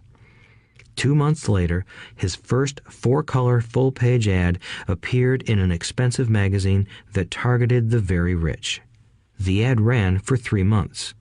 He received no replies from the ad, and all of his inheritance is now gone. He now wants to sue the magazine for misrepresentation. This is a common case of someone who can build a beautiful hamburger but knows little about business. When I asked him what he learned, his only reply was, "Advertising salespeople are crooks." I then asked him if he would be willing to take a course in sales and a course in direct marketing. His reply, "I don't have the time, and I don't want to waste my money." The world is filled with talented poor people. All too often, they're poor or struggle financially or earn less than they are capable of, not because of what they know, but because of what they do not know. They focus on perfecting their skills at building a better hamburger rather than the skills of selling and delivering the hamburger. Maybe McDonald's does not make the best hamburger, but they are the best at selling and delivering a basic average burger. Poor Dad wanted me to specialize. That was his view on how to be paid more. Even after being told by the governor of Hawaii that he could no longer work in state government, my educated dad continued to encourage me to get specialized. Educated Dad then took up the cause of the teachers' union, campaigning for further protection and benefits for these highly skilled and educated professionals. We argued often, but I know he never agreed that over-specialization is what caused the need for union protection. He never understood that the more specialized you become, the more you are trapped and dependent on that specialty. Rich Dad advised that Mike and I groom ourselves. Many corporations do the same thing. They find a young, bright student just out of business school and begin grooming that person to someday take over the company. So these bright young employees do not specialize in one department. They are moved from department to department to learn all the aspects of business systems. The rich often groom their children or the children of others. By doing so, their children gain an overall knowledge of the operations of the business and how the various departments interrelate. For the World War II generation, it was considered bad to skip from company to company. Today, it is considered smart. Since people will skip from company to company rather than seek greater specialization in skills, why not seek to learn more than to earn? In the short term, it may earn you less, but it will pay dividends in the long term. The main management skills needed for success are 1. Management of cash flow, 2. Management of systems, 3. Management of people. The most important specialized skills are sales and marketing. The ability to sell, to communicate to another human being, be it a customer, employee, boss, spouse, or child, is the base skill of personal success. Communication skills such as writing, speaking, and negotiating are crucial to a life of success. These are skills I work on constantly, attending courses or buying educational resources to expand my knowledge. As I have mentioned, my educated dad worked harder and harder the more competent he became. He also became more trapped the more specialized he got. Although his salary went up, his choices diminished.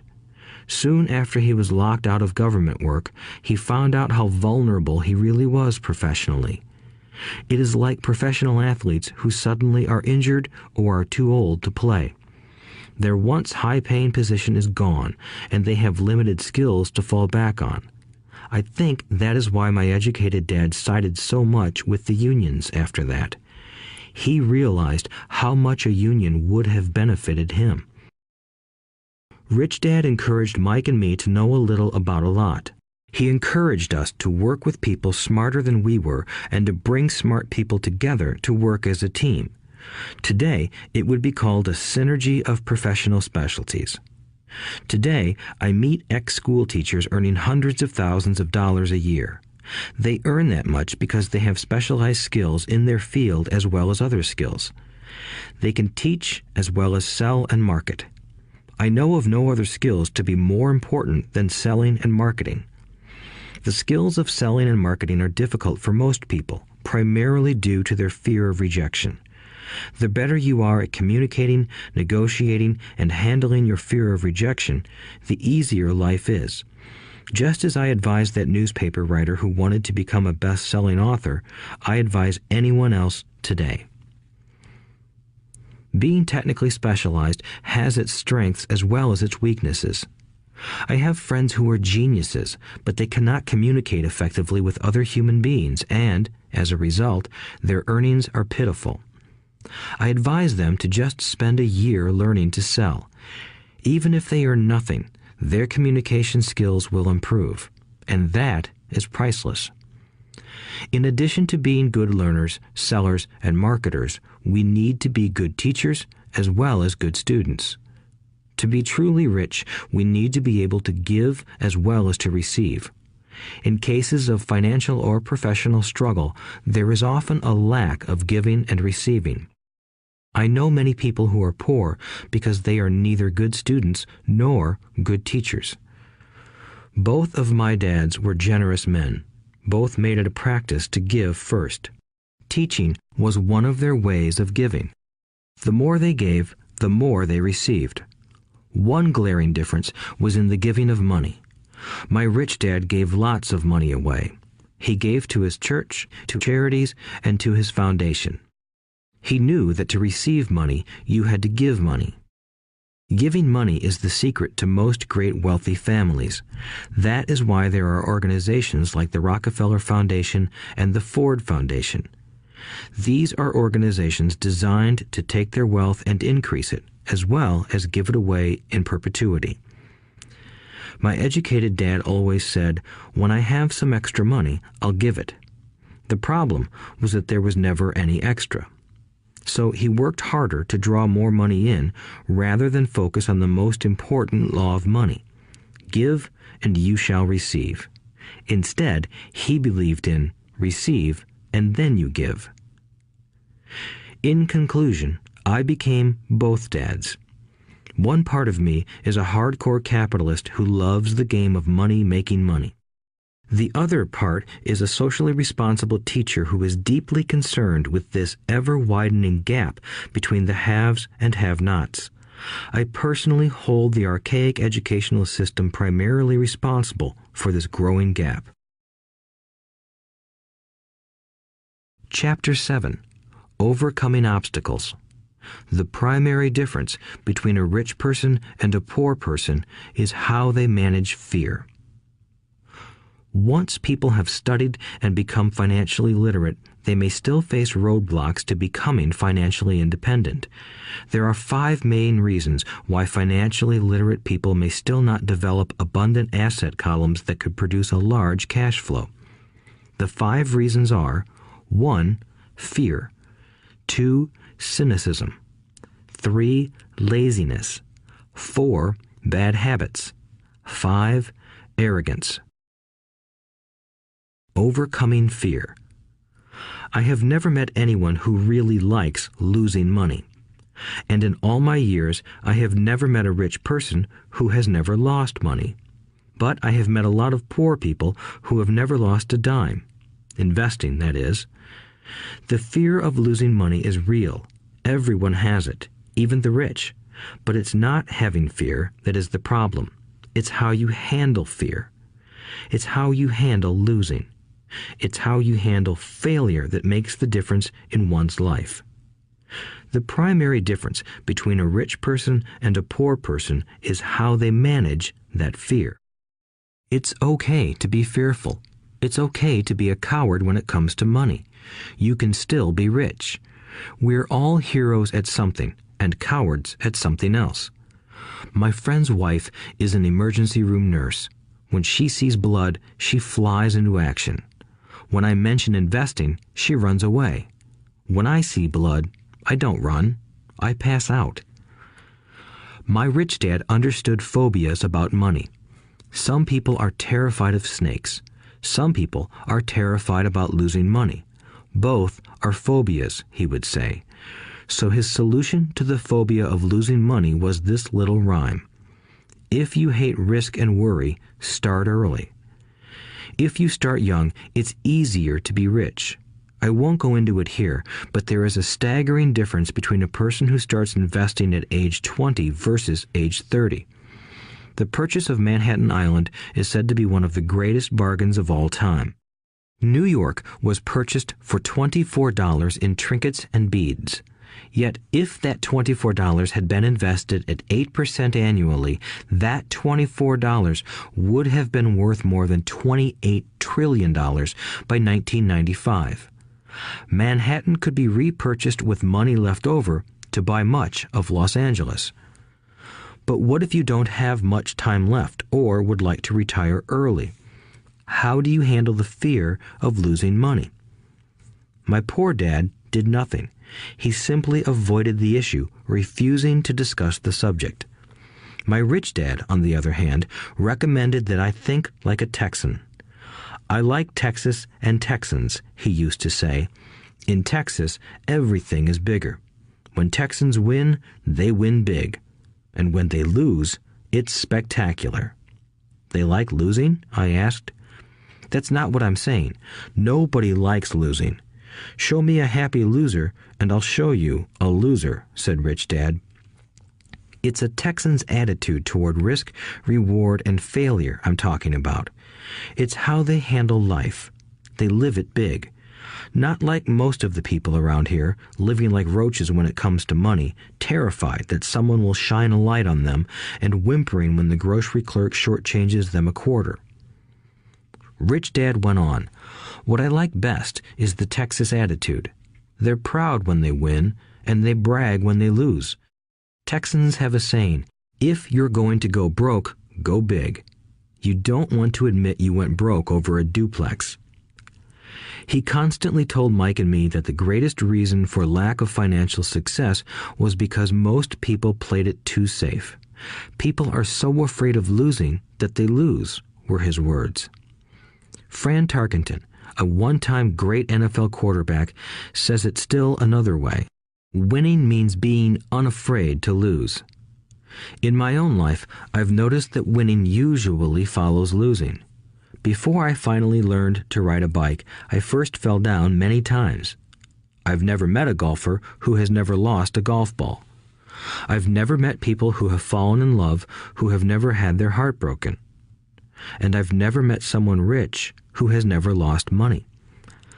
So for most people, the reason they don't win financially is because the pain of losing money is far greater than the joy of being rich. Another saying in Texas is, everyone wants to go to heaven, but no one wants to die.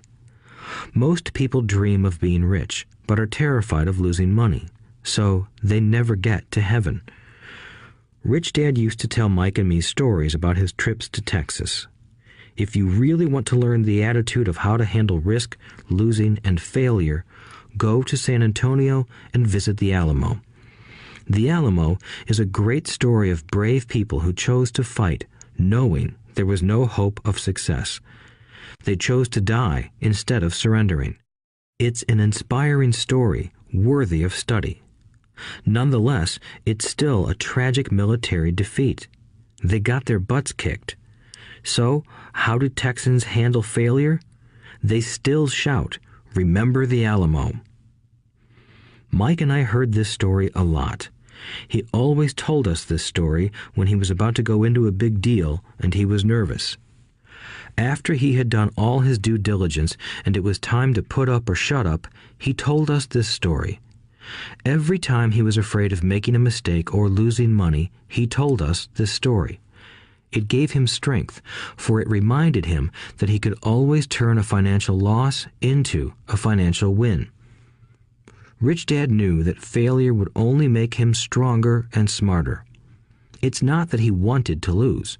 He just knew who he was and how he would take a loss. He would take a loss and make it a win. That's what made him a winner and others losers. It gave him the courage to cross the line when others backed out. That's why I like Texans so much, he would say. They took a great failure and turned it into inspiration, as well as a tourist destination that makes them millions. But probably his words that mean the most to me today are these. Texans don't bury their failures. They get inspired by them. They take their failures and turn them into rallying cries. Failure inspires Texans to become winners. But that formula is not just the formula for Texans.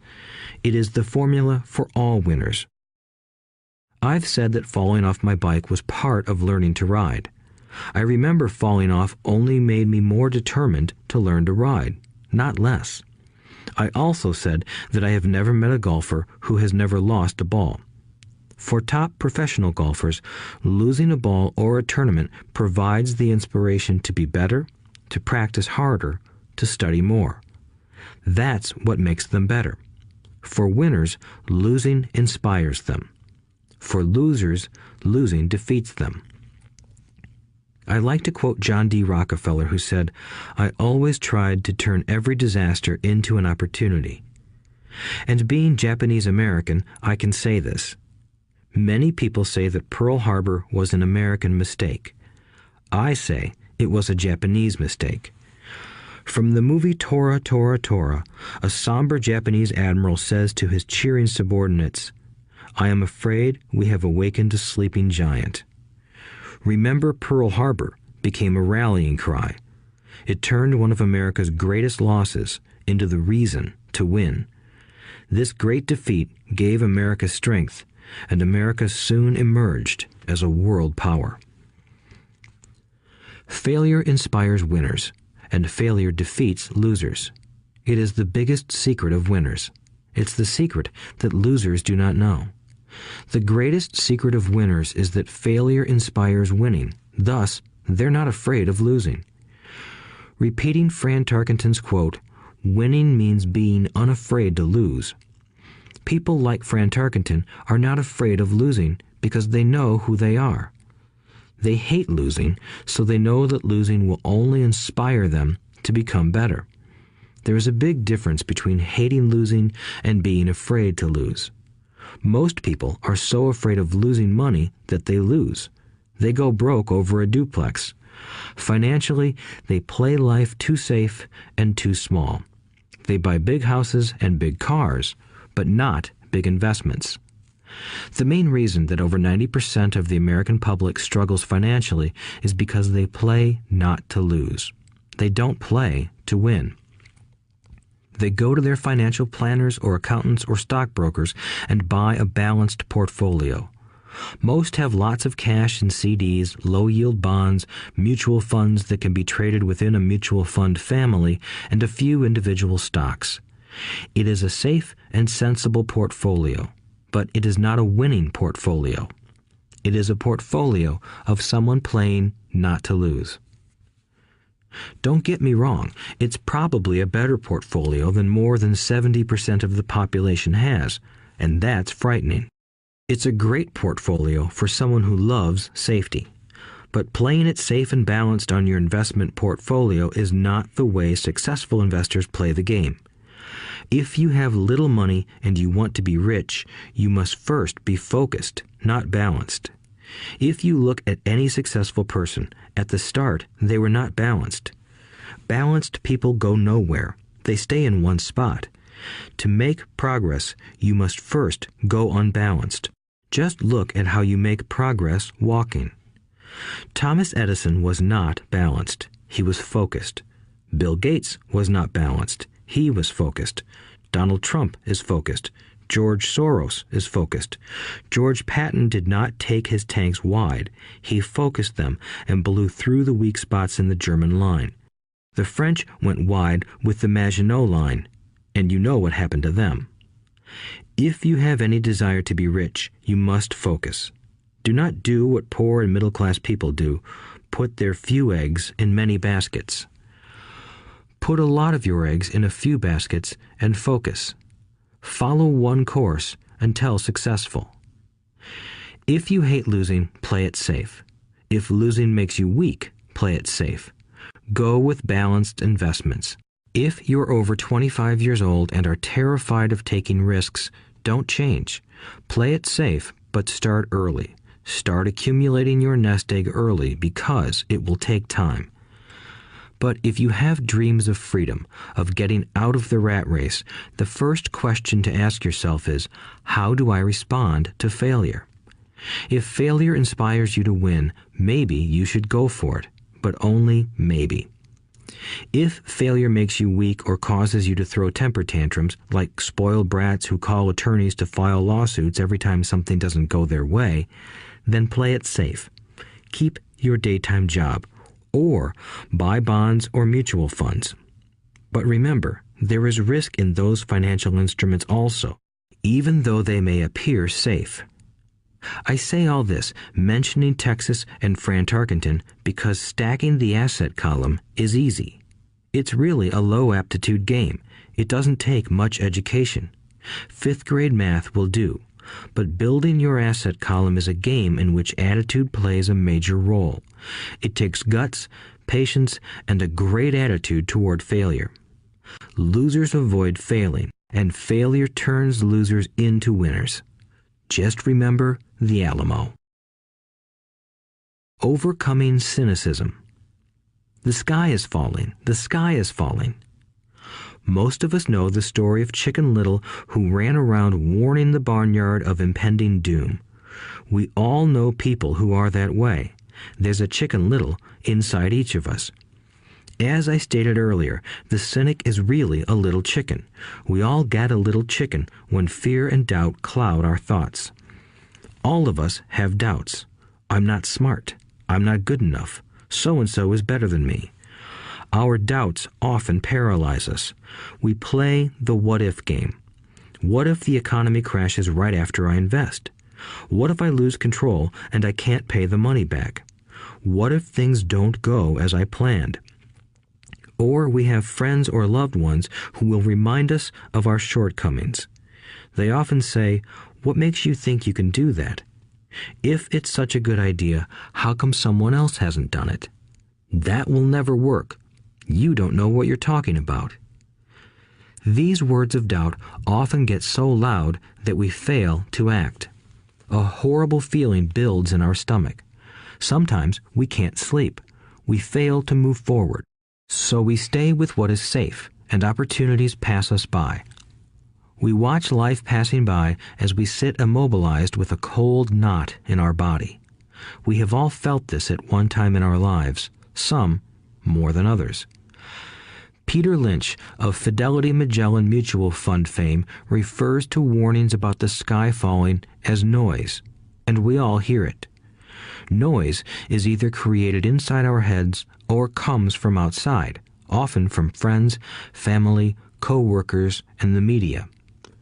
Lynch recalls the time during the 1950s when the threat of nuclear war was so prevalent in the news that people began building fallout shelters and storing food and water. If they had invested that money wisely in the market, instead of building a fallout shelter, they'd probably be financially independent today. When violence breaks out in a city, gun sales go up all over the country. A person dies from rare hamburger meat in the state of Washington, and the Arizona Health Department orders restaurants to have all beef cooked well done. A drug company runs a TV commercial in February showing people catching the flu. Colds go up as well as sales of cold medicine. Most people are poor because when it comes to investing, the world is filled with Chicken Littles running around yelling, "The sky is falling, the sky is falling." And Chicken Littles are effective because every one of us is a little chicken. It often takes great courage to not let rumors and talk of doom and gloom affect your doubts and fears. But a savvy investor knows that the seemingly worst of times is actually the best of times to make money. When everyone else is too afraid to act, they pull the trigger and are rewarded. Some time ago, a friend named Richard came from Boston to visit Kim and me in Phoenix. He was impressed with what we had done through stocks and real estate. The Phoenix real estate prices were depressed.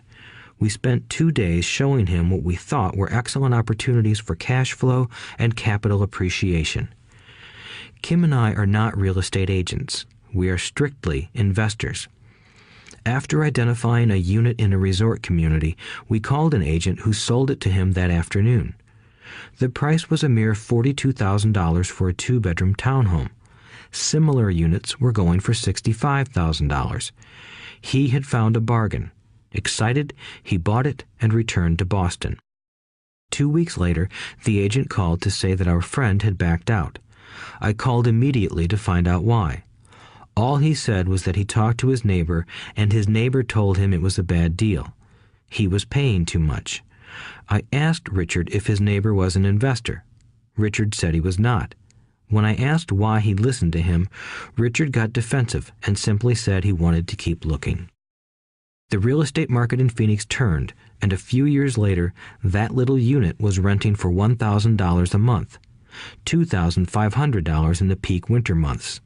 The unit was worth $95,000. All Richard had to put down was $5,000, and he would have had a start at getting out of the rat race. Today, he still has done nothing.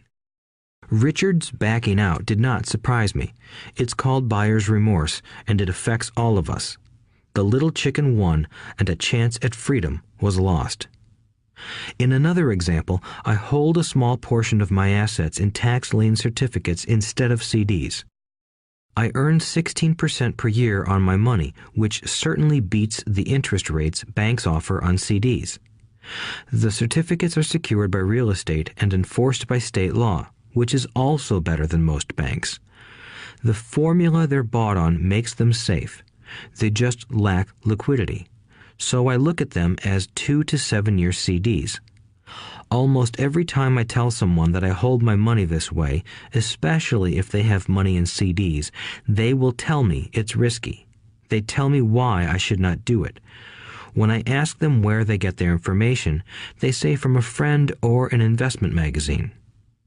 They've never done it, and they're telling someone who's doing it why they shouldn't. The lowest yield I look for is 16%, but people who are filled with doubt are willing to accept a far lower return. Doubt is expensive. My point is that it's those doubts and cynicism that keep most people poor and playing it safe. The real world is simply waiting for you to get rich. Only a person's doubts keep them poor. As I said, getting out of the rat race is technically easy. It doesn't take much education, but those doubts are cripplers for most people. Cynics never win, said Rich Dad. Unchecked doubt and fear creates a cynic. Cynics criticize and winners analyze was another of his favorite sayings. Rich Dad explained that criticism blinded while analysis opened eyes. Analysis allowed winners to see that critics were blind and to see opportunities that everyone else missed. And finding what people miss is key to any success. Real estate is a powerful investment tool for anyone seeking financial independence or freedom. It is a unique investment tool. Yet every time I mention real estate as a vehicle, I often hear, "I don't want to fix toilets." That's what Peter Lynch calls noise. That's what my rich dad would say is the cynic talking, someone who criticizes and does not analyze, someone who lets their doubts and fears close their mind instead of open their eyes. So when someone says, "I don't want to fix toilets," I want to fire back, "What makes you think I want to?" They're saying a toilet is more important than what they want. I talk about freedom from the rat race, and they focus on toilets. That is the thought pattern that keeps most people poor. They criticize instead of analyze. I don't once hold the key to your success, Rich Dad would say, because I too do not want to fix toilets. I shop hard for a property manager who does fix toilets. And by finding a great property manager who runs houses or apartments, well, my cash flow goes up. But more importantly, a great property manager allows me to buy a lot more real estate since I don't have to fix toilets. A great property manager is key to success in real estate. Finding a good manager is more important to me than the real estate. A great property manager often hears of great deals before real estate agents do, which makes them even more valuable. That is what Rich Dad meant by, "I don't once hold the key to your success." Because I do not want to fix toilets either, I figured out how to buy more real estate and expedite my getting out of the rat race. The people who continue to say, "I don't want to fix toilets," often deny themselves the use of this powerful investment vehicle. Toilets are more important than their freedom. In the stock market, I often hear people say, "I don't want to lose money." Well, what makes them think I or anyone else likes losing money? They don't make money because they choose to not lose money. Instead of analyzing, they close their minds to another powerful investment vehicle, the stock market. I was riding with a friend past our neighborhood gas station. He looked up and saw that the price of gas was going up and thus the price of oil. My friend is a worrywart, or a Chicken Little. To him, the sky is always going to fall, and it usually does, on him. When we got home, he showed me all the stats as to why the price of oil was going to go up over the next few years, statistics I had never seen before, even though I already owned substantial shares of an existing oil company. With that information, I immediately began looking for and found a new undervalued oil company that was about to find some oil deposits. My broker was excited about this new company, and I bought 15,000 shares for 65 cents per share. 3 months later, this same friend and I drove by the same gas station, and sure enough, the price per gallon had gone up nearly 15%. Again, the Chicken Little worried and complained. I smiled, because a month earlier, that little oil company hit oil, and those 15,000 shares went up to more than $3 per share since he had first given me the tip. And the price of gas will continue to go up if what my friend says is true. If most people understood how a stop worked in stock market investing, there would be more people investing to win instead of investing not to lose. A stop is simply a computer command that sells your stock automatically if the price begins to drop, helping to minimize your losses and maximize some gains. It's a great tool for those who are terrified of losing. So whenever I hear people focusing on their "I don't wants" rather than what they do want, I know the noise in their head must be loud. Chicken Little has taken over their brain and is yelling, "The sky is falling and toilets are breaking." So they avoid their don't wants, but they pay a huge price. They may never get what they want in life. Instead of analyzing, their inner Chicken Little closes their mind.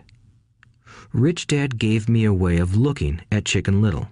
Just do what Colonel Sanders did. At the age of 66, he lost his business and began to live on his Social Security check. It wasn't enough. He went around the country selling his recipe for fried chicken.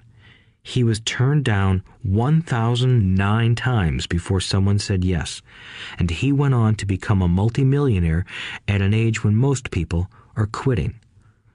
He was a brave and tenacious man, Rich Dad said of Harlan Sanders. So when you're in doubt and feeling a little afraid, just do what Colonel Sanders did to his little chicken. He fried it. Overcoming laziness. Busy people are often the most lazy. We have all heard stories of a businessman who works hard to earn money. He works hard to be a good provider for his wife and children.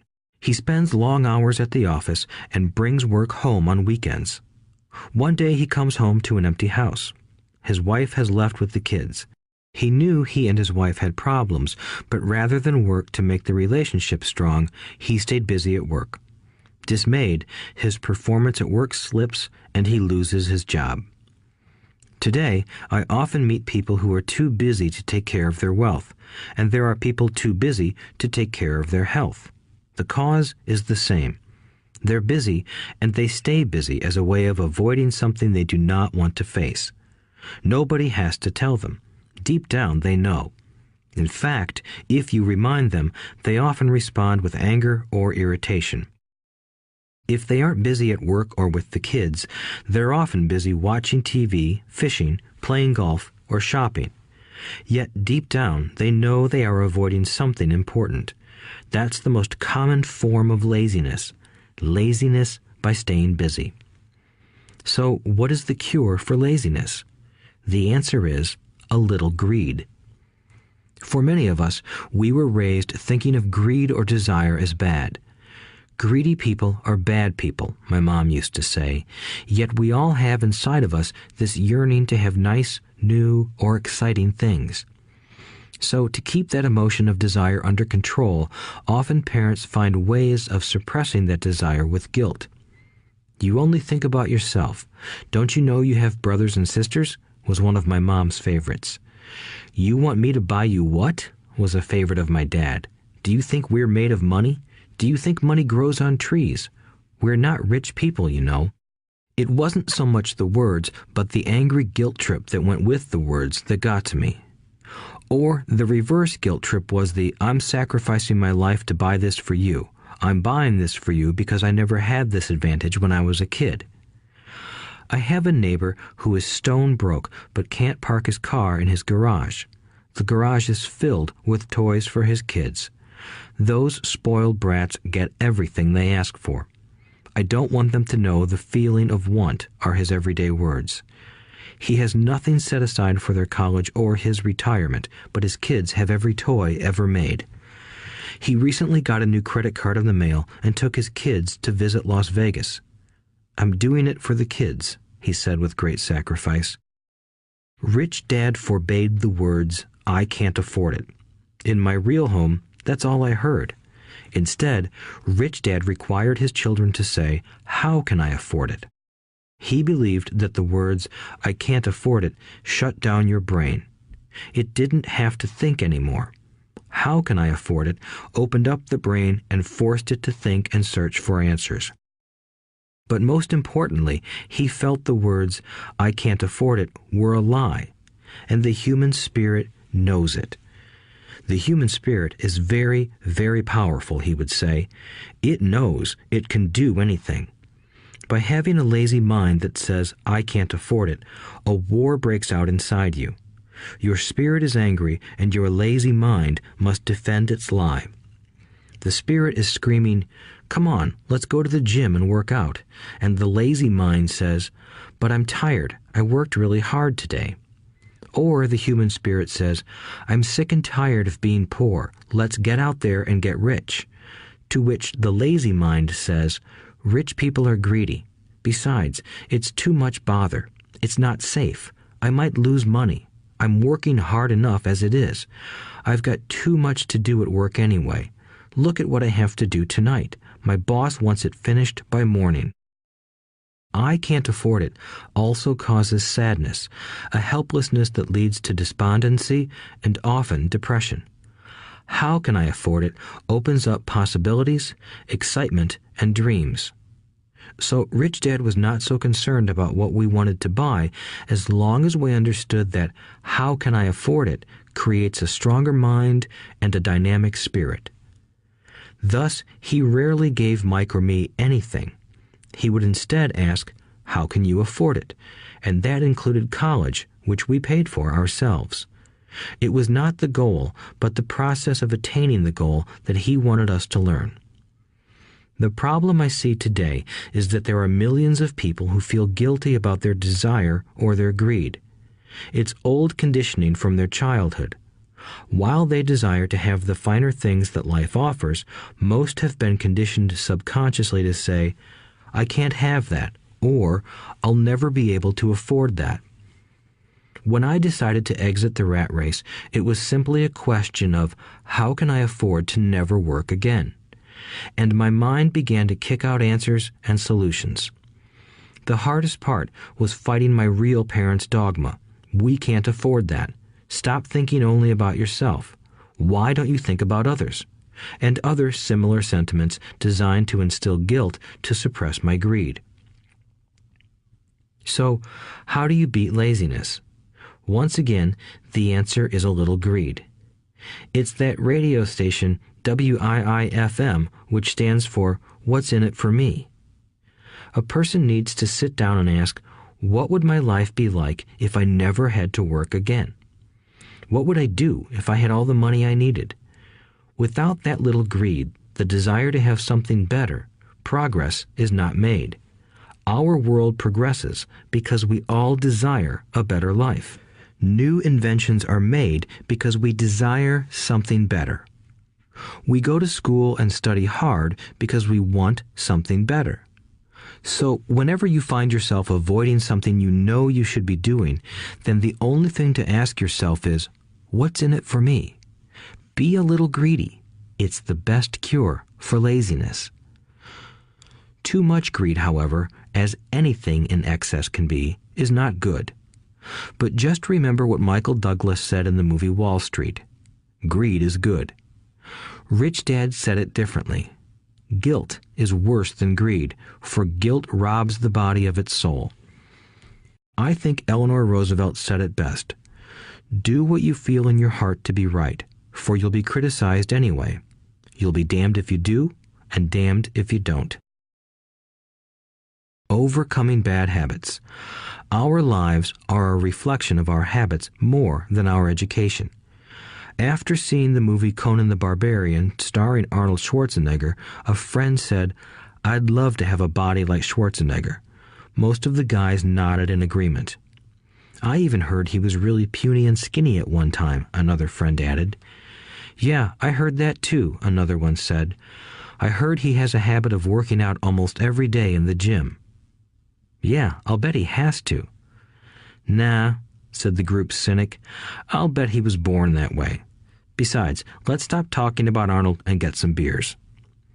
This is an example of habits controlling behavior. I remember asking my rich dad about the habits of the rich. Instead of answering me outright, he wanted me to learn through example, as usual.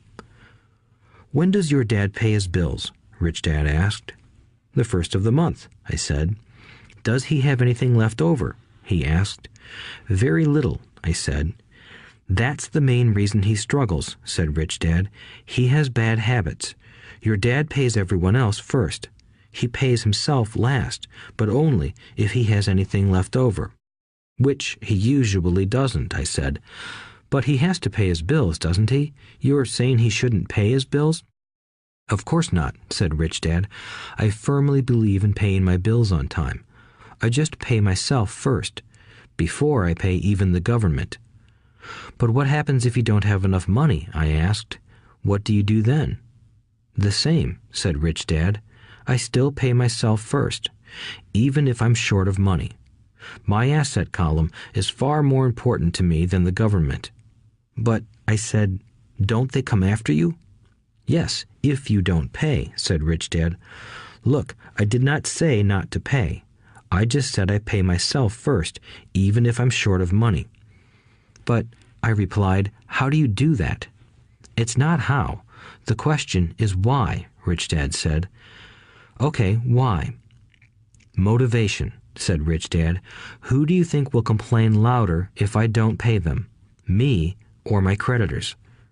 "Your creditors will definitely scream louder than you," I said, responding to the obvious. "You wouldn't say anything if you didn't pay yourself."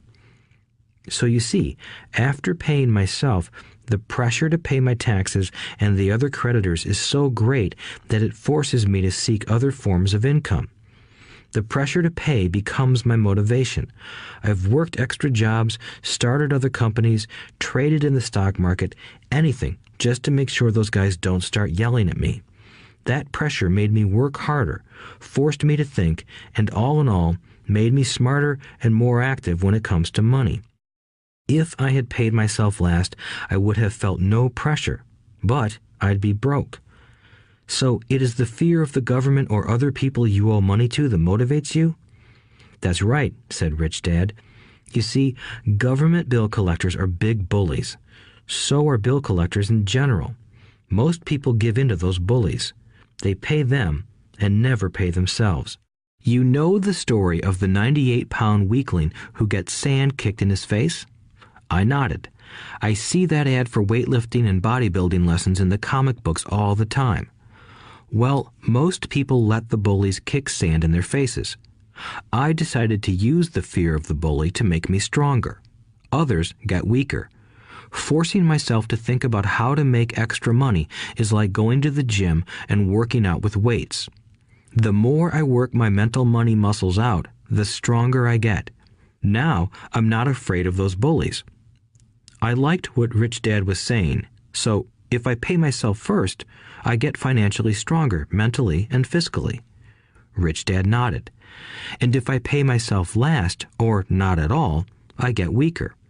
So people like bosses, managers, tax collectors, bill collectors, and landlords push me around all my life just because I don't have good money habits. Rich Dad nodded, just like the 98-pound weakling. Overcoming arrogance. What I know makes me money. What I don't know loses me money. Every time I have been arrogant, I have lost money. Because when I'm arrogant, I truly believe that what I don't know is not important, Rich Dad would often tell me. I have found that many people use arrogance to try to hide their own ignorance. It often happens when I am discussing financial statements with accountants or even other investors. They try to bluster their way through the discussion. It is clear to me that they don't know what they're talking about. They're not lying, but they are not telling the truth. There are many people in the world of money, finances, and investments who have absolutely no idea what they're talking about. Most people in the money industry are just spouting off sales pitches like used car salesmen. When you know you are ignorant in a subject, start educating yourself by finding an expert in the field or a book on the subject. Chapter 8. Getting Started. There is gold everywhere. Most people are not trained to see it. I wish I could say acquiring wealth was easy for me, but it wasn't. So in response to the question, how do I start, I offer the thought process I go through on a day-to-day basis. It really is easy to find great deals. I promise you that. It's just like riding a bike. After a little wobbling, it's a piece of cake. But when it comes to money, it takes determination to get through the wobbling. That's a personal thing. To find million-dollar deals of a lifetime requires us to call on our financial genius. I believe that each of us has a financial genius within us. The problem is that our financial genius lies asleep, waiting to be called upon. It lies asleep because our culture has educated us into believing that the love of money is the root of all evil. It has encouraged us to learn a profession so we can work for money, but failed to teach us how to have money work for us. It taught us not to worry about our financial future because our company or the government would take care of us when our working days are over. However, it is our children, educated in the same school system, who will end up paying for this absence of financial education. The message is still to work hard, earn money, and spend it. And when we run short, we can always borrow more. Unfortunately, 90% of the Western world subscribes to the above dogma, simply because it's easier to find a job and work for money. If you are not one of the masses, I offer you the following 10 steps to awaken your financial genius.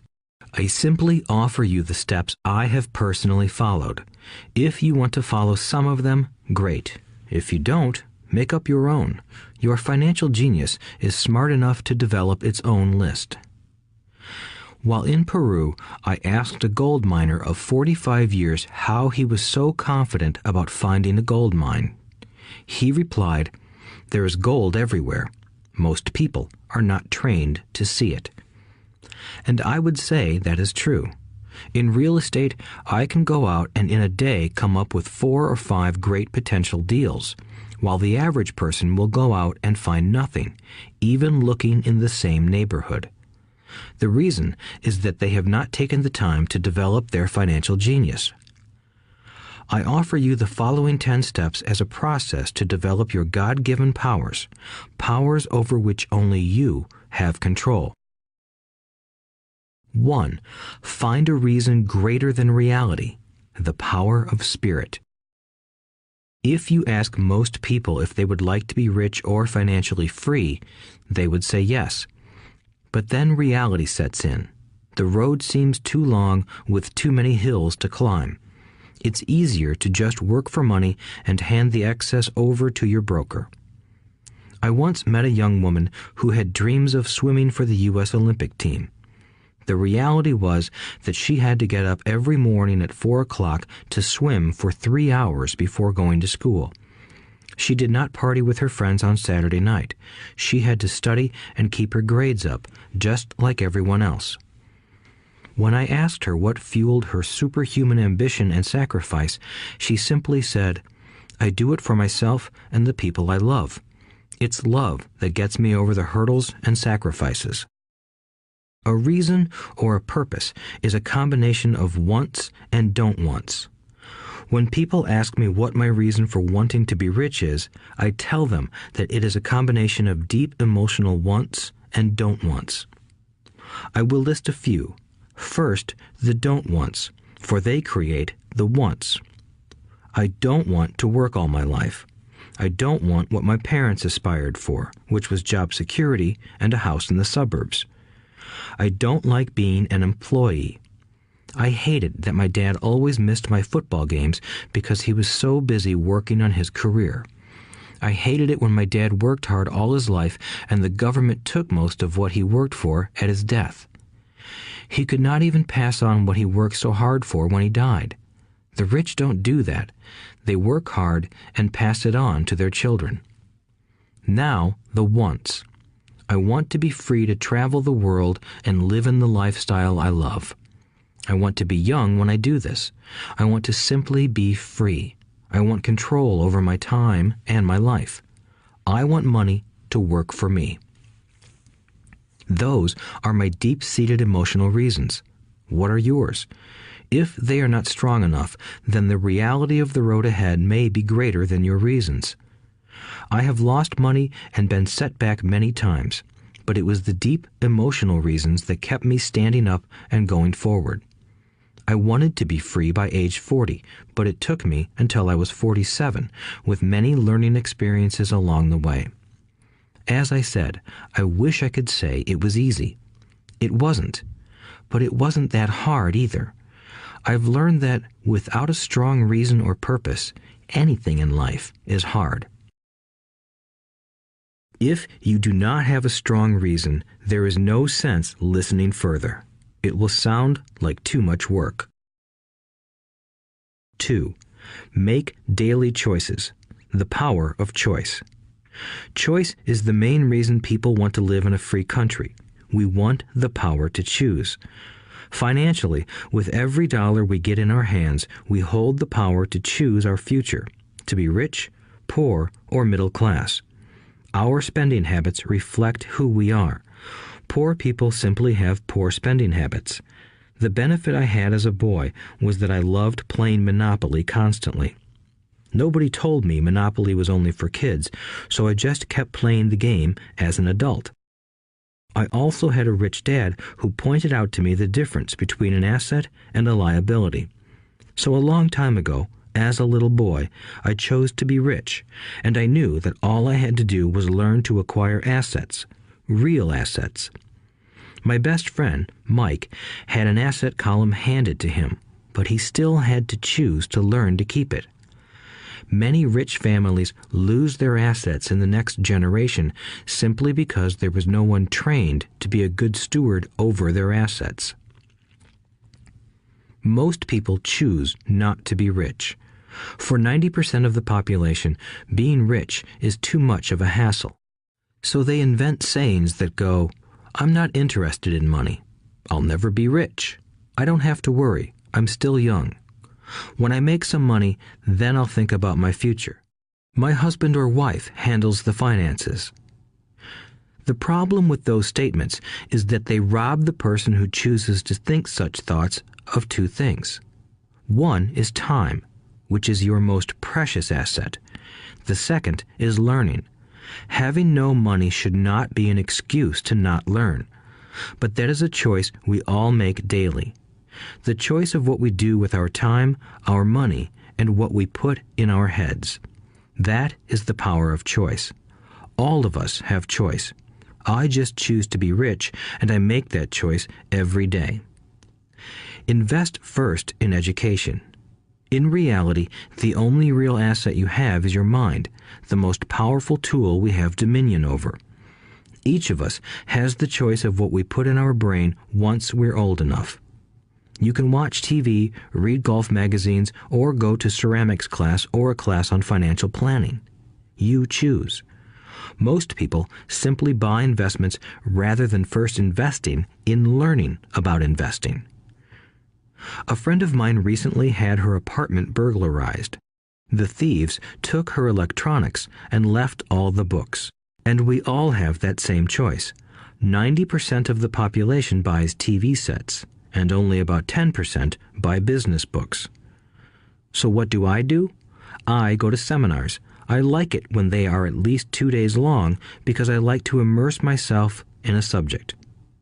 In 1973, I was watching this guy on TV who was advertising a 3-day seminar on how to buy real estate for nothing down.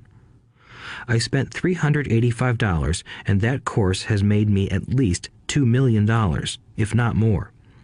But more importantly, it bought me life. I don't have to work for the rest of my life because of that one course. I go to at least 2 such courses every year.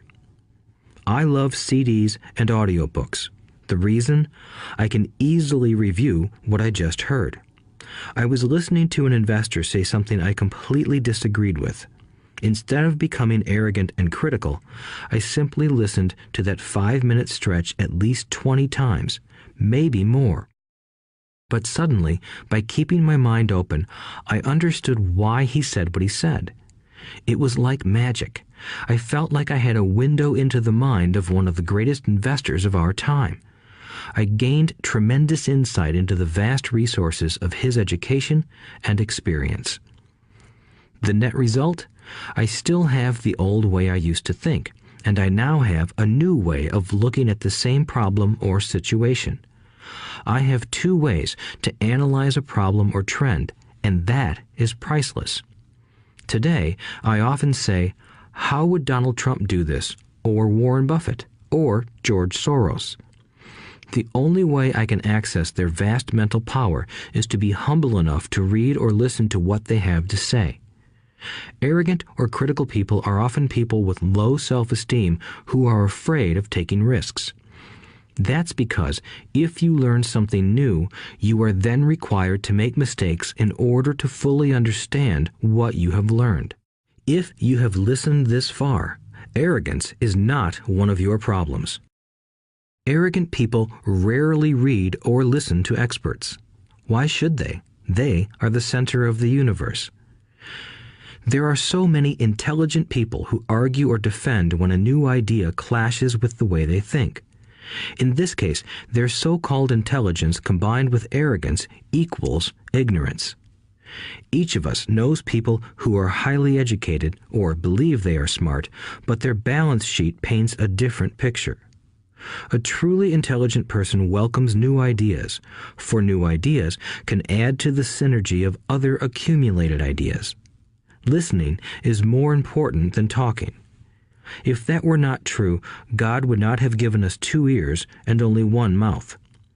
Too many people think with their mouth instead of listening in order to absorb new ideas and possibilities. They argue instead of asking questions. I take a long view on my wealth. I do not subscribe to the get-rich-quick mentality most lottery players or casino gamblers have. I may go in and out of stocks, but I am long on education. If you want to fly an airplane, I advise taking lessons first. I am always shocked at people who buy stocks or real estate but never invest in their greatest asset, their mind. Just because you bought a house or two does not make you an expert at real estate. 3. Choose friends carefully. The power of association. First of all, I do not choose my friends by their financial statements. I have friends who have actually taken a vow of poverty, as well as friends who earn millions every year. The point is that I learn from all of them. Now, I will admit that there are people I have actually sought out because they had money. But I was not after their money. I was seeking their knowledge. In some cases, these people who had money have become dear friends. I've noticed that my friends with money talk about money. They don't do it to brag. They're interested in the subject. So I learn from them, and they learn from me. My friends who are in dire financial straits do not like talking about money, business, or investing. They often think it rude or unintellectual. So I also learn from my friends who struggle financially. I find out what not to do. I have several friends who have generated over $1 billion in their short lifetimes. The 3 of them report the same phenomenon. Their friends who have no money have never come to them to ask them how they did it, but they do come asking for one of 2 things, or both, a loan or a job. Warning: don't listen to poor or frightened people. I have such friends, and while I love them dearly, they are the Chicken Littles of life. To them, when it comes to money, especially investments, it's always the sky is falling, the sky is falling. They can always tell you why something won't work. The problem is that people listen to them. But people who blindly accept doom and gloom information are also Chicken Littles. As that old saying goes, birds of a feather flock together. If you watch business channels on TV, they often have a panel of so-called experts. One expert will say the market is going to crash, and the other will say it's going to boom. If you're smart, you listen to both. Keep your mind open, because both have valid points. Unfortunately, most poor people listen to Chicken Little. I have had many close friends try to talk me out of a deal or an investment. Not long ago, a friend told me he was excited because he found a 6% certificate of deposit. I told him I earned 16% from the state government. The next day, he sent me an article about why my investment was dangerous. I have received 16% for years now, and he still receives 6%. I would say that one of the hardest things about wealth building is to be true to yourself and to be willing to not go along with the crowd. This is because, in the market, it is usually the crowd that shows up late that is slaughtered. If a great deal is on the front page, it's too late in most instances. Look for a new deal. As we used to say as surfers, there is always another wave. People who hurry and catch a wave late usually are the ones who wipe out. Smart investors don't time the markets. If they miss a wave, they search for the next one and get themselves in position. This is hard for most investors because buying what is not popular is frightening. Timid investors are like sheep going along with the crowd. Or their greed gets them in when wise investors have already taken their profits and moved on. Wise investors buy an investment when it's not popular. They know their profits are made when they buy, not when they sell. They wait patiently. As I said, they do not time the market. Just like a surfer, they get in position for the next big swell. It's all insider trading. There are forms of insider trading that are illegal, and there are forms of insider trading that are legal. But either way, it's insider trading. The only distinction is, how far away from the inside are you? The reason you want to have rich friends is because that is where the money is made. It's made on information. You want to hear about the next boom, get in and get out before the next bust. I'm not saying do it illegally, but the sooner you know, the better your chances are for profits with minimal risk. That is what friends are for, and that is financial intelligence. 4. Master a formula and then learn a new one. The power of learning quickly. In order to make bread, every baker follows a recipe, even if it's only held in their head. The same is true for making money. Most of us have heard the saying, "You are what you eat." I have a different slant. I say, "You become what you study." In other words, be careful what you learn, because your mind is so powerful that you become what you put in your head. For example, if you study cooking, you then tend to cook. If you don't want to be a cook anymore, then you need to study something else. When it comes to money, the masses generally have one basic formula they learned in school, and it's this: work for money. The predominant formula I see in the world is that every day millions of people get up, go to work, earn money, pay bills, balance checkbooks, buy some mutual funds, and go back to work. That is the basic formula, or recipe. If you're tired of what you're doing, or you're not making enough, it's simply a case of changing the formula via which you make money. Years ago, when I was 26, I took a weekend class called How to Buy Real Estate Foreclosures. I learned a formula. The next trick was to have the discipline to actually put into action what I had learned. That is where most people stop. For 3 years, while working for Xerox, I spent my spare time learning to master the art of buying foreclosures. I've made several $1 million using that formula. So, after I mastered that formula, I went in search of other formulas. For many of the classes, I did not directly use the information I learned, but I always learned something new. I have attended classes designed for derivative traders, commodity option traders, and chaologists. I was way out of my league, being in a room full of people with doctorates in nuclear physics and space science. Yet, I learned a lot that made my stock and real estate investing more meaningful and lucrative. Most junior colleges and community colleges have classes on financial planning and buying traditional investments. They are good places to start, but I always search for a faster formula. That is why, on a fairly regular basis, I make more in a day than many people will make in their lifetime. Another side note, in today's fast-changing world, it's not so much what you know anymore that counts, because often what you know is old. It is how fast you learn. That skill is priceless. It's priceless in finding faster formulas, recipes, if you will, for making dough. Working hard for money is an old formula born in the day of cavemen. 5. Pay yourself first. The power of self-discipline.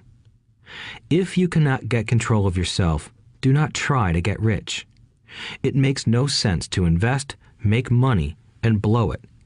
It is the lack of self-discipline that causes most lottery winners to go broke soon after winning millions. It is the lack of self-discipline that causes people who get a raise to immediately go out and buy a new car or take a cruise. It is difficult to say which of the 10 steps is the most important, but of all the steps, this step is probably the most difficult to master if it is not already a part of your makeup. I would venture to say that personal self-discipline is the number one delineating factor between the rich, the poor, and the middle class. Simply put, people who have low self-esteem and low tolerance for financial pressure can never be rich. As I have said, a lesson learned from my rich dad was that the world will push you around. The world pushes people around, not because other people are bullies, but because the individual lacks internal control and discipline. People who lack internal fortitude often become victims of those who have self-discipline. In the entrepreneur classes I teach, I constantly remind people to not focus on their product, service, or widget, but to focus on developing management skills. The 3 most important management skills necessary to start your own business are management of 1. Cash flow, 2. People, 3. Personal time. I would say the skills to manage these three apply to anything, not just entrepreneurs. The three matter in the way you live your life as an individual or as part of a family, a business, a charitable organization, a city, or a nation. Each of these skills is enhanced by the mastery of self-discipline. I do not take the saying, "pay yourself first," lightly. The statement, "pay yourself first," comes from George Clayson's book, The Richest Man in Babylon. Millions of copies have been sold. But while millions of people freely repeat that powerful statement, few follow the advice. As I said, financial literacy allows one to read numbers, and numbers tell the story.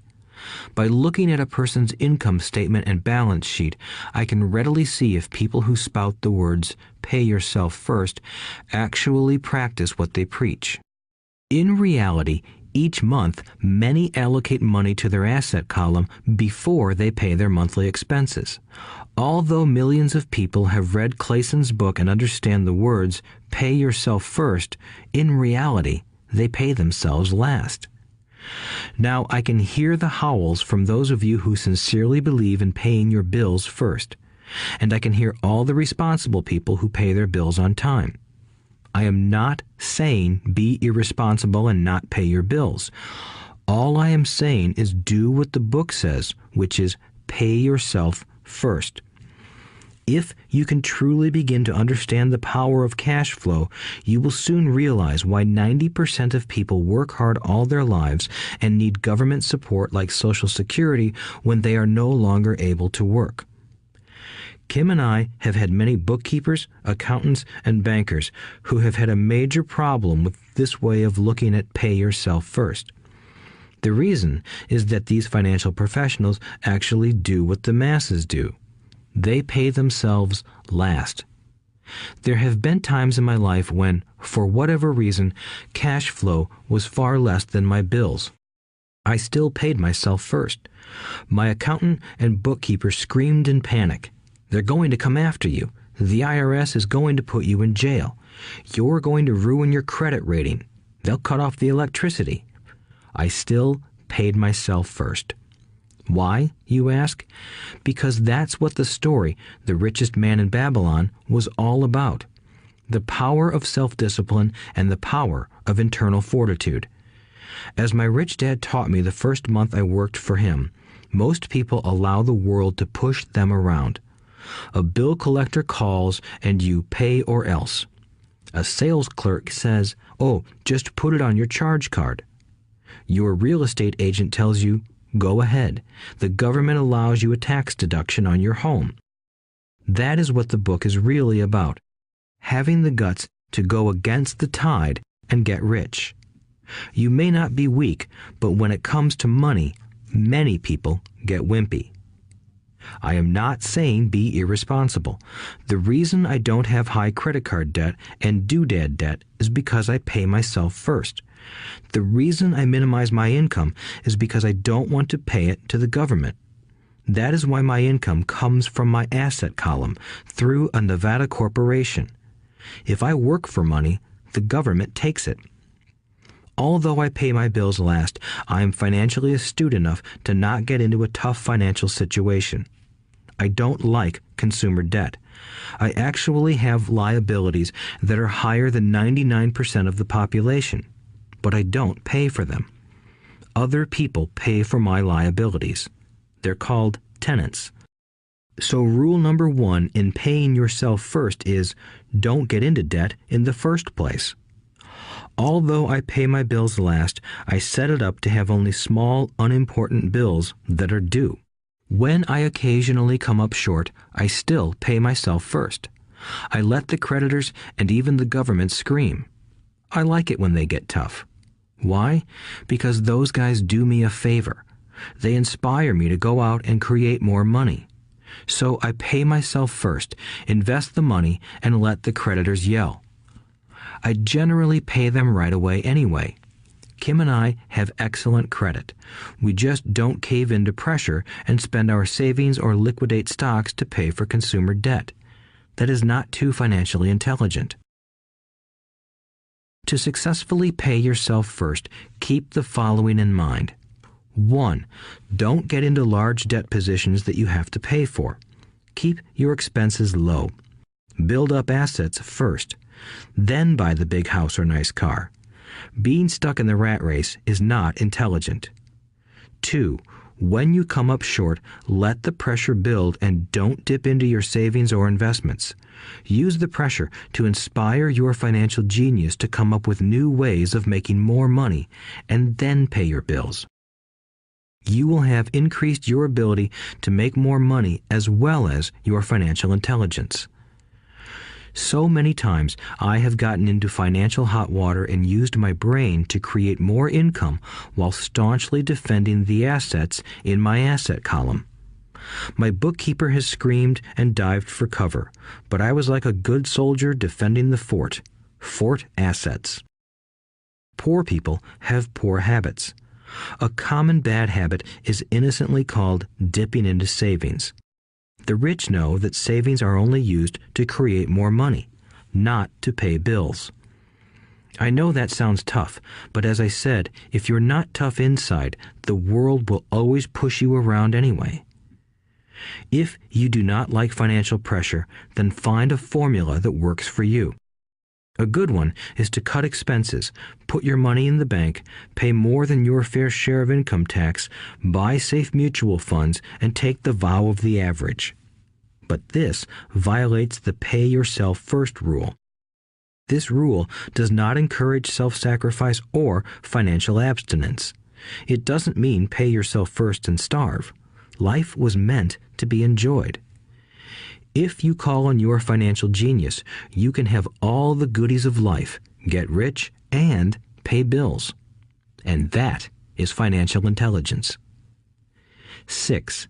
Pay your brokers well. The power of good advice. Sometimes I see people posting a sign in front of their house that says, "For sale by owner." Or I see people on TV claiming to be discount brokers. My rich dad taught me to take the opposite approach. He believed in paying professionals well, and I have adopted that policy also. Today, I have expensive attorneys, accountants, real estate brokers, and stockbrokers. Why? Because if, and I do mean if, the people are professionals, their services should make you money. And the more money they make, the more money I make. We live in the information age. Information is priceless. A good broker should provide you with information as well as take the time to educate you. I have several brokers who do that for me. Some taught me when I had little or no money, and I am still with them today. What I pay a broker is tiny in comparison with what kind of money I can make because of the information they provide. I love it when my real estate broker or stockbroker makes a lot of money because that usually means I made a lot of money. A good broker saves me time in addition to making me money. Like when I bought the vacant land for $9,000 and sold it immediately for over $25,000 so I could buy my Porsche quicker. A broker is my eyes and ears in the market. They're there every day, so I do not have to be. I'd rather play golf. People who sell their house on their own must not value their time much. Why would I want to save a few bucks when I could use that time to make more money or spend it with those I love? What I find funny is that so many poor and middle-class people insist on tipping restaurant help 15 to 20%, even for bad service, but complain about paying a broker 3 to 7%. They enjoy tipping people in the expense column and stiffing people in the asset column. That is not financially intelligent. Keep in mind that not all brokers are created equal. Unfortunately, most brokers are only salespeople. They sell, but they themselves own little or no real estate. There is a tremendous difference between a broker who sells houses and a broker who sells investments. The same is true for stock, bond, mutual fund, and insurance, brokers who call themselves financial planners. When I interview any paid professional, I first find out how much property or stocks they personally own and what percentage they pay in taxes. And that applies to my tax attorney as well as my accountant. I have an accountant who minds his own business. His profession is accounting, but his business is real estate. I used to have an accountant who was a small business accountant, but he had no real estate. I switched because we did not love the same business. Find a broker who has your best interests at heart. Many brokers will spend the time educating you, and they could be the best asset you find. Just be fair, and most of them will be fair to you. If all you can think about is cutting their commissions, then why should they want to help you? It's just simple logic. As I said earlier, one of the management skills is the management of people. Many people only manage people they feel smarter than and they have power over. Many middle managers remain middle managers, failing to get promoted because they know how to work with people below them, but not with people above them. The real skill is to manage and reward the people who are smarter than you in some technical area. That is why companies have a board of directors. You should have one too. That is financial intelligence. 7. Be an Indian giver. The power of getting something for nothing.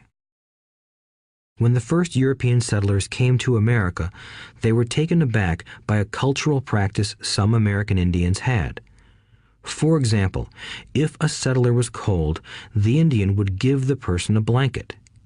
Mistaking it for a gift, the settler was often offended when the Indian asked for it back. The Indians also got upset when they realized that settlers did not want to give it back. That is where the term Indian giver came from, a simple cultural misunderstanding. In the world of the asset column, being an Indian giver is vital to wealth. The sophisticated investor's first question is, how fast do I get my money back? They also want to know what they get for free, also called a piece of the action. That is why the ROI, or return on investment, is so important. For example, I found a small condominium that was in foreclosure a few blocks from where I lived. The bank wanted $60,000 and I submitted a bid for $50,000, which they took simply because, along with my bid, was a cashier's check for $50,000. They realized I was serious. Most investors would say, "Aren't you tying up a lot of cash? Would it not be better to get a loan on it?" The answer is, not in this case. My investment company uses this condominium as a vacation rental in the winter months when the snowbirds come to Arizona.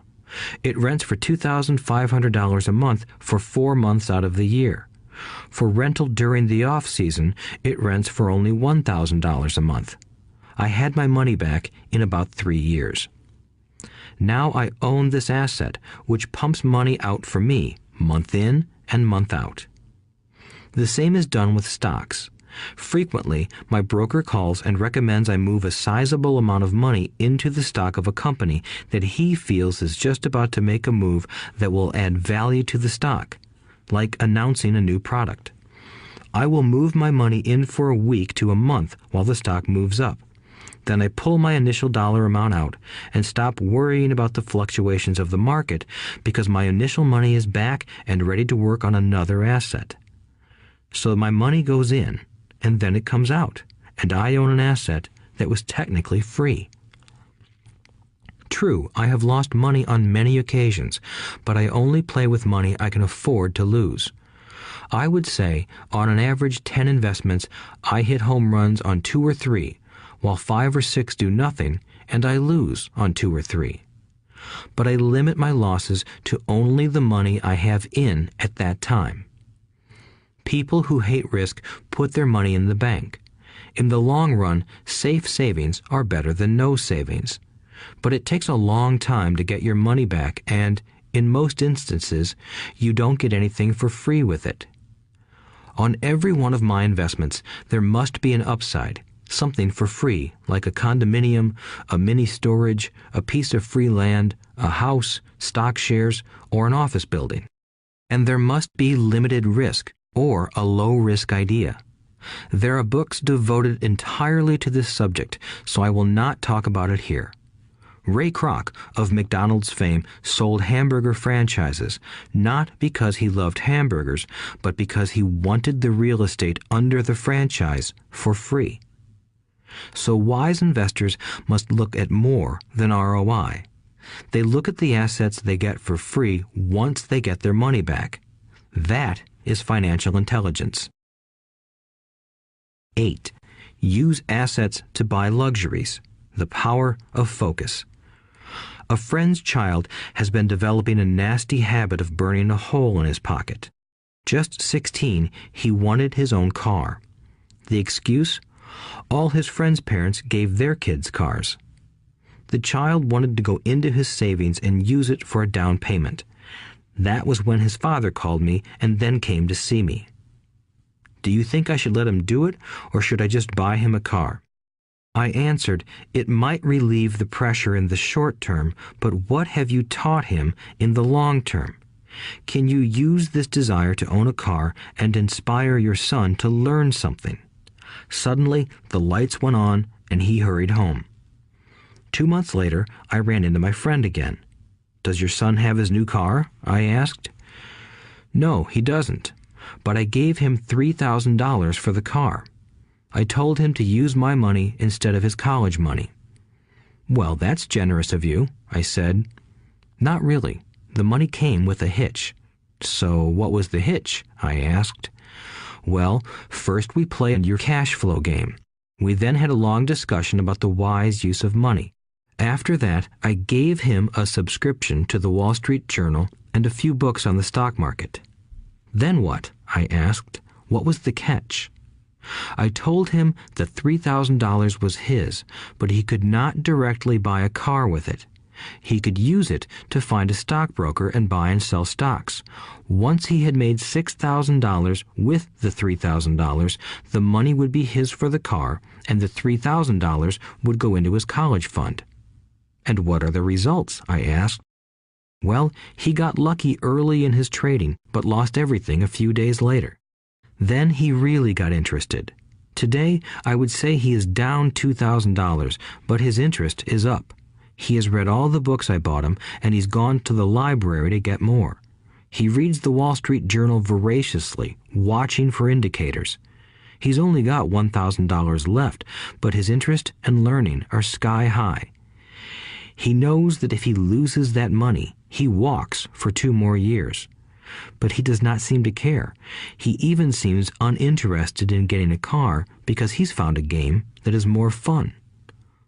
What happens if he loses all the money? I asked. We'll cross that bridge when we get to it. I'd rather have him lose everything now than wait till he's our age to risk losing everything. And besides, that is the best $3,000 I've ever spent on his education. What he is learning will serve him for life, and he seems to have gained a new respect for the power of money.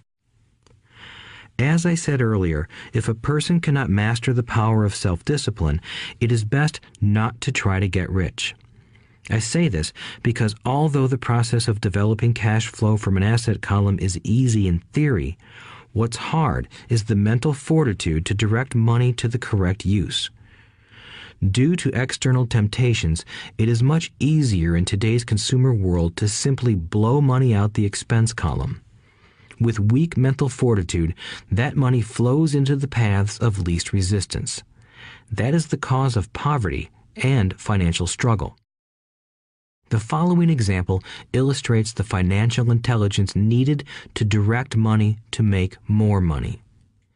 If we give 100 people $10,000 at the start of the year, I believe that at the end of the year, 80 would have nothing left. In fact, many would have created greater debt by making a down payment on a new car, refrigerator, electronics, or a holiday. 16 would have increased that $10,000 by 5 to 10%. 4 would have increased it to $20,000 or into the millions. We go to school to learn a profession so we can work for money. It is my opinion that it's just as important to learn how to have money work for you. I love my luxuries as much as anyone else. The difference is I don't buy them on credit. It's the keep up with the Joneses trap. When I wanted to buy a Porsche, the easy road would have been to call my banker and get a loan. Instead of choosing to focus in the liability column, I chose to focus in the asset column. As a habit, I use my desire to consume to inspire and motivate my financial genius to invest. Too often today, we focus on borrowing money to get the things we want instead of focusing on creating money. One is easier in the short term, but harder in the long term. It's a bad habit that we as individuals and as a nation have gotten into. Remember, the easy road often becomes hard, and the hard road often becomes easy. The earlier you can train yourself and those you love to be masters of money, the better. Money is a powerful force. Unfortunately, people use the power of money against themselves. If your financial intelligence is low, money will run all over you. It will be smarter than you. If money is smarter than you, you will work for it all your life. To be the master of money, you need to be smarter than it. Then money will do as it is told. It will obey you. Instead of being a slave to it, you will be the master of it. That is financial intelligence. 9. Choose heroes. The power of myth. When I was a kid, I greatly admired Willie Mays, Hank Aaron, and Yogi Berra. They were my heroes, and I wanted to be just like them. I treasured their baseball cards. I knew their stats, the RBIs, the ERAs, their batting averages, how much they got paid, and how they came up from the minor leagues. As a 9-year-old kid, when I stepped up to bat or played first base or catcher, I wasn't me. I pretended I was a famous baseball player. It's one of the most powerful ways we learn, and we often lose that as adults. We lose our heroes. Today, I watch young kids playing basketball near my home. On the court, they're not little Johnny. They're pretending to be their favorite basketball hero. Copying or emulating heroes is true power learning. I have new heroes as I grow older. I have golf heroes, and I copy their swings and do my best to read everything I can about them. I also have heroes such as Donald Trump, Warren Buffett, Peter Lynch, George Soros, and Jim Rogers. I know their stats just like I knew the ERAs and RBIs of my childhood baseball heroes. I follow what Warren Buffett invests in, and I read anything I can about his point of view on the market and how he chooses stocks. And I read about Donald Trump, trying to find out how he negotiates and puts deals together. Just as I was not me when I was up to bat, when I'm in the market or I'm negotiating a deal, I am subconsciously acting with the bravado of Trump. Or, when analyzing a trend, I look at it as though Warren Buffett were doing it. By having heroes, we tap into a tremendous source of raw genius. But heroes do more than simply inspire us. Heroes make things look easy. Making it look easy convinces us to want to be just like them. If they can do it, so can I. When it comes to investing, too many people make it sound hard. Instead, find heroes who make it look easy. 10. Teach and you shall receive. The power of giving. Both of my dads were teachers. My rich dad taught me a lesson I have carried all my life, the necessity of being charitable or giving. My educated dad gave a lot of his time and knowledge, but almost never gave away money. He usually said that he would give when he had some extra money, but of course, there was rarely any extra. My rich dad gave money as well as education. He believed firmly in tithing. If you want something, you first need to give, he would always say. When he was short of money, he gave money to his church or to his favorite charity. If I could leave one single idea with you, it is that idea. Whenever you feel short or in need of something, give what you want first, and it will come back in buckets. That is true for money, a smile, love, or friendship. I know it is often the last thing a person may want to do, but it has always worked for me. I trust that the principle of reciprocity is true, and I give what I want. I want money, so I give money, and it comes back in multiples. I want sales, so I help someone else sell something, and sales come to me. I want contacts, and I help someone else get contacts. Like magic, contacts come to me. I heard a saying years ago that went, "God does not need to receive, but humans need to give." My rich dad would often say, poor people are more greedy than rich people. He would explain that if a person was rich, that person was providing something that other people wanted. In my life, whenever I have felt needy or short of money or short of help, I simply went out or found in my heart what I wanted and decided to give it first. And when I gave, it always came back.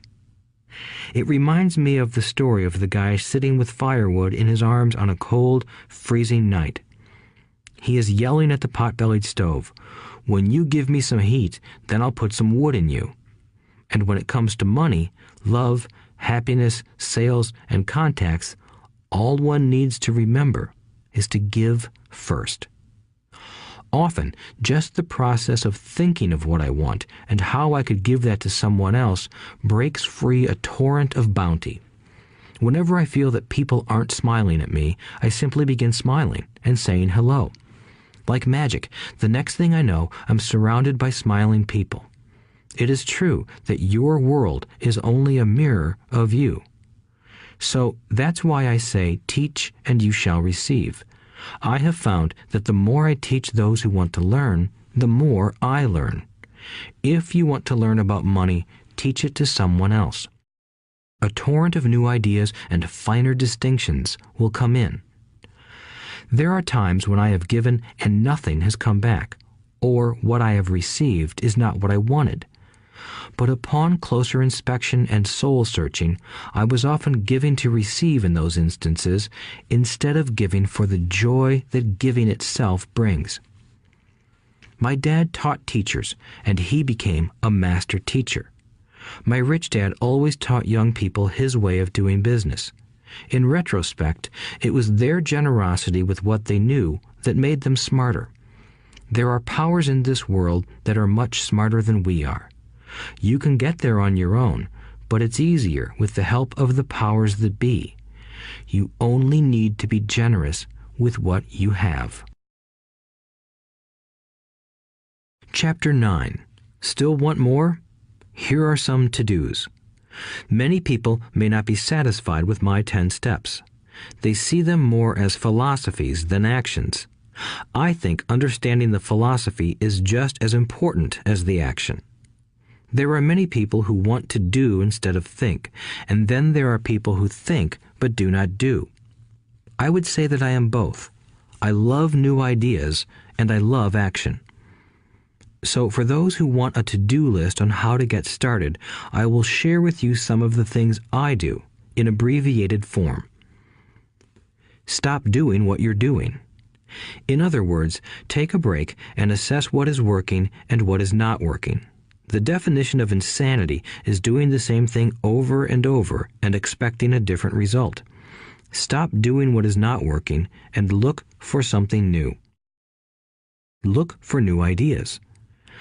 For new investing ideas, I go to bookstores and search for books on different and unique subjects. I call them formulas.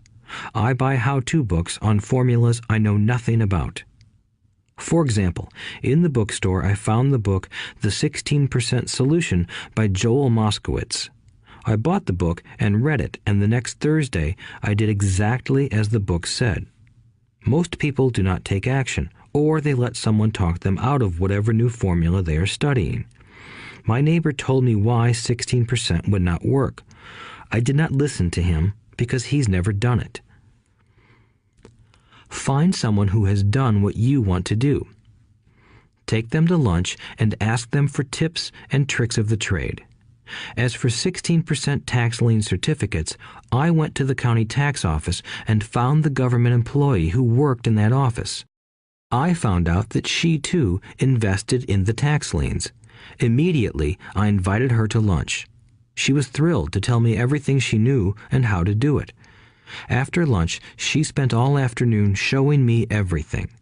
By the next day, I found 2 great properties with her help that have been accruing interest at 16% ever since. It took a day to read the book, a day to take action, an hour for lunch, and a day to acquire 2 great deals.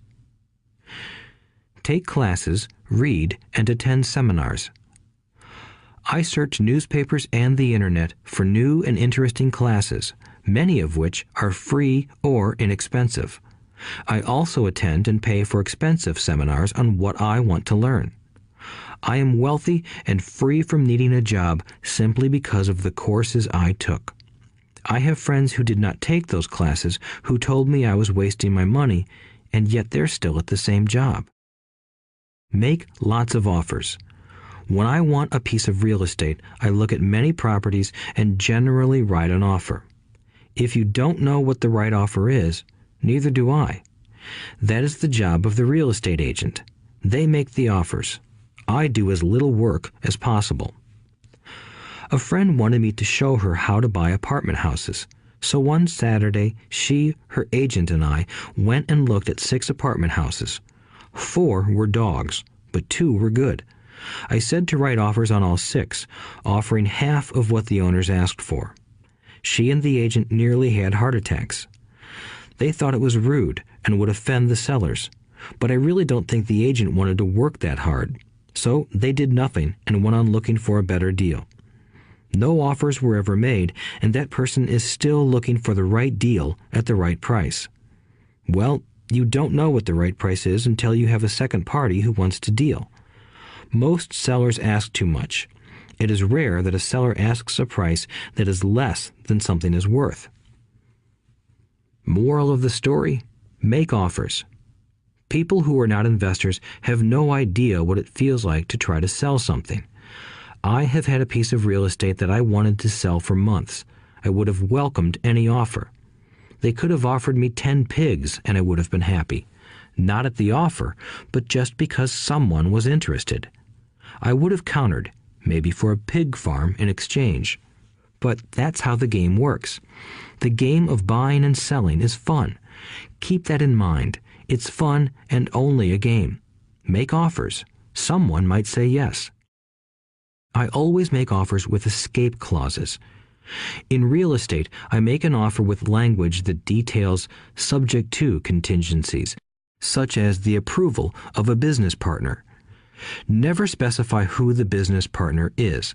Most people don't know that my partner is my cat.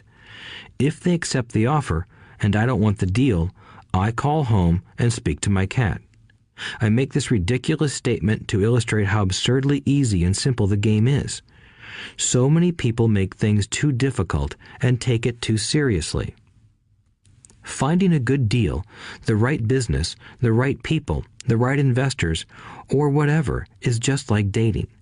You must go to the market and talk to a lot of people, make a lot of offers, counter-offers, negotiate, reject, and accept. I know single people who sit at home and wait for the phone to ring, but it's better to go to the market, even if it's only the supermarket. Search, offer, reject, negotiate, and accept are all parts of the process of almost everything in life. Jog, walk, or drive a certain area once a month for 10 minutes. I have found some of my best real estate investments doing this. I will jog a certain neighborhood for a year and look for change. For there to be profit in a deal, there must be 2 elements, a bargain and change. There are lots of bargains, but it's change that turns a bargain into a profitable opportunity. So when I jog a neighborhood I might like to invest in. It is the repetition that causes me to notice slight differences. I notice real estate signs that are up for a long time. That means the seller might be more agreeable to deal. I watch for moving trucks going in or out. I stop and talk to the drivers. I talk to the postal carriers. It's amazing how much information they acquire about an area. I find a bad area, especially an area that the news has scared everyone away from. I drive it for sometimes a year, waiting for signs of something changing for the better. I talk to retailers, especially new ones, and find out why they're moving in. It takes only a few minutes a month, and I do it while doing something else, like exercising or going to and from the store. Shop for bargains in all markets. Consumers will always be poor.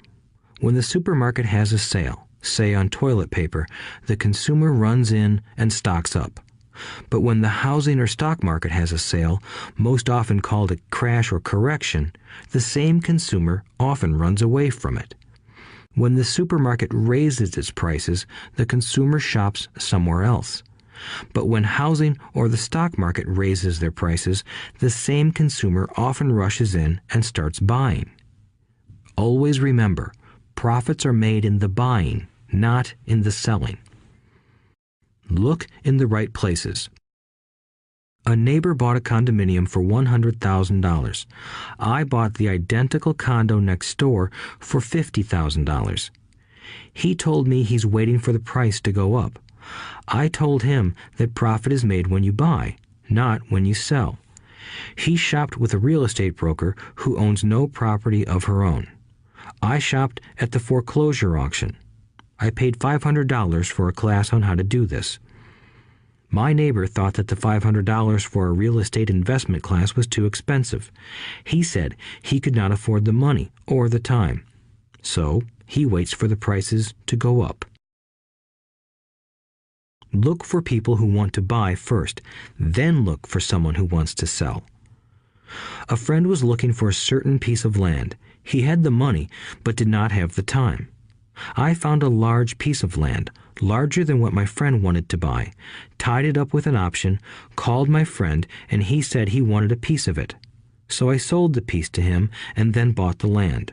I kept the remaining land as mine for free. Moral of the story: buy the pie and cut it in pieces. Most people look for what they can afford, so they look too small.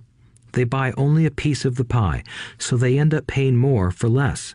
Small thinkers don't get the big breaks. If you want to get richer, think big. Think big. Retailers love giving volume discounts simply because most business people love big spenders. So even if you're small, you can always think big. When my company was in the market for computers, I called several friends and asked them if they were ready to buy also. We then went to different dealers and negotiated a great deal because we wanted to buy so many. I have done the same with stocks. Small people remain small because they think small, act alone, or don't act at all. Learn from history. All the big companies on the stock exchange started out as small companies. Colonel Sanders did not get rich until after he lost everything in his 60s. Bill Gates was one of the richest men in the world before he was 30. Action always beats inaction. These are just a few of the things I have done and continue to do to recognize opportunities. The important words are have done and do. As repeated many times throughout this audiobook, you must take action before you can receive the financial rewards. Act now. Final thoughts. I would like to share some final thoughts with you. The main reason I wrote this book, and the reason it has remained a bestseller since 2000, was to share insights into how increased financial intelligence can be used to solve many of life's common problems. Without financial training, we all too often use the standard formulas to get through life. Work hard, save, borrow, and pay excessive taxes. Today, more than ever, we need better information. I use the following story as an example of a financial problem that confronts many young families today. How do you afford a good education for your children and provide for your own retirement? It requires using financial intelligence instead of hard work. A friend of mine was griping one day about how hard it was to save money for his 4 children's college educations. He was putting $300 away in a college fund each month and had so far accumulated only about $12,000. He had about 12 more years to save for college since his oldest child was then 6 years old. At the time, the real estate market in Phoenix was terrible. People were giving houses away. I suggested to my friend that he buy a house with some of the money in his college fund. The idea intrigued him, and we began to discuss the possibility. His primary concern was that he did not have credit with the bank to buy another house since he was so overextended. I assured him that there were other ways to finance a property rather than through the bank. We looked for a house for 2 weeks, a house that would fit all our criteria. There were plenty to choose from, so shopping was fun. Finally, we found a 3-bedroom, 2-bath home in a prime neighborhood. The owner had been downsized and needed to sell that day because he and his family were moving to California where another job waited. The owner wanted $102,000, but we offered only $79,000. He took it immediately and agreed to carry back the loan with a 10% down payment. All my friend had to come up with was $7,900. As soon as the owner moved, my friend put the house up for rent. After all expenses were paid, including the mortgage, he put $125 in his pocket each month. His plan was to keep the house for 12 years and let the mortgage get paid down faster by applying the extra $125 to the principal each month. We figured that in 12 years, a large portion of the mortgage would be paid off and he could possibly be clearing $800 a month by the time his first child went to college. He could also sell the house if it had appreciated in value. 3 years later, the real estate market greatly improved in Phoenix, and he was offered $156,000 for the same house by the tenant who lived in it. Again, he asked me what I thought. I advised that he sell it, using a 1031 tax-deferred exchange. Suddenly, he had nearly $80,000 to operate with. I called another friend in Austin, Texas, who then moved this tax-deferred capital gain into a mini storage facility. Within 3 months, he began receiving checks for a little less than $1,000 a month, which he then poured back into the college fund. A couple of years later, the mini warehouse sold, and he received a check for nearly $330,000 as proceeds from the sale. He rolled those funds into a new project that would now generate over $3,000 a month in income, again going into the college fund. He is now very confident that his goal will be met easily. It only took $7,900 to start and a little financial intelligence. His children will be able to afford the education they want, and he will then use the underlying asset, wrapped in his legal entity, to pay for his retirement. As a result of this successful investment strategy, he will be able to retire early. Thank you for listening to this audiobook. I hope it has provided some insights into utilizing the power of money to work for you. Today, we need greater financial intelligence to simply survive. The idea that it takes money to make money is the thinking of financially unsophisticated people. It does not mean that they're not intelligent. They have simply not learned the science of money making money. Money is only an idea. If you want more money, simply change your thinking. Every self-made person started small with an idea and then turned it into something big. The same applies to investing. It takes only a few dollars to start and grow it into something big. I meet so many people who spend their lives chasing the big deal or trying to amass a lot of money to get into a big deal. But to me, that is foolish. Too often, I have seen unsophisticated investors put their large nest egg into one deal and lose most of it rapidly. They may have been good workers, but they were not good investors. Education and wisdom about money are important. Start early. Buy a book. Go to a seminar. Practice. Start small. I turned $5,000 cash into a $1 million asset, producing $5,000 a month cash flow in less than 6 years. But I started learning as a kid. I encourage you to learn because it's not that hard. In fact, it's pretty easy once you get the hang of it. I think I have made my message clear. It's what is in your head that determines what is in your hands. Money is only an idea. There is a great book called Think and Grow Rich. The title is not Work Hard and Grow Rich. Learn to have money work hard for you, and your life will be easier and happier. Today, don't play it safe. Play it smart. The 3 incomes. In the world of accounting, there are 3 different types of income. 1, ordinary earned. 2, portfolio. 3, passive. When my poor dad said to me, "Go to school, get good grades, and find a safe, secure job," he was recommending I work for earned income. When my rich dad said, "The rich don't work for money, they have their money work for them," he was talking about passive income and portfolio income. Passive income, in most cases, is income derived from real estate investments. Portfolio income is income derived from paper assets such as stocks and bonds. Portfolio income is the income that makes Bill Gates the richest man in the world, not earned income.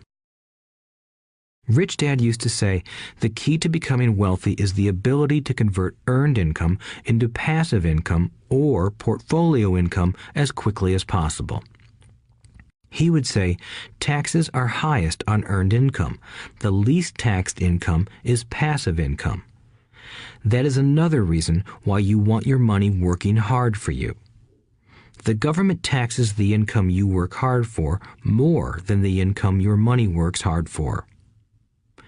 In my second book, Rich Dad's Cash Flow Quadrant, I explain the 4 different types of people who make up the world of business. They are E, employee, S, self-employed, B, business owner, and I, investor. Most people go to school to learn to be an E or an S. The cash flow quadrant is written about the core differences of these 4 types and how people can change their quadrant. In fact, most of our products are created for people in the B and I quadrants. In Rich Dad's Guide to Investing, book number 3 in the Rich Dad series, I go into more detail on the importance of converting earned income into passive and portfolio income. Rich Dad used to say, all a real investor does is convert earned income into passive and portfolio income. If you know what you're doing, investing is not risky. It's just common sense. The key to financial freedom. The key to financial freedom and great wealth is a person's ability to convert earned income into passive and/or portfolio income. My rich dad spent a lot of time teaching Mike and me this skill. Having this ability is the reason my wife Kim and I are financially free, never needing to work again. We continue to work because we choose to. Today, we own a real estate investment company for passive income and participate in private placements and initial public offerings of stock for portfolio income. We also went back to work to build a financial education company so that we can continue to create and publish books and games. All of our educational products are created to teach the same skills my rich dad taught me, the skills of converting earned income into passive and portfolio income. The games we create are important because they teach what books cannot teach. For example, you would never learn to ride a bicycle by only reading a book. Our cash flow games for adults and cash flow for kids game are designed to teach players the basic investment skills of converting earned income into passive and portfolio income. They also teach the principles of accounting and financial literacy. These games are the only educational products in the world that teach people all of these skills simultaneously. Cash Flow 202 is the advanced version of Cash Flow 101 and requires the game board from 101 as well as a full understanding of 101 before it can be played. Cash Flow 101 and Cash Flow for Kids teach the principles of fundamental investing. Cash Flow 202 teaches the principles of technical investing. Technical investing involves advanced trading techniques such as short selling, call options, put options, and straddles.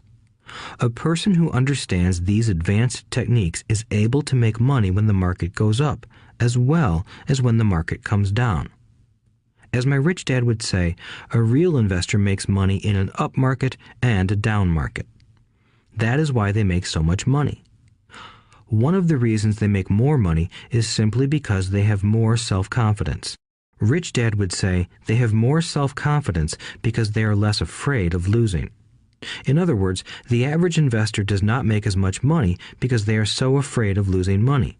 The average investor does not know how to protect themselves from losses, and that is what Cash Flow 202 teaches. Average investors think investing is risky because they have not been formally trained to be professional investors. As Warren Buffett, America's richest investor, says, risk comes from not knowing what you're doing. My board games teach the simple basics of fundamental investing and technical investing while people are having fun. I occasionally hear someone say, your educational games are expensive, which poses the question of ROI, the return on investment, or the value returned for the price paid.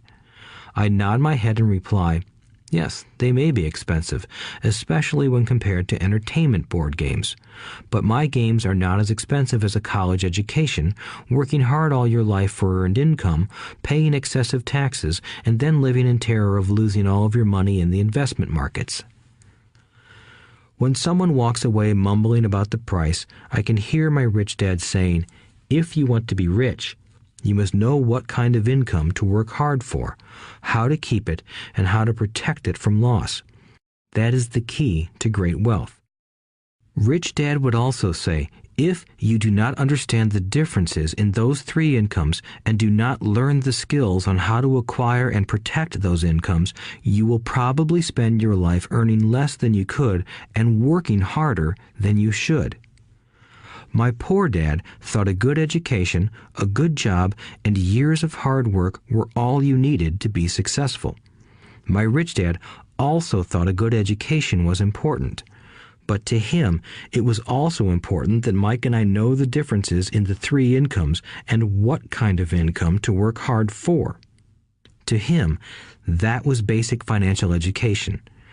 Knowing the differences in the three incomes and learning the investment skills of how to acquire the different incomes is basic education for anyone who strives to acquire great wealth and achieve financial freedom, a special kind of freedom that only a few will ever know. As Rich Dad states in lesson number 1, the rich do not work for money. They know how to have money work hard for them. Rich Dad said, earned income is money you work for, and passive and portfolio income is money working for you. Knowing that little difference has been significant in my life. Or, as Robert Frost ends his poem, and that has made all the difference. Take action. All of you were given two great gifts, your mind and your time. It is up to you to do what you please with both. With each dollar bill that enters your hand, you and only you have the power to determine your destiny. Spend it foolishly, and you choose to be poor. Spend it on liabilities, and you join the middle class. Invest it in your mind and learn how to acquire assets, and you will be choosing wealth as your goal and your future. The choice is yours, and only yours. Every day, with every dollar, you decide to be rich, poor, or middle class. Choose to share this knowledge with your children, and you choose to prepare them for the world that awaits. No one else will. You and your children's future will be determined by choices you make today, not tomorrow. I wish you great wealth and much happiness with this fabulous gift called life. Robert Kiyosaki.